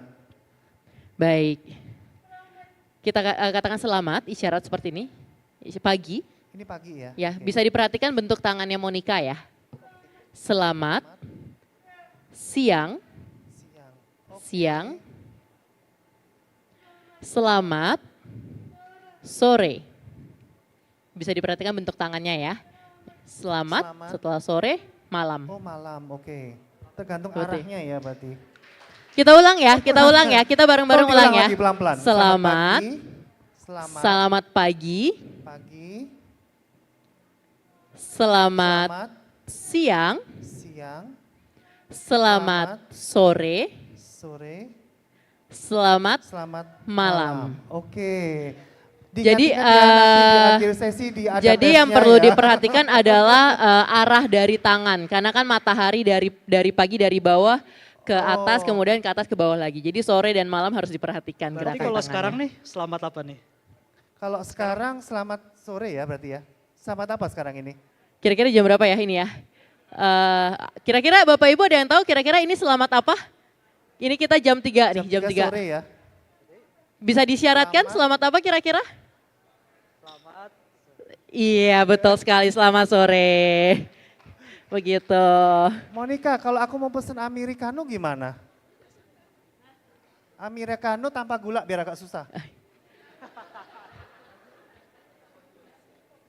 Aku harus ngapalin nih. Tanpa gula. Tidak manis, tidak manis. Gini ya. Jadi americano seperti ini, americano kita isyaratkannya. Americano. Kemudian ada coffee latte. Coffee latte kita isyarat seperti ini. Oh cappuccino. Cappuccino oke. seperti ini. Nanti kalau mau kopi susu diapalin ya. Ini cappuccino, jadi bentuknya C kemudian diputarkan. Contohnya misalnya seperti ini. Jika ada customer yang datang, saya sebagai seorang kasir, biasanya kami akan menyebutkan selalu, halo selamat datang di Sunyi, mau pesan apa. Kemudian kami akan menunjukkan buku menu kami, seperti itu. Jadi customer bisa lebih ke pointing kira-kira. Oh americano, es atau panas. Nah biasanya customer itu suka bingung gitu. Akhirnya kita menggunakan bahasa gestural, bahasa tubuh. Ya hot, hot itu panas seperti orang kepanasan kita biasa gesturalnya. Dingin seperti itu betul. Kopi seperti ini isyaratnya, kopi. Kalau teh? Iya kopi seperti ini diperhatikan bentuk jari. Teh seperti ini, kalau tadi kopi diputar, jadi seperti sendok diputar, kalau teh itu celup-celupan, teh celup gitu. Terima kasih banyak Monica. Aku pengen belajar sekali, nanti pengen belajar bahasa isyarat. Terima kasih Mas Mario. Oke sekali lagi tepuk tangan buat Mas Mario dan Monica dan juga penerjemahnya. Terima kasih banyak. Oke mungkin kita langsung karena keterbatasan waktu kita panggilkan Pak Aman Kapur, Chief Marketing Officer dari Manulife Indonesia untuk memberikan token appreciation-nya. Terima kasih Monica.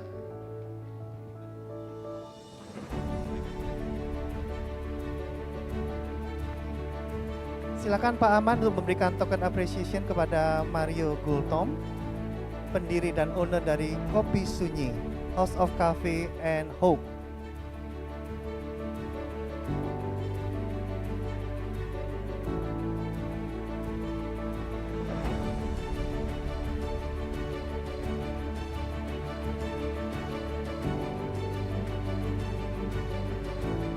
Satu lagi boleh nggak moderatornya ikut di foto bertiga? Tetap ya Aji mumpung ya. Foto lagi, yes grup foto.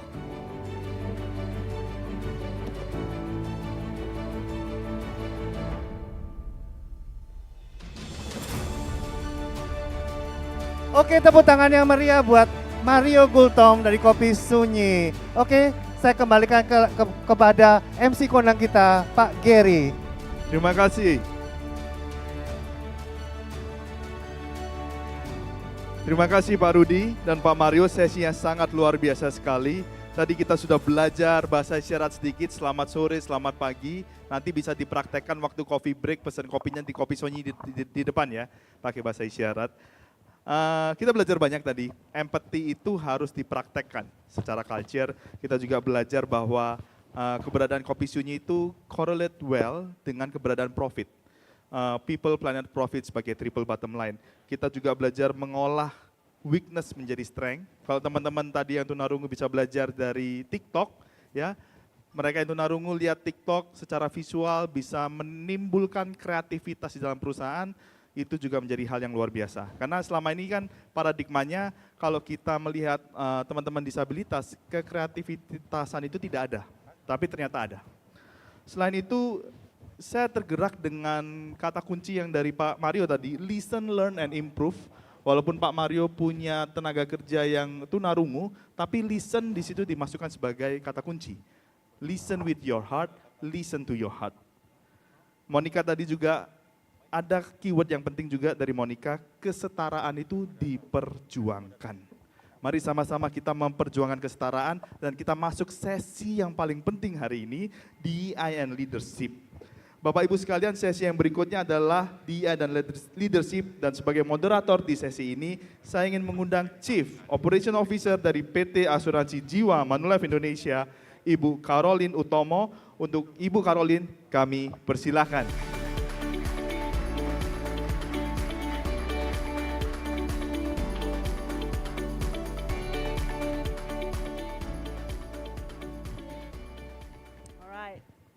Good afternoon, everyone. Selamat pagi.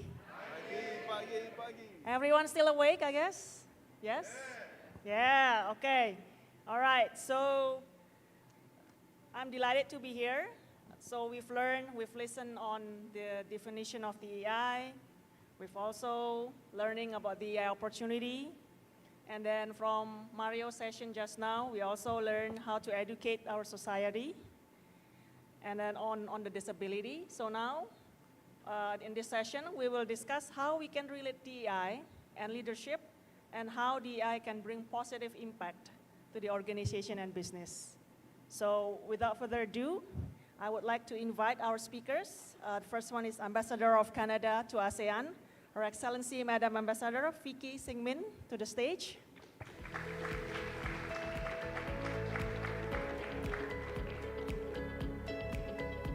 President, Director, and CEO of PT Asuransi Jiwa Manulife Indonesia, Bapak Ryan Charlan. And then Senior Country Officer of JP Morgan Indonesia, Bapak Joe Sharali. And last but not least, CEO and President Director of Manulife Asset Management Indonesia, Ibu Afifa. Give them a round of applause, everyone.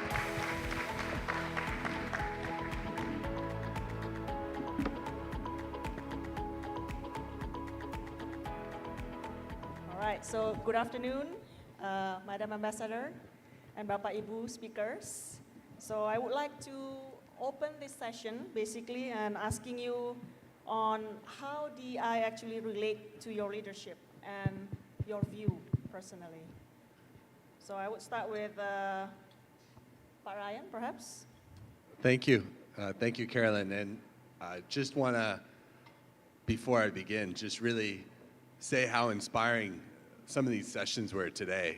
And that last session with Mario, that was absolutely incredible. So Mario, hats off to you. That was truly incredible and inspiring. And it's stories like that that make me realize, as much as we've already done at Manulife Indonesia, there's so much more that we can do. So you're truly an inspiration. So thank you, Mario. And even earlier, I think Pa Rahmat had to leave, but what they were doing, and inspired by Open University here in Indonesia to provide accessible post-secondary education, I mean, just incredible. And again, just very inspiring to myself, and I'm sure many of my colleagues who are here from AA Life, and I hope it was inspiring for all of you.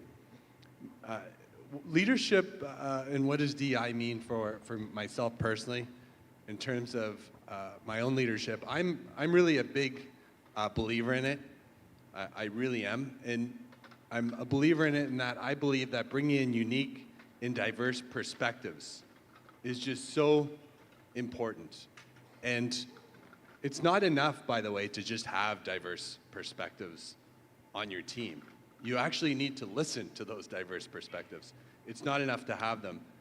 And I think just to give you maybe a few examples or illustrations of that, and what we try to do at May Life Indonesia is we try to hire for diversity at the beginning. And just two things to think about for all of us. And so, there's some questions asked earlier today about how do we promote and try to achieve diversity. Is when you have an open position that you're hiring for, you need to make sure that you have a diverse range of candidates that you're considering. So you're not just considering a certain type of candidate, perhaps because that's what you're familiar with, but you really have a broad range. Now, in my experience, though, that is not enough. Actually, you need to go a step further. The people who do the interviewing, the interview person who's doing the interview, there needs to be a diverse range of people doing the interview. So you get diverse opinions about how those interviews went and what we thought the strengths or weaknesses were, and then you compare notes. And what you'll find is perhaps somebody that you thought, maybe that person wasn't quite what I expected or want for the role, and then likewise, you might prefer somebody else. Bringing in that unique perspective will open up your mind to actually, this person would be fantastic for the role. They would think differently than you. They'd bring in a new perspective, and I think you should really give this person a shot. So you really, to me, in my mind, you have to have both of those things. It would be remiss of me not to just highlight how we've been able to drive gender diversity within the leadership team of May Life Indonesia. And I think today we have Afifa, our CEO of the asset management company, Carolyn, our Chief Operating Officer, April, the Chief Legal and Compliance Officer, Lena was here earlier, there she is, she's still here, our Chief Head of Health, Amy, our Chief of Bank Assurance, Nona, our Chief of Agency. So we, May, our CFO. So we've really got an actually dominant female team in Indonesia, and I'm so proud of that team. So I don't want to say more for now. I just leave it at that I'm a big believer in having diversity in a number of dimensions. And then, again, just so important that you bring out and you listen to those diverse perspectives. And maybe I can talk about that a little bit later. Thank you, Ryan. What about you, Madam Ambassador? How do I relate to your leadership and your view personally?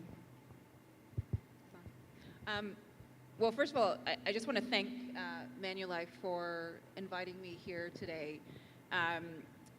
You know, as an ambassador, so I'm Canada's ambassador to ASEAN, so you get a lot of invitations to things to talk at, and this one was a very easy yes.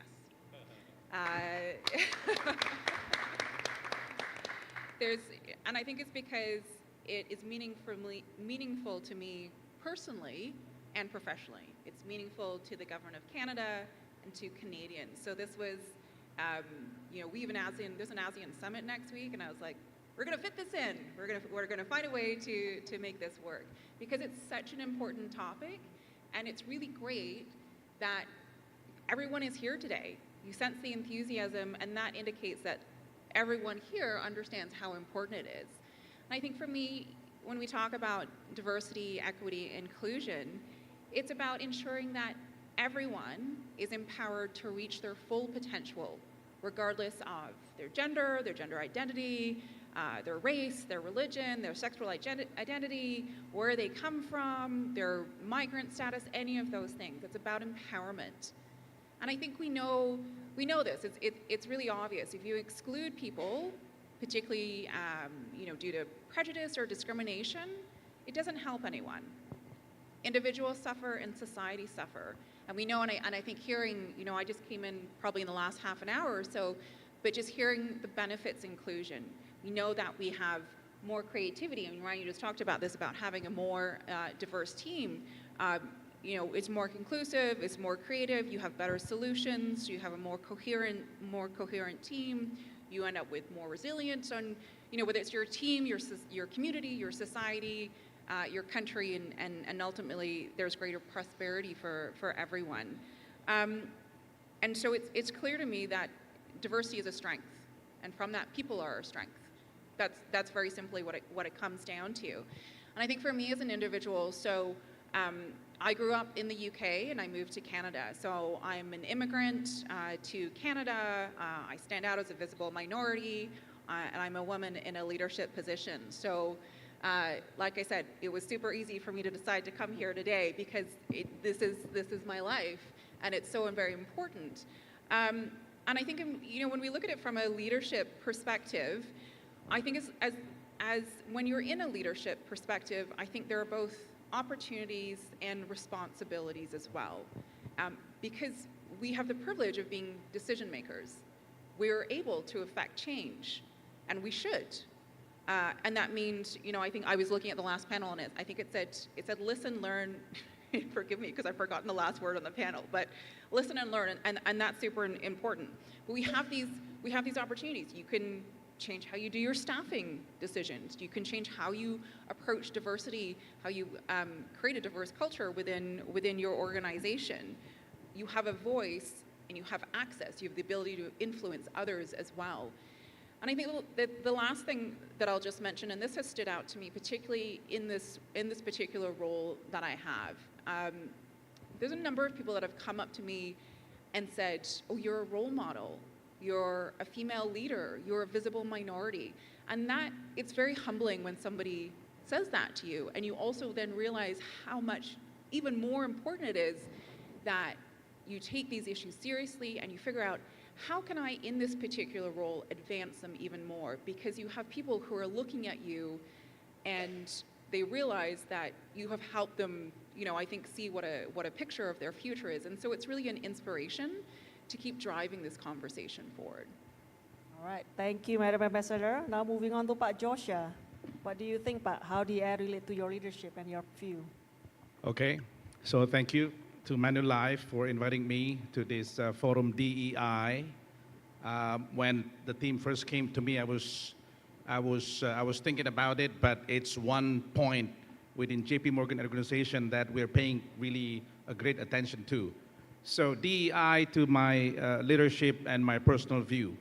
Well, banking is people business, right? If we wanted to do more, we got to involve people. And we got to be conscious. We got to be opening up. We got to involve. We got to appreciate ideas, because we are working with people and we are delivering service to people, right? A different type of people globally in Indonesia region as well as beyond. So DEI is something that we have to be really conscious for. We gotta have that discipline, and we gotta have our team to be accountable as well.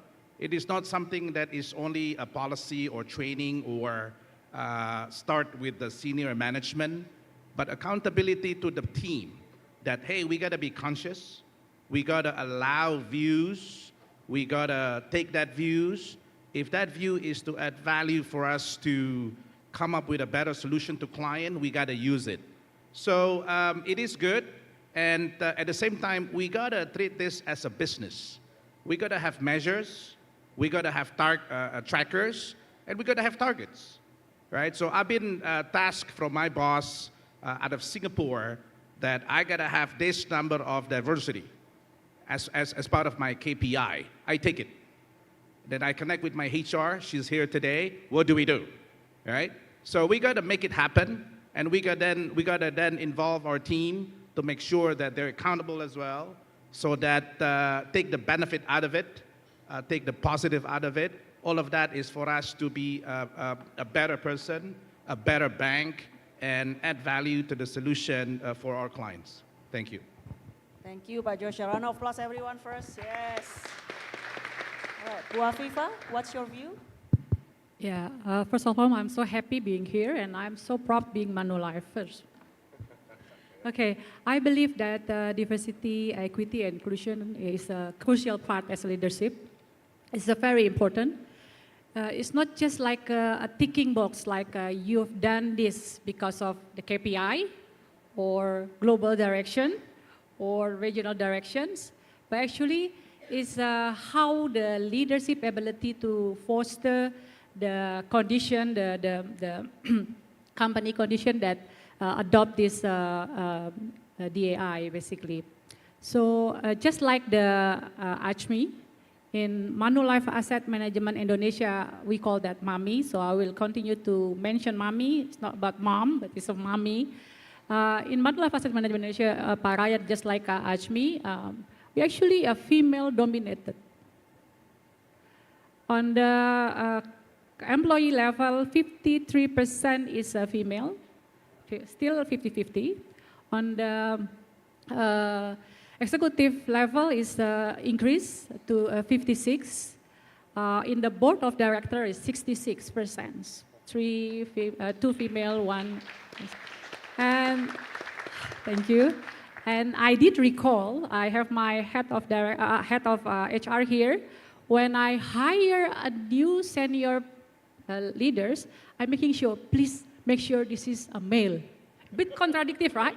So because it's just too much female, I think, in some Manulife, and a strong female, an alpha female especially.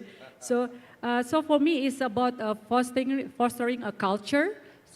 Every employee have ability to express their thinking, their value. So, and also about the commitment also from the leader, not only from myself, but also for the senior leader and the manager in the company. Again, the DAI is crucial, very crucial.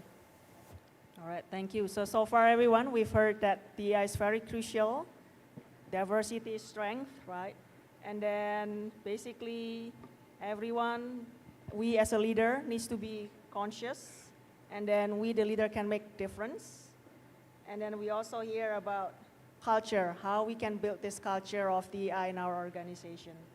So moving on to the next question, I'll start with Bu Afifa first, Bu, since you're last time. So as a leader, Bu, how do you address and mitigate the unconscious bias in your decision-making process? Okay, I think first of all, we need to admit, don't deny. We are human.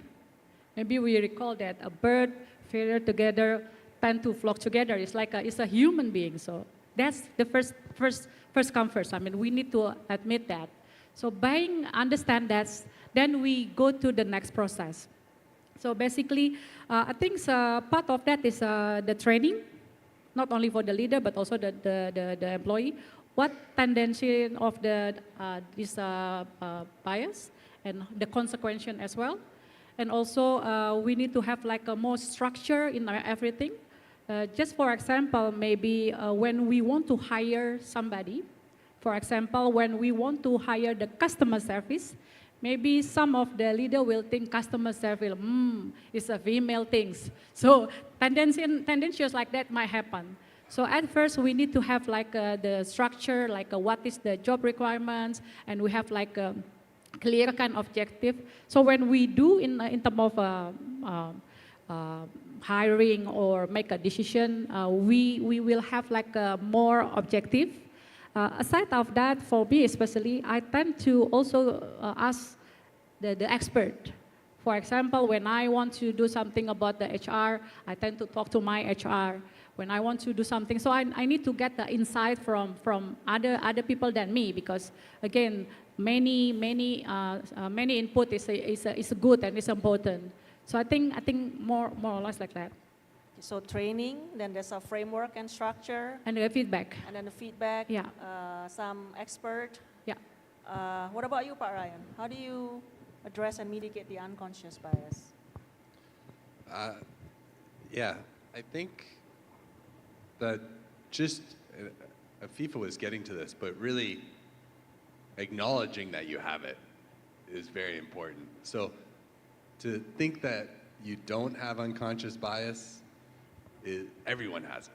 So just by that fact alone, you're already ahead of the game because you're saying, I know I have unconscious bias. And then as you're thinking through a decision that you're making, just explore with yourself, how might that unconscious bias be filtering in to the decision I'm about to make? And I think just that simple act will help you recognize it. Is it perfect? No, but it's a good start. And to add on to the point I made earlier, that's why I think you do need to include others in helping make important decisions. And at our executive committee, when we run the committee, and I think in my excitement, I forgot to mention my chief operating officer and moderator of this panel. And so when we do a session at the Indonesian Executive Committee at Manulife, what we do is we make sure that all the documents are submitted in advance and are read so that they're not presented, but they're discussed. So people come ready to discuss a topic and we draw out people's opinions. And we, and credit to some of my team members here, we've developed a team charter around what excellent behaviors look like in our executive committee. And one of them is that we're going to be candid. We're not going to leave things left unsaid. We're going to fight, we're going to argue, but then after that we're going to make a decision and we're going to rally around that decision. So I think being very explicit around how you run things like your leadership meetings, it's a subtle thing, but it can have such tremendous value. The other just small thing I do, and my team will tell you that sometimes I do a really good job of doing this and sometimes I don't do a great job, like Carolyn will tell me, I'm sure, in a second, is I try to speak last as much as possible. Because if I speak first, I often will bias the rest of the discussion. And I really try to make a conscious effort. Sometimes I slip and people need to remind me. But that is something that I try my best to do so that we do get those range of opinions on the table to avoid biases creeping in and not seeing the whole perspective or different solutions that might be possible to a problem. All right, thank you for the practical tips and tricks, Pak Ryan. All right, moving on to Pak Joshua. How do you address the unconscious bias in your team? Yeah, this is a good point. This is, we forget this many times, right? Coming into the meeting and we started talking and shutting people down because we believe this is the view that will get us to the point, right? So we have to be conscious.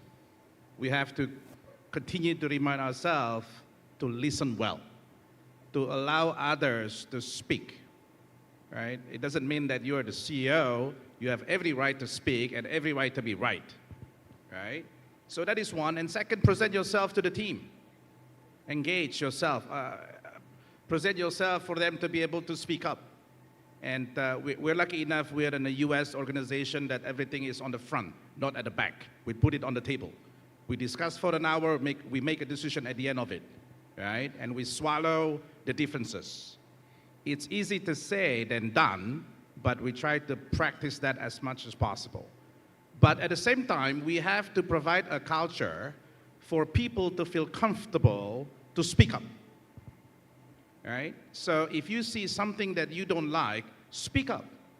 But when you speak up, you got to speak up with responsibility and credibility. Don't just speak up for the saying of just speaking up. So that format got to be there. The channels got to be there. And so that they are comfortable to speak up and say what needs to be fixed.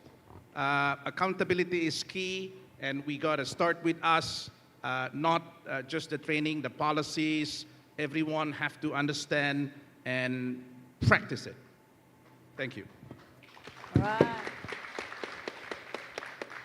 So far what I've heard, the key for mitigating unconscious bias. So first we have to acknowledge, right? Admit, acknowledge that we have it. And then after that, we actually being conscious about it. And then we, as a leader, we can implement a culture where people are comfortable to speak up. And then that also means maybe as a leader, we can speak last so that we don't interfere with others' thought first, right? And then also provide training, some structures, and an expert also to consult. So very good, very nice insight, sir. Thank you, Bapak Ibu. Moving on to Madam Ambassador. So as a Canadian ambassador for ASEAN, how do you see the DEI opportunity in this region, and what leaders should do to basically take on and grab these opportunities? Thanks very much, Caroline. So this is a great question. So I work in ASEAN. So I work across Southeast Asia. Really is a privilege. And what stands out to me is the diversity of ASEAN. So we've got 10 countries, great range of cultures, of religion, of languages. And I think the important thing is that they coexist, and that's really important. You know, I reflect on Canada as well, also very diverse in terms of ethnicity and religion as well.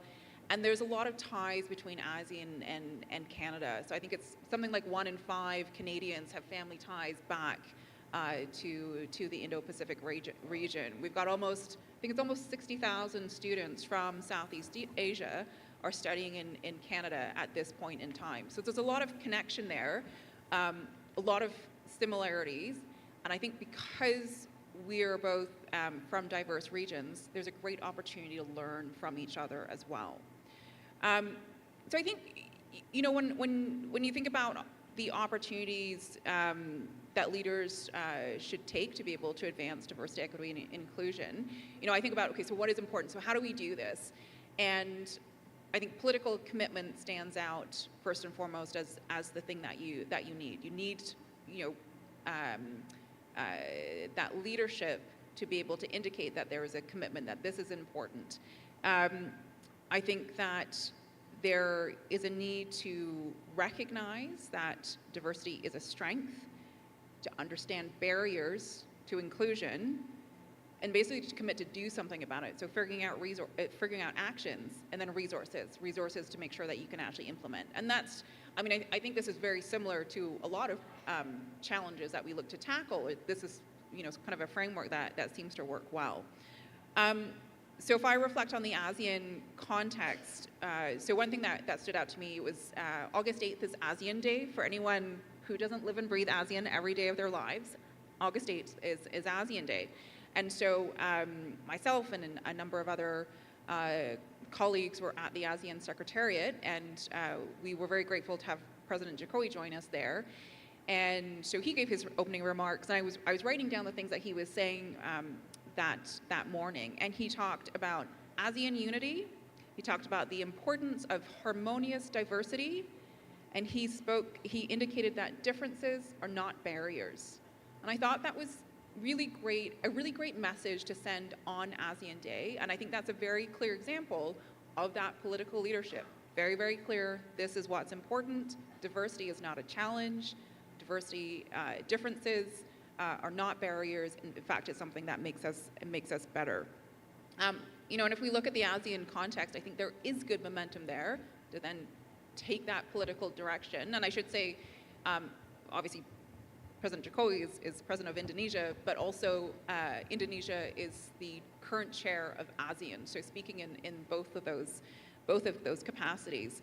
So when we look at the ASEAN context, we see that there have been, I think, significant progress. And so there's a few things that stand out for me. So an ASEAN regional framework on protection, gender, and inclusion in disaster management has been created, and this was drafted, I think, in the last couple of years. And the emphasis on this is really important because it's talking about you know, whether it's women, children, youth, those with disabilities, any vulnerable groups are empowered to have a role in humanitarian response. There's an ASEAN Declaration on Gender Responsive Implementation of the ASEAN Community Vision 2025 and Sustainable Development Goals. I have to read these are long titles. And it talks about gender equality being a precondition for sustainable development. There's another declaration on promoting inclusive business models and really around empowering MSMEs, understanding that they're so vulnerable to shocks, whether it's economic shocks, natural disasters, health incidents, and things like that. So you've got the commitment, you've got sort of a plan to roll things out, and then there's the resources and then the implementation piece. And I think that's where Canada's partnership with ASEAN comes in. And we've been partners for about, I would say, I think we're in our 46th year of partnership this year.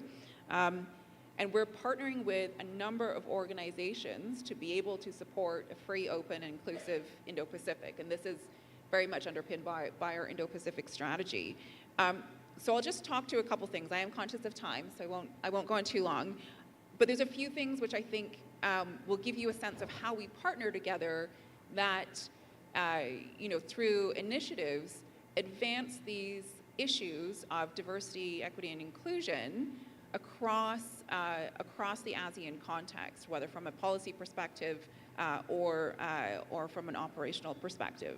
So we partner with the ASEAN Interparliamentary Assembly to look at boosting women's political participation.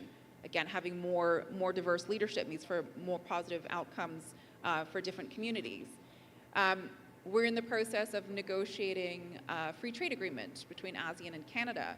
We have a big emphasis on inclusive trade because ultimately we want to make sure that everyone is able to take advantage of this type of trade agreement.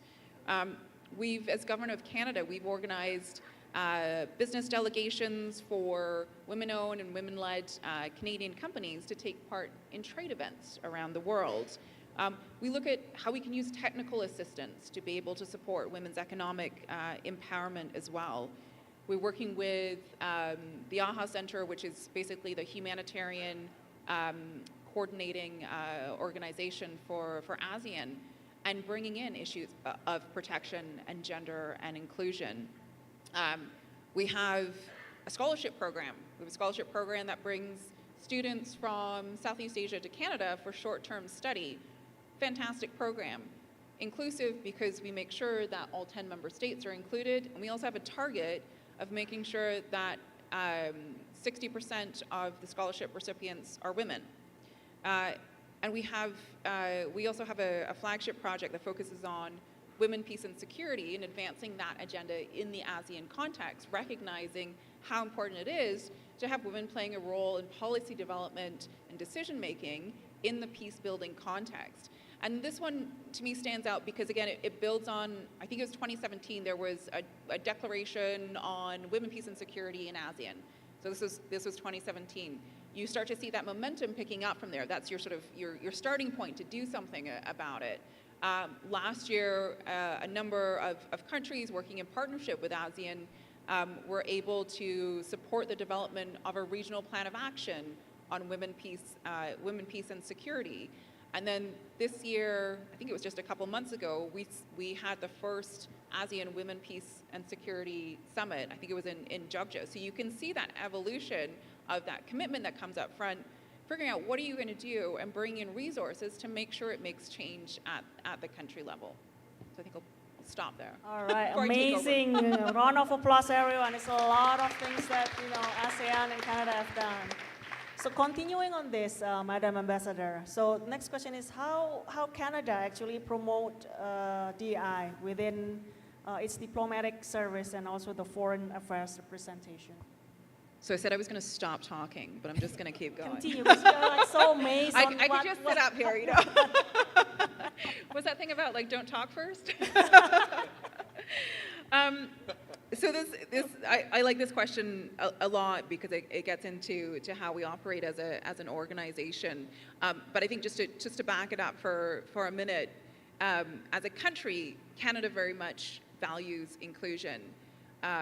It's something that we should be doing, but it makes a lot of sense as well. It's a smart thing to do, and it's the right thing to do. I think something that really stands out to me is there is a degree of humility in how we approach this. We know that we have an uneven history with respect to inclusion. There's, generally speaking, there's good support for language diversity and multiculturalism. I think we, as a country and as Canadians, we are, and Ryan is included in this, there is a long journey towards national reconciliation, and that's something that it resonates to many, many Canadians, recognizing how Indigenous populations in Canada were treated and the importance and the desire to overcome those injustices. So that is something that shapes us all. When we look at our foreign service, and this is our foreign service, it's also our public service. We generally speaking have the same policy guidance there. So, and these are basically rules that are set out in place where we're committed to creating a safe, equitable, diverse, and inclusive workplace free of systemic racism, discrimination, and harassment of marginalized and racialized groups. So that's it. It's very clear. Everyone knows exactly what are the expectations.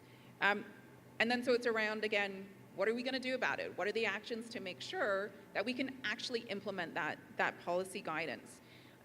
So we have things like employment equity plans to achieve better employment equity representation and to remove barriers. So for Canada, there's 4 categories under employment equity: women, Aboriginal people, people with disabilities, and visible minorities. Training, I think we talked a little bit about this as well. Training, access to training and tools on diversity inclusion, very important. Someone else talked about data as well, also very important for to be able to make informed decisions. So we collect data on employment equity so that managers can make appropriate HR decisions so that your workforce reflects your population. I think in the last couple of years, we've created a diversity and inclusion council. We have an anti-racism secretariat, again, with commitments and actions to take forward. Talked about accountability earlier as well. Every single executive in the Government of Canada has commitments to anti-racism, diversity, equity, inclusion built into their annual performance management agreements, and you were evaluated against that on a regular basis. The other thing that we do, and I think this is really important as we're making progress, is celebrating diversity inclusion. So you have the policy and how do we, what are the challenges and how do we address them? But it's super important to take the time to celebrate this. We're doing this because we recognize that diversity is a good thing. It makes us stronger. And so for the Government of Canada and for the Foreign Service, we do celebrate a number of national and international days that bring greater awareness to diversity. So we have a National Indigenous Heritage Month, which is a Canadian holiday. There's the International Day of Women in Diplomacy. There's also International Women's Day, International Day of Persons with Disabilities, Pride Month, Black History Month. And another thing that we do as our Foreign Service, so we have podcasts that are published, I think about every month or so. And these specifically focus on diversity and the strength of our diversity. And they cover issues like highlighting our local staff at our missions around the world. And this is super important because our Foreign Service functions with our local staff. I think it's about 70% when you look at our embassies around the world, about 70% are local staff. And very important that we highlight the work that they do and what they bring to Canada's representation overseas. We've had podcasts on women leaders in foreign policy, excellence and success in Canadian Black-owned international businesses, Asian anti-racism, persons with disabilities, and LGBTQ champions as well. And then we also look at how we do this in the field. So how do we do this when we're overseas in missions? And so just speaking to things that we've done. So for International Women's Day, which is March 8th, we have, for the last few years, we've done a speed mentoring event. And this is to bring in those women who are at an earlier point in their career and have an opportunity to interact with those who are a little more advanced in their career as well, and really to have some frank conversations about the challenges that they face and how they have, how those mentors have essentially overcome them. And I think those are really, really important opportunities to, again, push these conversations out into the open and to be able to learn from each other, learn from a diverse group of stakeholders as well. Wow, amazing, Madam Ambassador. I think we as a private corporation can learn a thing or two, right, Bapak Ibu, from what they've done in the consular affairs and foreign affairs here. Wow. So moving on to the next question, Pak Joshua. So why do you think DEI is important to the business, and what steps the company has taken to create an inclusive culture where employees feel valued basically and empowered to contribute? Thank you for the question. So why DEI is important for the business, right? Correct, yeah. Well, we are in the financial institution sector. Again, I say it's all about people. Our value is coming from people, and we deal with people, right, of various backgrounds. So we have to, and competition is very tough, especially now, right, with digitalization. I mean, insurance sector is also experiencing it as well. Now, we have to take this as a positive additions. It's common sense. We have to hear them out. We have to include them. And all of that is for us to be a better team, person, and institution. We need more ideas. We need more value adds. So we need everyone to participate. So, so it is no doubt that we will have to be open-minded and we have to be conscious. We have to include everyone for us to be competitive. There is no mistake there. But at the same time, we have to create the platform for people to connect and network. We are lucky enough, we have this program called Women on the Move. The team is over there on that table. They are working with the women in our organization on how they can work and balance with their family at the same time, as an example. And we also have a policy, and this is very interesting. We call it parental leave policy. When we have a newborn, in many cases, it is the mother who can stay at home for a couple of months to look after the newborn baby. But in our firm, the father can also stay at home with the mother to make sure they too are looking after the baby, right? We call it parental policy leave. So the network, the framework, the connection got to be there. We got to support. It has to start from us, and everyone has to be accountable. Thank you. All right, thank you. What about you, Bu Afifa? Why do you think DEI is important, and what steps? Okay, before I answer the question, may I ask the floor? Like, who's coming from the service industry in this room? Just wondering, can you just, service industry? Who's coming from the service industry? Service industry, okay. Yeah, financial is a service industry. So echoing what I said before, I think it's not just for banking.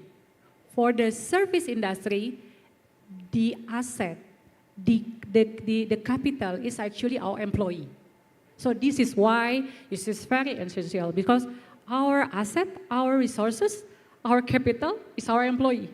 So this is why DEI matters, so very crucial. The second thing specific for the asset management industry, which is the industry that are very dynamic, innovation is important. We cannot get innovation if there is diversity and inclusion. That's the first one. And then the second, I will also ask you some questions. Do you have a favorite restaurant, Bu Caroline? Of course. Menu as well? I'm sorry? menu, some menu, Oh, favorite? yeah, menu, food, yes. Yes, yes, Yeah. okay. So please excuse me to illustrate the asset management as a restaurant. So I will illustrate my CIO, my two CIO are here, the fixed income and equity CIO. I will illustrate them as a chef. So can you imagine if the chef of the restaurant keep changing and the menu keep changing every time? For example, Bu Caroline want to order something that she already liked it, but when she take, actually it's very different. Why? Because the chef are changing. In asset management industry, the turnover of the employee, especially the investment team, is a very important. Something that my customer, my partners are keep focused on. So DAI is also support the retention our employee. So as part of our asset, DAI will support. Why? Because they feel like they've been treated fair. There is transparency on DAI. They're able to express their opinion. They're able to also include any of a project. So this is why I think, this is my personal opinion, maybe I'm wrong, but for service industry specifically, DEI is important for innovations, for engagement. We monitor our engagement score every year. This is how you will get a better engagement when you are focused on DEI as well. And last thing, especially for my industry, turnover is something that we don't want, especially turnover for our talent, especially turnover for our fund manager. So DAI will support that. Again, DAI is crucial. Thank you. Very nice, thank you. Don't applause everyone. All right, last, because I think we're running out of time, so I think 30 seconds fire question for everyone here. Last, just kidding, but yeah, so basically, last closing question here to everyone. So from Pak Ryan, could you give us any tips on how we can make DEI as a business priority? Okay, first, real quick, I just was great to hear from Ambassador Vicky about everything that Canada is doing and what's being done in ASEAN, especially for women, given I'm a girl dad. So that was very exciting, and the future looks very bright for women in Canada and in this region. So for me, I think shared hopefully a lot of tips already, but in my mind, you have to really believe that, I think two things really. Number one, it is the right thing to do. It is the right thing to do to be driving inclusion, to have diversity. It just feels right, and it is right. So that's one. And two, it actually drives better business results, right? Because there's some people who look at this from one lens or the other. It speaks to them about being inclusive. Others are more skeptical. They just want to know, what is it going to do to my bottom line? And there's been a lot of studies that say, in fact, if you drive the DEI program and you really live and breathe it in the culture of the organization, it will lead to better bottom line results. So to me, for those two reasons, embrace it and make it a priority, and it will pay off for you personally, for your team, for your business, and the impact you'll make in the community. Round of applause, everyone. Yeah. Madam Ambassador, your tips on how to make DEI as a business priority. So I think it's around being active. We can't be passive about this. I think everyone has that responsibility, that opportunity to contribute to a culture of inclusivity. Champions. I think champions are a great idea, to have someone, whether it's on a team or within an organization, to be spearheading something, to be able to drive that progress. I think that making sure that we're taking steps to increase the diversity of the individuals that make up our organizations, including at management levels. And I like the points that we heard earlier about that. And I think very much keep talking about it. Today, see it says time's up. Having discussions like this, I think are really important. It pushes these conversations out into the open. I think sometimes there can be challenging issues, but we talk them through. We get ideas from each other, and this is how we can learn and grow together. So I think keep doing this. All right, thank you. Pak Joshua. Yeah, very quickly for me, DEI is obviously positive, it's very good. But let's prioritize. Let's pick the 2 points that we wanted to focus and get it done in a year, for example. Diversity is measurable. So have a target, right? And deliver on the target, male, female, for example, split at the office. That's one. Have a target and get it done. And second, unconscious bias, right? Understand what is the bias from ourselves, have the team to be accountable, and start from there. Focus on the two, get it done in a year or two, and make the difference. Thank you. Thank you. All right. Bu Afifah, last but not least. Yeah, for me, just to add what that we mentioned earlier, it needs a leader commitment. When I refer leader, it's basically a chief executive, a manager. So it starts for us. So we can push this as a tone for the company for a whole. And also, I think it's in an action. It's not like just something that to be tick marked, like I mentioned earlier. Just like also like learn from the other speaker, like we need also to make an effort. Effort meaning like from the action, we need to make adjustment from our hiring process. Is that inclusion there? From our paying, we have a gender salary gap there. So it's like an action that we need. And it starts from the leader, the manager, ours in this room. So basically that, thank you very much. Thank you. All right.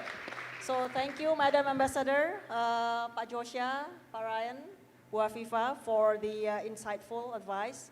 So if I can summarize, basically we, everyone here basically as a leader, we actually can make a difference in the DEI, right? I wrote 3 things here, but I think all of you also maybe have your own opinion. But for me, number 1 is being conscious in our everyday process, from our hiring, from the way we carry our meetings, setting up target, measurable metrics, and how we monitor the metrics. And then number 2, we need to create an inclusive culture wherever we are in our workplace. And then number 3, we need to be aware of our unconscious bias. So as Madam Ambassador mentioned earlier, diversity is our strength. So differences are not barrier, and we need to celebrate. So give us a round of applause, everyone. Thank you. So, Pak Ryan, before I'm closing the session and handing it over to Gary, I would like to invite you to give a token of appreciation to our speakers.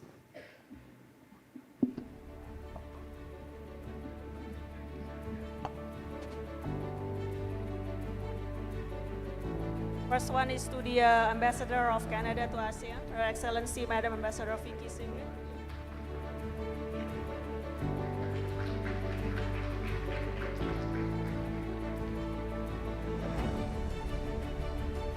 All right, next one is to the Senior Country Officer of JP Morgan, Bapak Joshua Raleigh.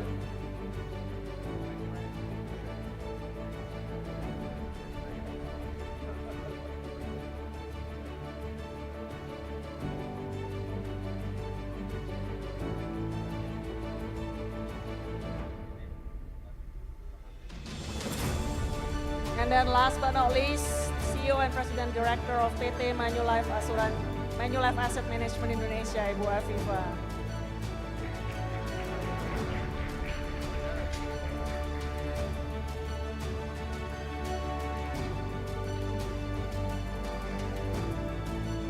All right, then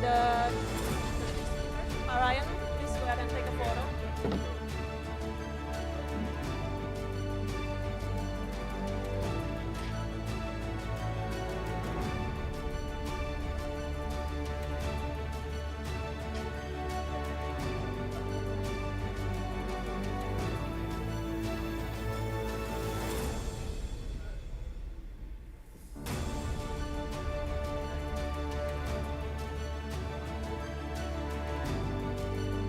Okay, and then lastly, with the moderator, of course.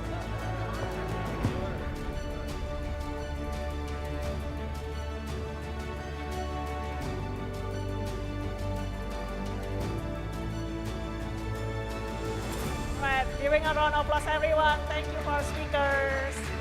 Gary, over to you. Terima kasih Bu Caroline. Sekali lagi tepuk tangan buat kita semua. Komitmen yang luar biasa untuk bring DEI to life. Thank you Madam Ambassador. Thank you Pak Ryan. Thank you Pak Gyoisa dan thank you Bu Afifa. Banyak sekali kita bisa belajar tadi. Madam Ambassador juga mengingatkan bahwa differences are not barriers. Diversity is not a challenge. Dari Pak Gyoisa kita bisa belajar bahwa kita harus serius karena DEI itu sesuatu yang bisa diukur. Sesuatu yang bisa punya target, punya metrik. Jadi habis ini siap-siap KPI, OKR semua ada DEI-nya. Lalu yang dari Bu Afifa kita juga belajar bahwa DEI is supporting retention policy. Karena dengan keberadaan DEI menjaga karyawan-karyawannya yang ada. Dari Ryan kita belajar mengenai acknowledgement of unconscious bias dan juga keberadaan tim charter. Sekali lagi tepuk tangan buat tamu istimewa beserta session DEI dan leadership. Bapak dan Ibu kita akan break sejenak selama 10 menit, cuma 10 menit saja sampai dengan jam 4:10. Silakan menikmati coffee break yang sudah disediakan. Jadi Bapak Ibu yang mau praktek bahasa isyaratnya bisa mengunjungi booth kopi Sunyi di sebelah sana ya. Boleh praktek, kopi itu diaduk, teh itu diangkat dicelup gitu ya. Habis itu juga bagi Bapak Ibu yang ingin menunaikan ibadah sholat asar, dapat menuju ke mushola yang berada di lantai 2 dan dimohon untuk kembali lagi ke dalam ballroom pada pukul 4:10. Kami juga ingin menyampaikan kembali bahwa acara ini didukung oleh IDN Times dan Fortune Indonesia sebagai media partner Indonesia DEI Summit 2023. Sampai jumpa sesaat lagi. Terima kasih dan enjoy your break. Thank you.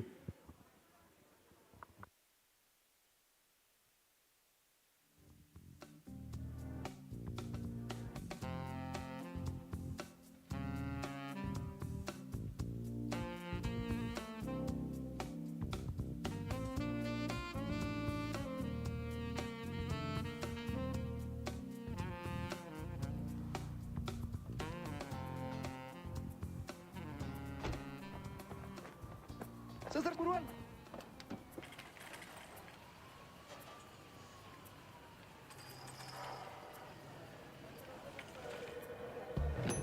Lagi aku siapin ya, malam ini juga aku kirim.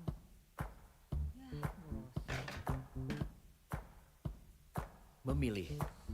Ribuan kesempatan yang harus dipilih setiap hari tentu tidaklah mudah.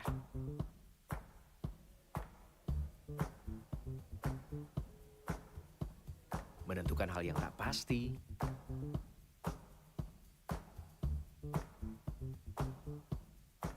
mengejar tuntutan ambisi, dan mencari aktualisasi diri.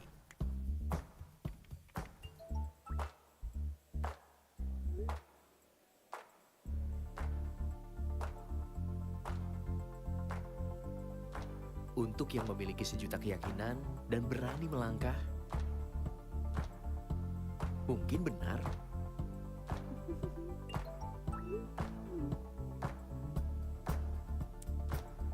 Tapi bagaimana dengan kita yang masih menimbang? Pak Aryo. Ya. Tenang aja Pak Aryo, semua akan baik-baik saja.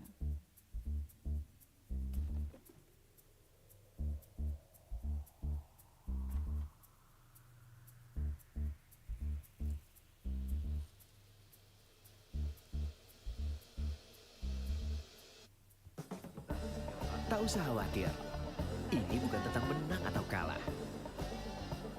Tapi tentang kita yang siap melihat setiap kesempatan menghadapi arus kehidupan dan perubahan zaman.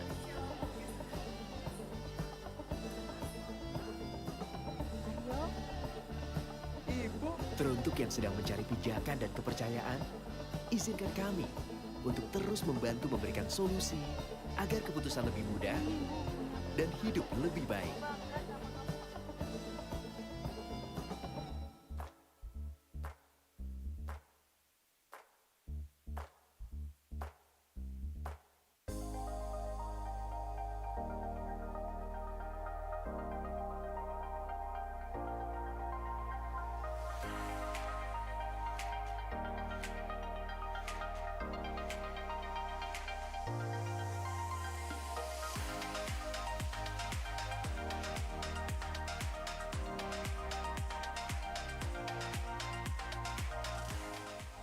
ini luar biasa. Target 120 ini sangat luar biasa. Kegiatan-kegiatan seperti ini yang tentunya ini sudah pasti membantu masyarakat Banten dan wabil khusus masyarakat Kota Serang.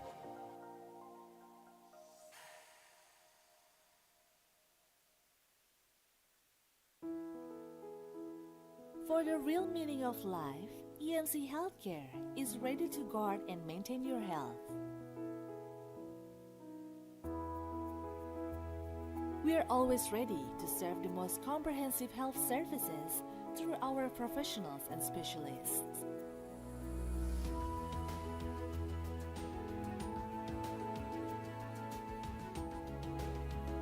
EMC Healthcare are committed to serve with the best services by prioritizing empathy and integrity.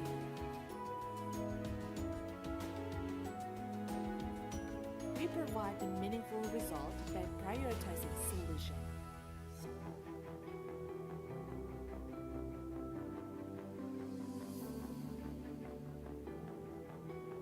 And we're always innovating through our best health experts and paramedics. The digital transformation era has driven us to a better future. EMC Healthcare are developing the digital hospitalization experience, which contains the better healthcare solution and comfortable access for our valued customers. EMC Healthcare upholds quality and patient safety in every health service provided.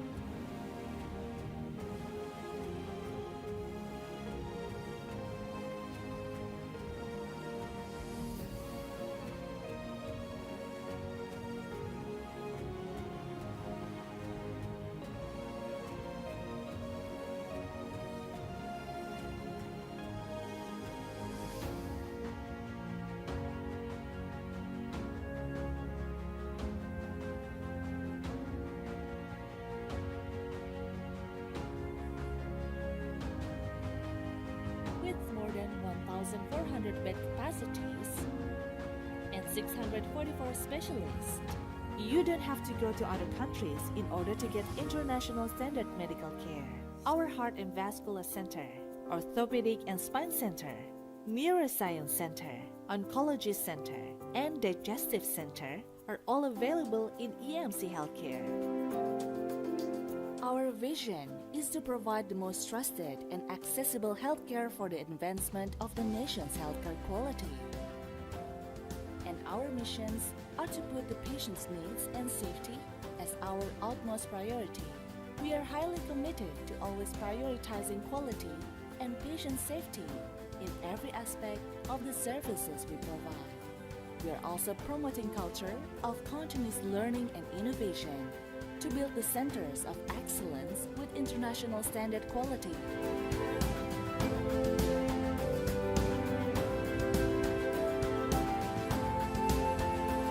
Trust our valued health with the experts. Let the EMC Healthcare experts take care of our concerns and health because EMC is here to care with passion.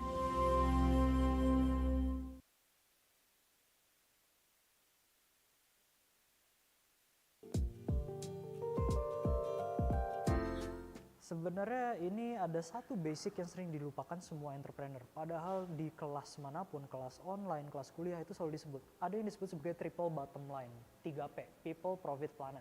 Tapi kenapa zaman sekarang menjadi 3C, cuan, cuan, cuan. Ada people, ada planet. Kenapa itu dilupakan?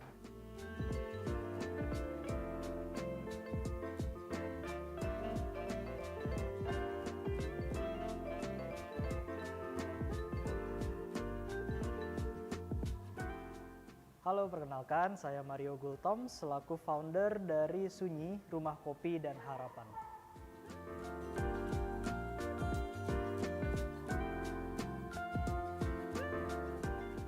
Sunyi Coffee itu sebenarnya idenya dari 2016. 2016 saya sudah kepikiran ide yang dimana menjalankan passion saya, yaitu di bidang humanity. Tapi dulu ya ketika kita bicara, passion kamu apa Mario? Humanity. Semua orang akan berkata, apa? Mau jadi apa kamu? Saya waktu itu memang drop ya, ketika saya umur 17 tahun punya passion itu saya drop dan akhirnya saya mencari passion baru, bisnis. Dan ternyata bisnis dan humanity itu bisa loh digabung. 2016 tuh idenya muncul nih, oke saya mau bikin konsep Sunyi ini, tapi saat itu memang saya baru lulus kuliah, gak punya modal, gak punya pengalaman, jadi gak bisa bangun bisnis Sunyi ini, sehingga saya harus kerja dulu, nabung 2019 bersama teman-teman saya, akhirnya kita bisa bangun Sunyi. So 2019 April Sunyi berdiri.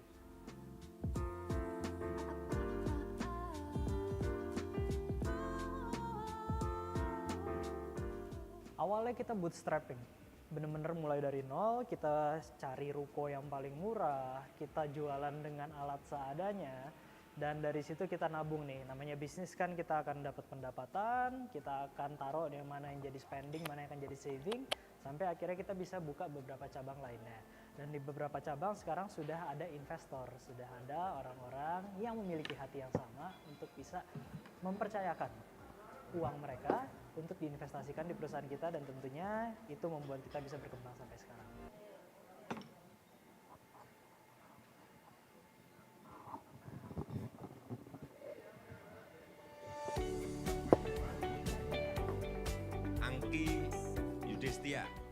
Umur juga masih muda, 32 tahun. Angki adalah anak muda penyandang. Bapak Ibu yang kami hormati, kami persilakan untuk kembali ke dalam area ballroom karena sesi berikutnya akan segera dimulai. Sekali lagi, Bapak Ibu yang kami hormati, kami persilakan untuk kembali ke dalam area ballroom karena sesi berikutnya akan segera dimulai.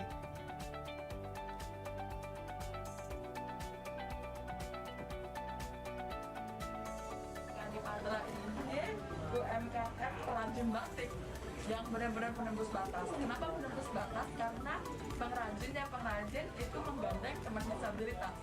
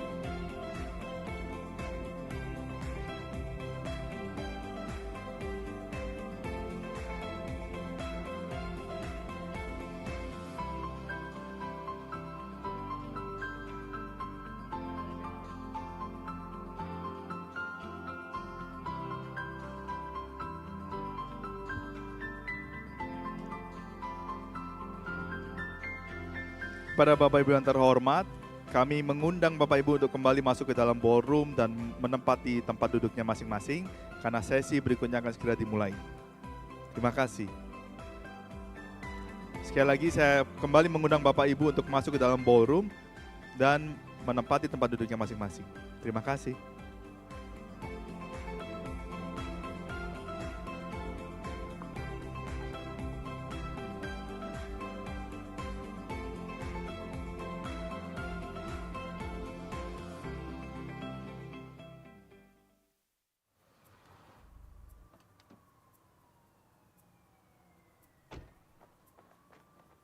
Suster buruan.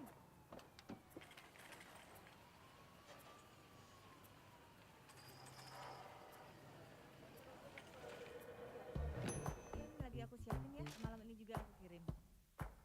Ya,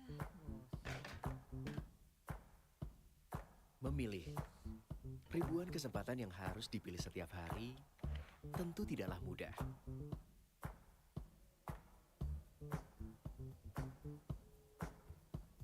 Menentukan hal yang tak pasti,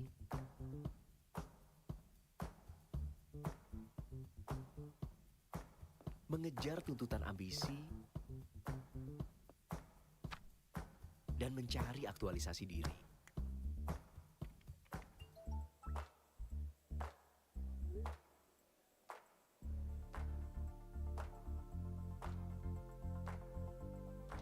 Untuk yang memiliki sejuta keyakinan dan berani melangkah, mungkin benar.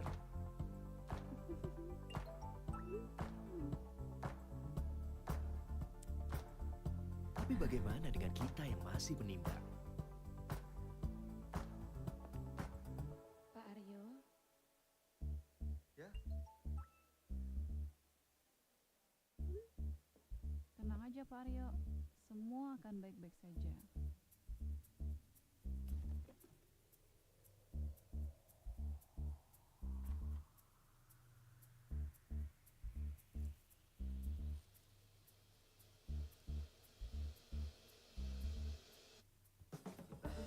Tak usah khawatir, ini bukan tentang menang atau kalah. Tapi tentang kita yang siap melihat setiap kesempatan menghadapi arus kehidupan dan perubahan zaman.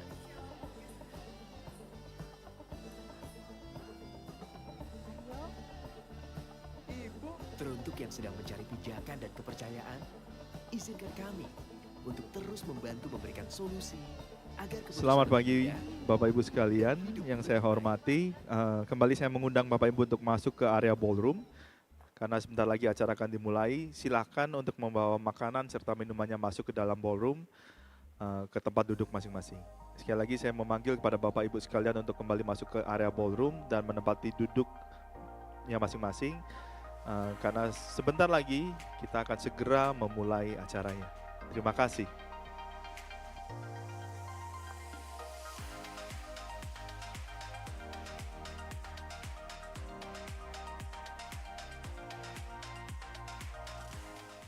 Ini luar biasa. Target 120 ini sangat luar biasa. Kegiatan-kegiatan seperti ini yang tentunya ini sudah pasti membantu masyarakat Banten dan wabil khusus masyarakat Kota Serang.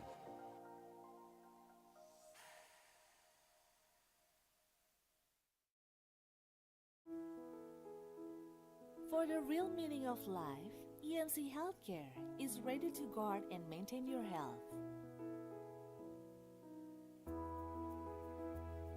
We are always ready to serve the most comprehensive health services through our professionals and specialists.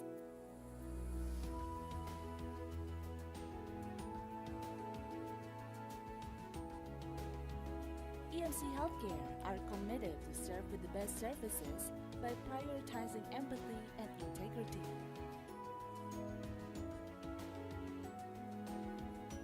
We provide a meaningful result by prioritizing solution.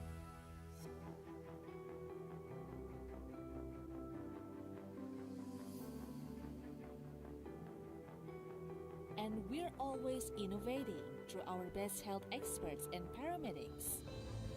The digital transformation era has driven us to a better future.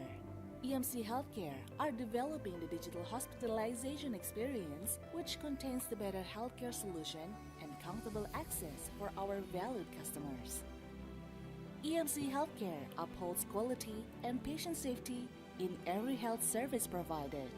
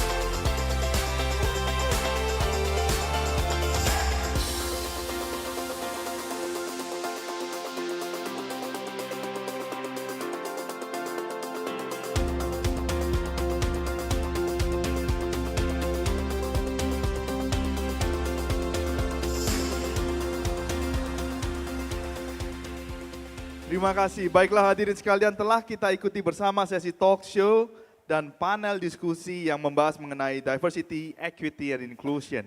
Mulai dari bagaimana kita mendengar definisi, bagaimana kita bisa mengimplementasikan DEI di organisasi, dan juga bagaimana kita mendengar perspektif para senior leader mengenai DEI, serta insight mengenai strategi apa yang bisa diterapkan untuk membawa DEI to life. Berikutnya kita akan membahas apa yang harus kita lakukan selanjutnya. Ini juga nggak kalah pentingnya ya, call to action. Setelah memahami konsep dari DEI. Untuk itu saya ingin mengundang Head of IS Governance PT Asuransi Jiwa Manulife Indonesia, Bapak Yans Murisa. Selamat pagi. Selamat pagi. Wah. Luar biasa. Jam berapa tadi kita mulai? Jam 9. 9 sampai jam, sekarang udah jam 4 ya? Jam 4. Jam 4. Yang masuk kira-kira kata orang kalau seminar, yang masuk tuh pas keluar itu cuma 20% yang ke bawah. Jadi 80%-nya mungkin kececer waktu mikirin pulang macet atau mikir yang lain. Tapi nggak apa-apa karena DEI bukan hanya cuma cerita, tapi juga punya rasa. Kenapa? Karena saya ngerasain sendiri. Sebagai punya tanggung jawab waktu itu di DEI Ability, kita kita mengguide 2 orang dari tim UT di IT, dan sangat luar biasa efeknya di tim IT, dan rasa empati yang tumbuh di antara kita dan orang dari anak-anak muda ini ya, berkembang dengan baik gitu. Kita punya ada rasa minimum kita mau belajar berkomunikasi. Walaupun di awalnya kebetulan lebih banyak susahnya daripada gampangnya. Cuma mau nanya mau makan aja tuh bingung. Sampai akhirnya kita bisa bilang bye bye atau terima kasih atau apa tadi? Selamat pagi, ya. Kalau di Manulife cuma ada selamat pagi soalnya kita nggak pernah selamat yang lain kan. Pokoknya pagi terus gitu. Oke, Untuk itu kita akan undang nanti Mbak Zanetti untuk membantu Mbak Irma dan Pak Rudi. Monggo silakan. Siap. Mereka bisa stay di floor masing-masing. Floornya masing-masing. Kalau saya mau stay di floor bawah, takut nggak kelihatan. Siap Mas, saya Mohon di maaf sini ya. kok. Kalau saya di bawah mungkin karena ini salah satu bukti diversity. Walaupun saya kecil, tapi saya tetap bisa kerja di Manulife. Luar biasa. Kira-kira kita mau ngapain nih Pak Yans? Karena di meja ini kalau saya lihat ada plakat beserta kertas. Benar. Beserta pensil warna-warni. Betul. Coba yang sudah menerima bisa diangkat. Ada kertas warna hijau. hijaunya. Luar biasa. Ya, terima kasih. Ada Kita mau tulisannya. ngapain Pak Yans? Nah, seharian ini kita udah dengerin, udah pasti adalah sebersit di kepala, not only about company, tapi ke dalam kita sendiri. Kalau saya kira-kira mau action, mau yang kecil, besar, sedang, samar-samar, terserah. Yang penting kita ada keinginan atau saya mau apa. Untuk bring DEI to life, saya akan titik. Nah itu nanti diisi. Diisinya pakai pulpen. Kalau di meja biasanya udah ada tuh pensil atau pulpen. Semua ada pensil atau pulpen. Pensil warna-warni juga ada ya? Boleh, pensil warna-warni. Ada di bag juga ada. Kalau kalian dapat bag, itu ada di dalam bag. Kalau nggak punya juga, minta sama tetangga sebelah. Ada bolpen kenalan di dulu, goodie mungkin bag sama yang ya? di sebelah belum kenal. Jadi bisa minjem pulpennya. Contohnya apa Mas? Nah, Contohnya? Saya kecil-kecil ya. Untuk bring DEI to life, saya akan belajar bahasa isyarat. Misal. Wah, luar biasa. Luar misal. biasa. Ya, atau nggak usah jauh-jauh. Untuk bring DEI to life saya akan nonton YouTube tentang ability atau tentang inclusion. Jangan-jangan ada yang datang ke sini masih samar. Apa bedanya diversity? Ya kan? Ada inclusion. Semua mungkin beda-beda pendapatnya. Jadi mungkin mengenal lebih dalam. Boleh, terserah. Tadi Bu Mona juga mention pengenalan akan DEI itu seharusnya dimulai dari keluarga. Betul. Mungkin kita bisa tulis juga untuk bring DEI to life, kita akan berusaha belajar mengenalkan DEI kepada keluarga kita. Betul. Karena setiap keluarga adalah unik. Biasanya kakak sama adik aja beda. Jadi mengenal perbedaan juga akan mengenal rasa empati satu sama lain. Atau yang levelnya lebih tinggi lagi nih Pak Yans, tadi Pak Gyoisa mention seharusnya dia itu bisa di-measure, bisa diukur, ya kan? Ya, betul. Mungkin kalau mau menargetkan diri sendiri, masukin KPI, paling tidak 2% dari new recruit kita adalah mereka yang disability. Betul. Itu juga bisa. Monggo silakan. Biasanya kalau ini kita mesti nyolek leader kita juga coy. Boleh. Boleh. Pak masukin 2% gitu. Saya pernah merasakan mencoba merekrut lah di tim saya kepengen banget punya perempuan di IT. Karena secara statistik belum banyak perempuan di IT. Itu bagus Pak. Wah, karena IT itu male dominated ya? Iya, male dominated. Ya. Makanya di IT ini sekarang saya lebih happy kalau ngelihat yang bening-bening. Maksudnya ada perempuan, dunianya lebih berbeda. Sekarang banyak tim di tester itu banyak perempuannya. Jadi lebih memberikan warna yang berbeda. Dan seru memang, mereka punya banyak ide-ide yang berbeda yang enggak melulu tentang laki-laki. Yang biasanya punya ide. Oke, monggo silakan diisi. Nanti Oke. Kalau yang udah boleh dibacakan salah satu aja. Gimana kita todong dari yang pertama? Oh, siapa? Sanetti, coba Boleh. silakan. Di sini ada Mbak siapa Mbak? Mbak Jessica. Boleh Mbak disampaikan? Selamat pagi. Pagi. Pagi ya. Bapak Ibu, terima kasih kesempatannya. Saya Jessica dari Reasuransi Nasional Indonesia.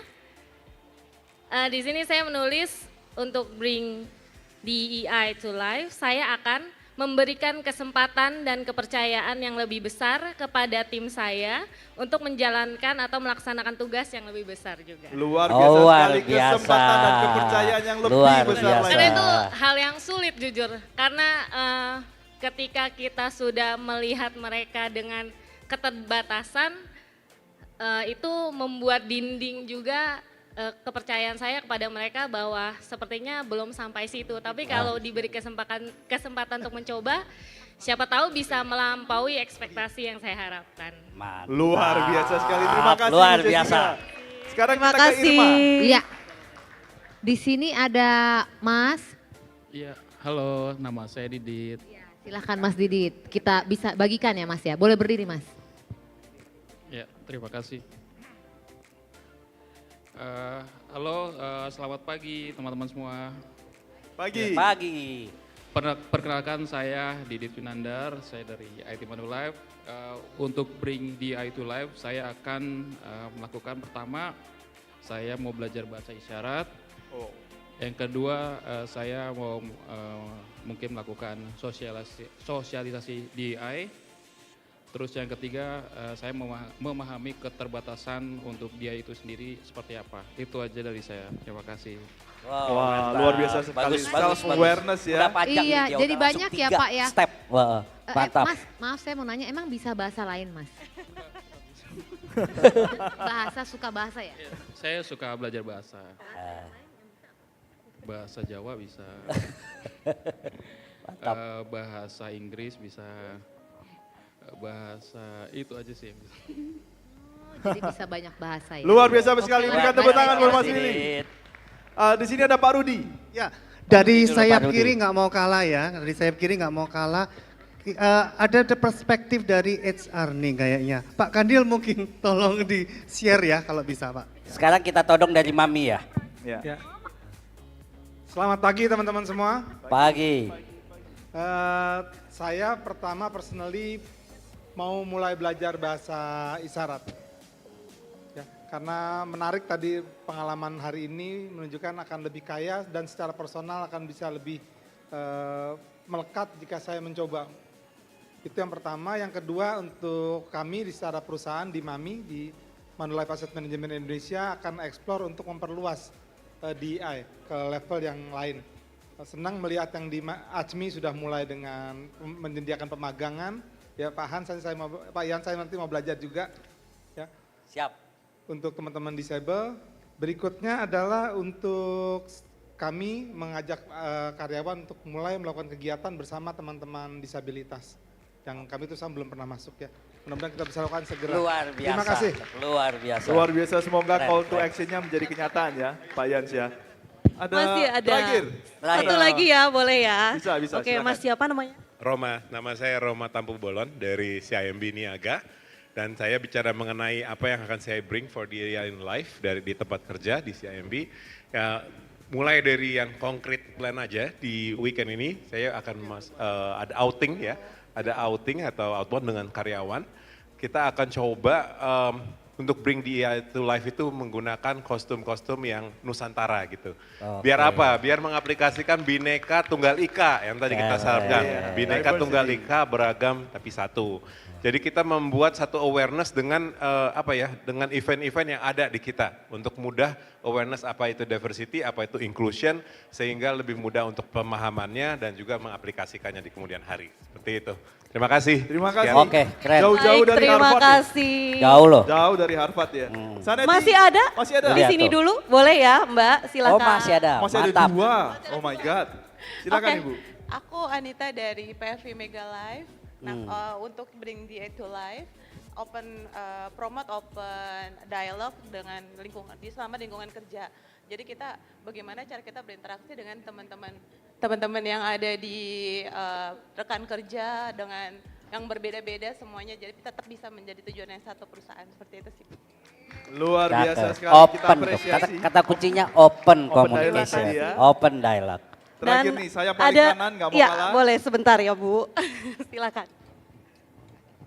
Terima kasih, selamat sore semua. Saya Meyana dari Yayasan Ibu Tunggal Indonesia.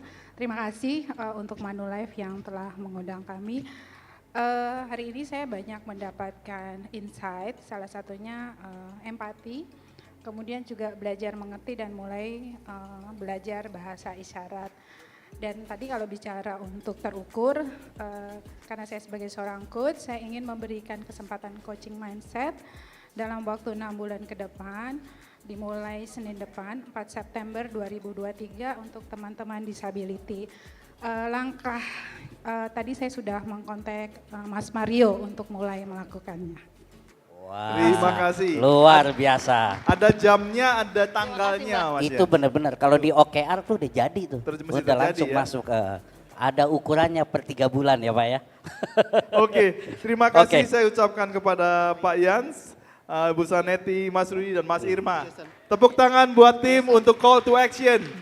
Jangan lupa ininya boleh dibawa pulang ya. Boleh dibawa pulang, bukan buat ditinggal. Ya. Terima kasih. Terima kasih. Boleh dibawa pulang Bapak Ibu ya untuk plakatnya. Sebelum menutup acara hari ini, nanti setelah closing remark dari Pak Aman, kita akan mengadakan foto bersama. Mungkin yang di pinggir sayap kiri sayap kanan bisa merapat.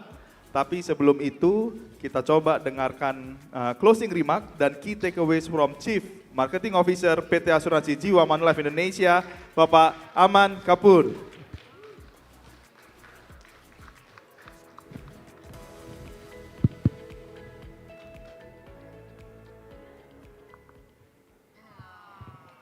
Selamat sore.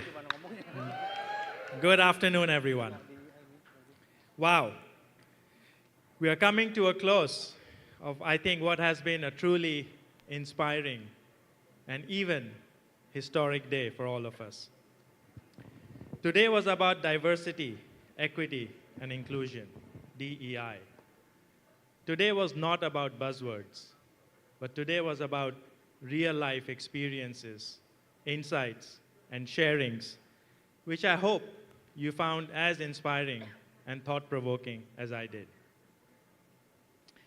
In our speaker sessions and panel discussions today, we had some fantastic sharings.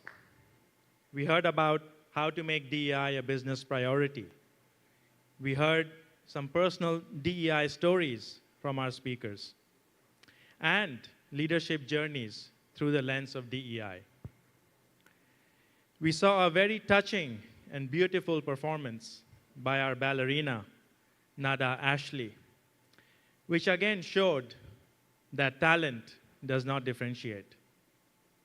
We also learned about the inspiring Kopi Sunyi business that strives to make opportunities truly inclusive and accessible for everyone. After the presentations, just now we did a DEI call to action activity by writing down our own DEI commitments. This really showed how all of us in togetherness have a common goal in bringing DEI to life. As Ryan mentioned earlier, here at Manulife, one of our core values is share your humanity. This value really aligns with how an organization can create an inclusive culture that not just accepts, but also thrives on diversity by harnessing the unique perspectives and talents of all its employees. My big thanks to all the speakers and panelists who took their valuable time to share with us their experiences, insights, and discussing the foundation pillars of a strong DEI culture. A big thank you to Madam Ambassador Vicky, Pa Giosia, Pa Ryan, Bu Afifa, Ibu Mona, Ibu Anki, Ibu Putri, Ibu April, Pa Mario, and all of you for your enthusiastic support today. This event could not have happened without the support of all our stakeholders, our partners, our sponsors, Manulife Executive Committee, Manulife DEI Organizing Committee, all Manulifers who joined and supported this event, either physically or virtually from across the globe. And most importantly, all of you, the participants. To our partners, thank you so much for your support, and we excitedly look forward to continuing our collaboration on our future DEI efforts. The discussions on DEI may be ending in this room today, but I know that they will continue and prosper outside this room. While the summit is coming to an end, the DEI actions are only just beginning. Going forward, our collective commitment will nurture DEI values so that they will continue to be fostered and embraced by our workplaces and the broader community to truly make every day better for all of us. So thank you so much. Let's keep bringing DEI to life. Until next time, see you. Terima kasih. Terima kasih Pak Aman, luar biasa sekali. Silakan kembali ke tempat duduk Pak, karena kita akan foto bersama dari atas. Saya minta teman-teman dari sayap kanan mungkin bisa merapat ke kiri, teman-teman dari sayap kiri bisa merapat ke kanan, kita ketemu di tengah. Sambil duduk aja teman-teman, nanti fotografer akan saya undang di depan. Sorry, sambil berdiri, tapi kita berkumpul di tengah. Maaf. Jadi kayak model selfie gitu ya.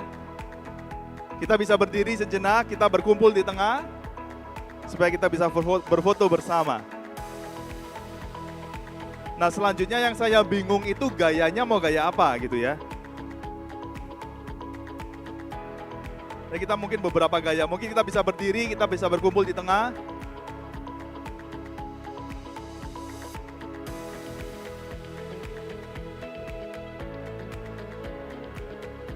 Merapat lagi Bapak Ibu.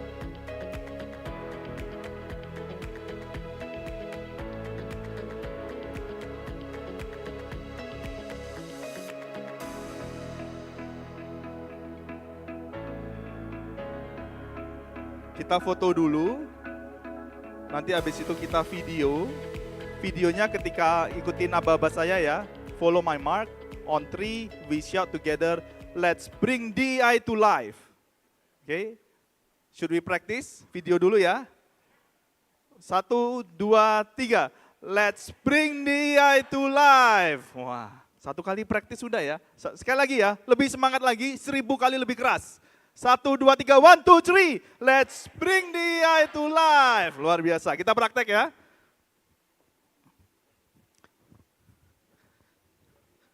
Video dulu. 1, 2, 3. Let's bring DEI to life. Luar biasa. Woo! Sekali lagi kita lakukan grup foto. Grup foto, tahan. Big smile. Hitungan ketiga semua bilang DEI, DEI, I with a smile, 1, 2, 3, DEI.